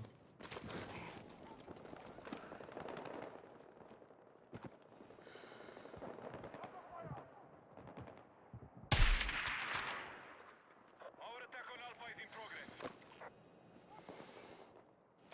progress. Yep, it's still there. Okay.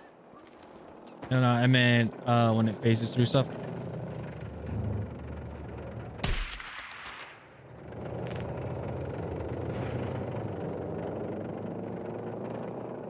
How is sniping from? Oh, so you can look at me easy, huh? I guess. Uh-oh.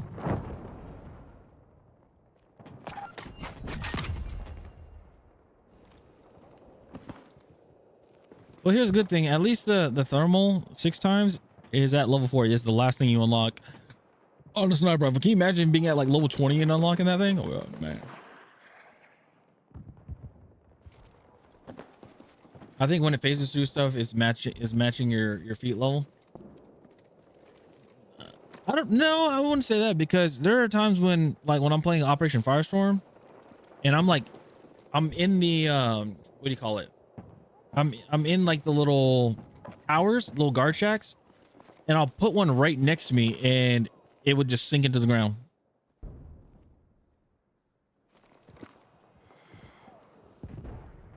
So I wanted to say that randomly I just want a sub sandwich now. Oh my goodness, I don't know why it just randomly hit me. Random craving. Oh no, tomorrow or yesterday is my last day of eating what I can eat, eating anything.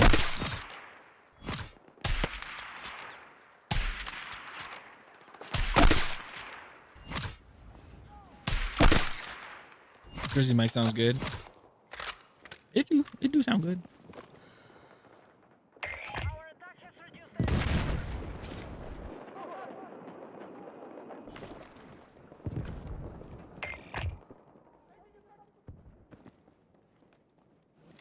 I keep thinking like the SoFlam says LATAM for Latin America, but it's not. Enemies are attacking Bravo.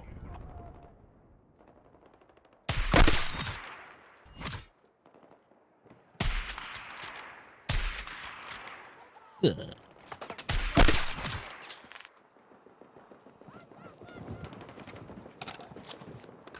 $110. Oh, this song reminds me of dang, this song is 6 years old. This song came out during COVID. And I remember I was in college when that happened. Dancing all the time that'll make me you on my mind. Still a good song though. Can't you see what we were dancing in the moonlight.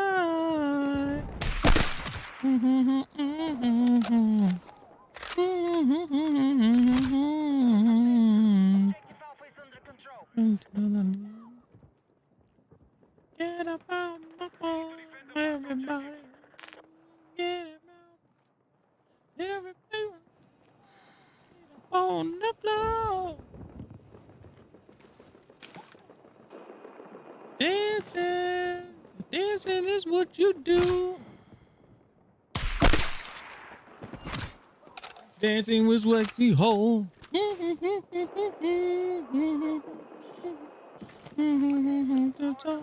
Dancing is what me.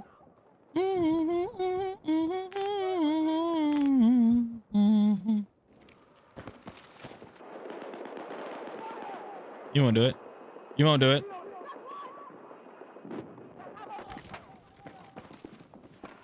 Yeah. Oh, no. Yeah.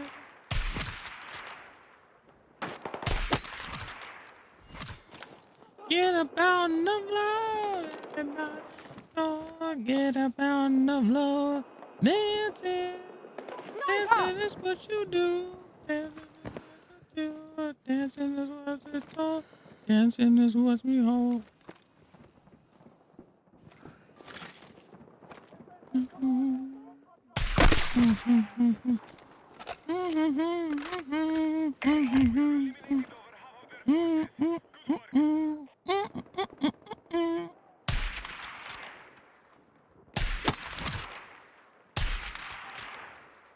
Dancing. Get a pound of love, make you get a pound of.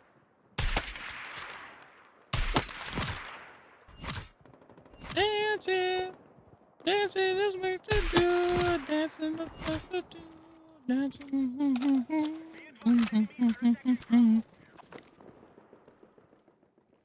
Love that beat.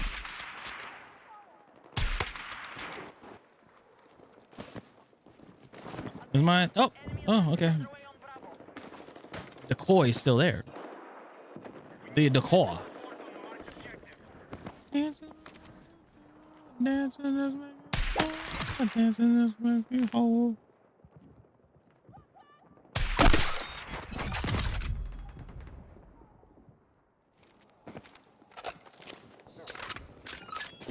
I don't really care what the people in the town say.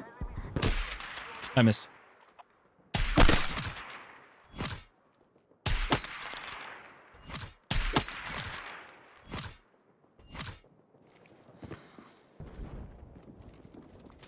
I'm out of bullets.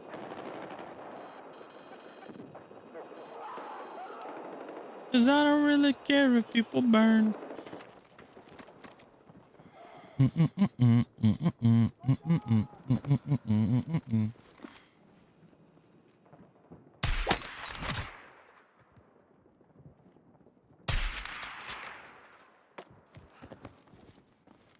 gonna go find the ammo. I know. 3. I got you. Do I have a dream? Aww.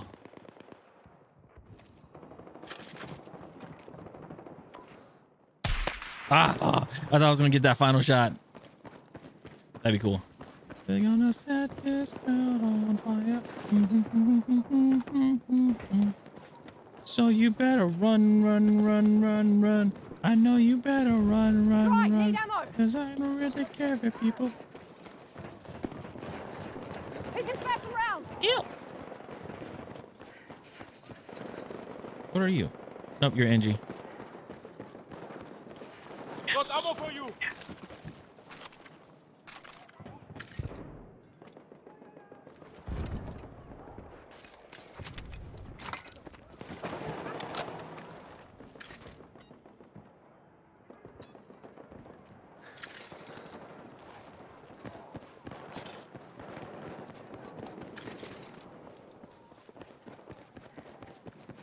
Cause I don't really care if people.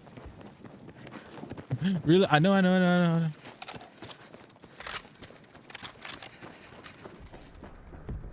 exiting the combat zone. Turn back now.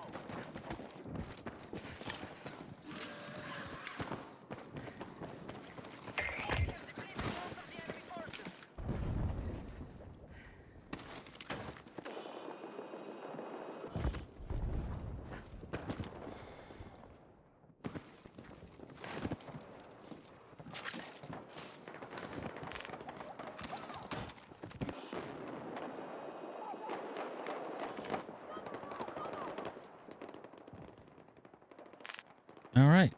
End the stream songs. I love it. Oh, glad no hands in the sky.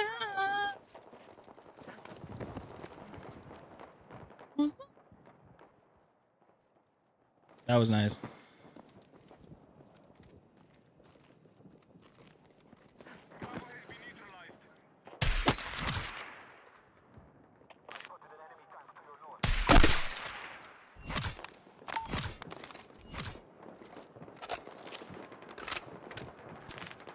Your hands in the sky.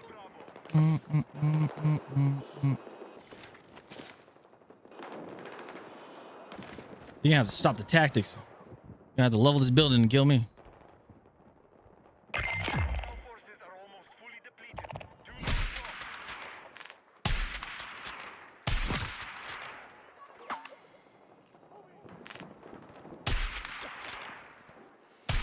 not stop. I lost my groove. Chad, I lost my groove.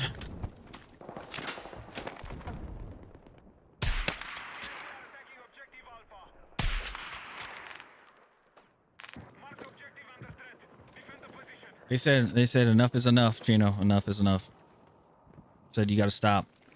Bring it back. I got it. I gotta bring it. Okay, let's see here.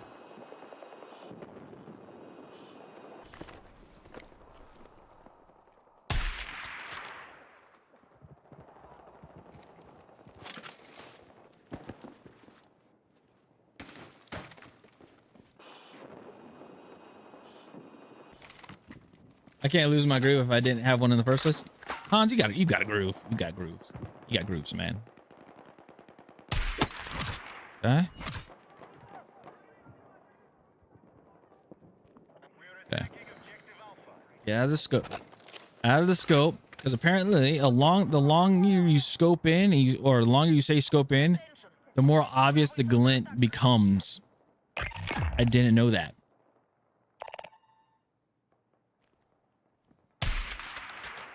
Oh shit. Oh, somebody shot this down. Cool. Oh shit.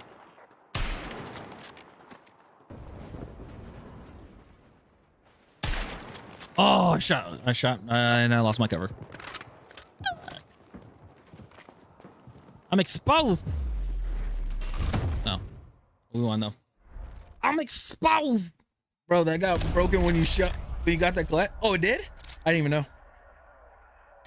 Oops. Head to the sky. Bam, bam, bam, bam, bam.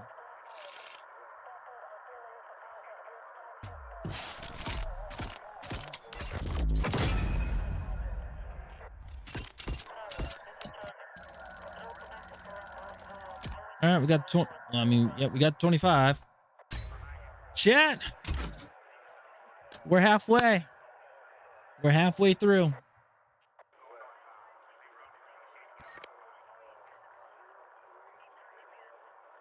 We are halfway through. Heck yes. Heck yes. All right. And on that note, I'm called there. Halfway through 1.5 more of pain. I will say this. I think we're gonna try. We're gonna like once we use the mini scout. Is that what it's called? Yeah. Yeah, once we use the mini scout, because this gun's a little bit faster. A little. It doesn't help that I'm stuck at 60 frames right now. Oops. Oh, let me go back. Try this one.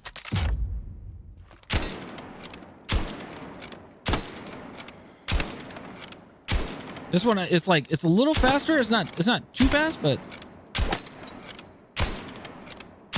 this one looks like we can like, you know, be a little aggressive, pushing points, and so this one's gonna be kind of nice.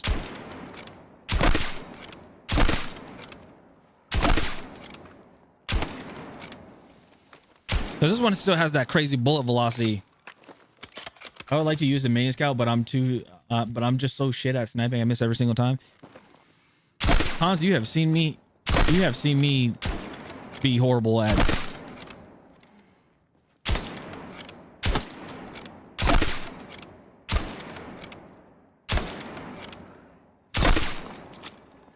You see me struggling over here. It takes practice. It takes time. It takes practice.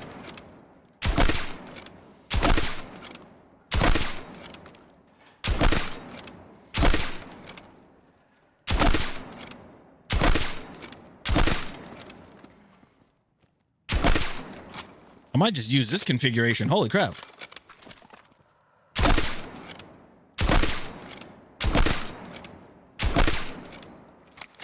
You watched him. You watched him miss all his shots after he got his class. Yeah. Ah, there. Ah. There you go. Okay, I need to stop. Because I'm getting too comfortable with that gun. I'm getting way too comfortable. Yeah, but I'll use this one. What's on this? Oh, that's a flashlight. Okay. Red laser, light barrel. Oh, damn. I wonder what this has got to be nuts when using it was 800. Okay. Yeah, that's got to be nuts using extended on this thing. Holy. And this already has a built-in ADS bolt, which is nice. The slim angled, which is oh yeah. I think the only thing I would remove is the light. I don't need the flashlight on there. 10 round mag. Oh, what the 60 points for a 20 fast?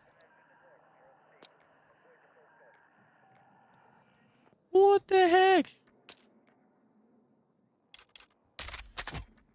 Yeah. But once we get to 50, we're at the halfway mark. When we get to 50, we unlock this beauty. And then we move on to the mini scout. And after the mini scout, then we might just rock DMRs. Which one's the worst? Rate of fire? No. Is it this? Okay, so this one has 28 damage, but the rate of fire is high. Minus this one. Which one is the best one to start out with? Anybody know? Like with DMRs? Which one's the best one? Oh, what am I doing? I got to go.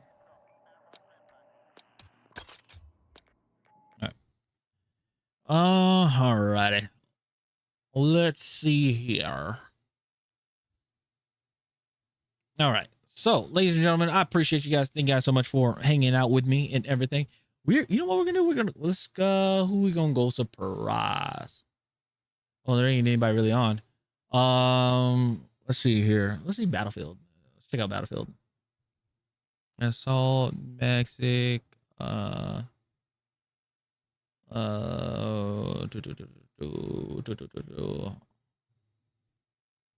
Dang. City boy! City boy! Hey, I think it's Hasco Ghost. Thanks so much for the follow. I appreciate it. Welcome in. All right, I'm gonna head out. I'm trying to see if there's anybody. Okay, no. Let me check Alienware. See if there's anybody. Anybody?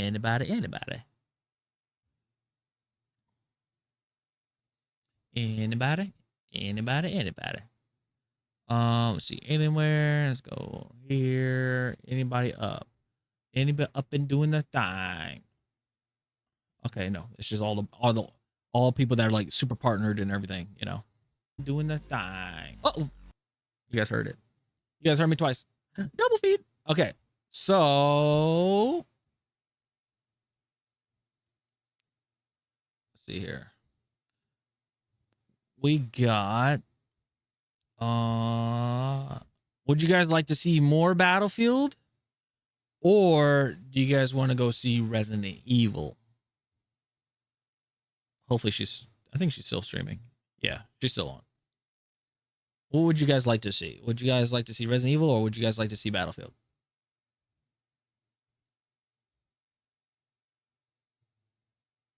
Because we have Kamikaze that's on Battlefield right now. And then my friend Moon, she is streaming.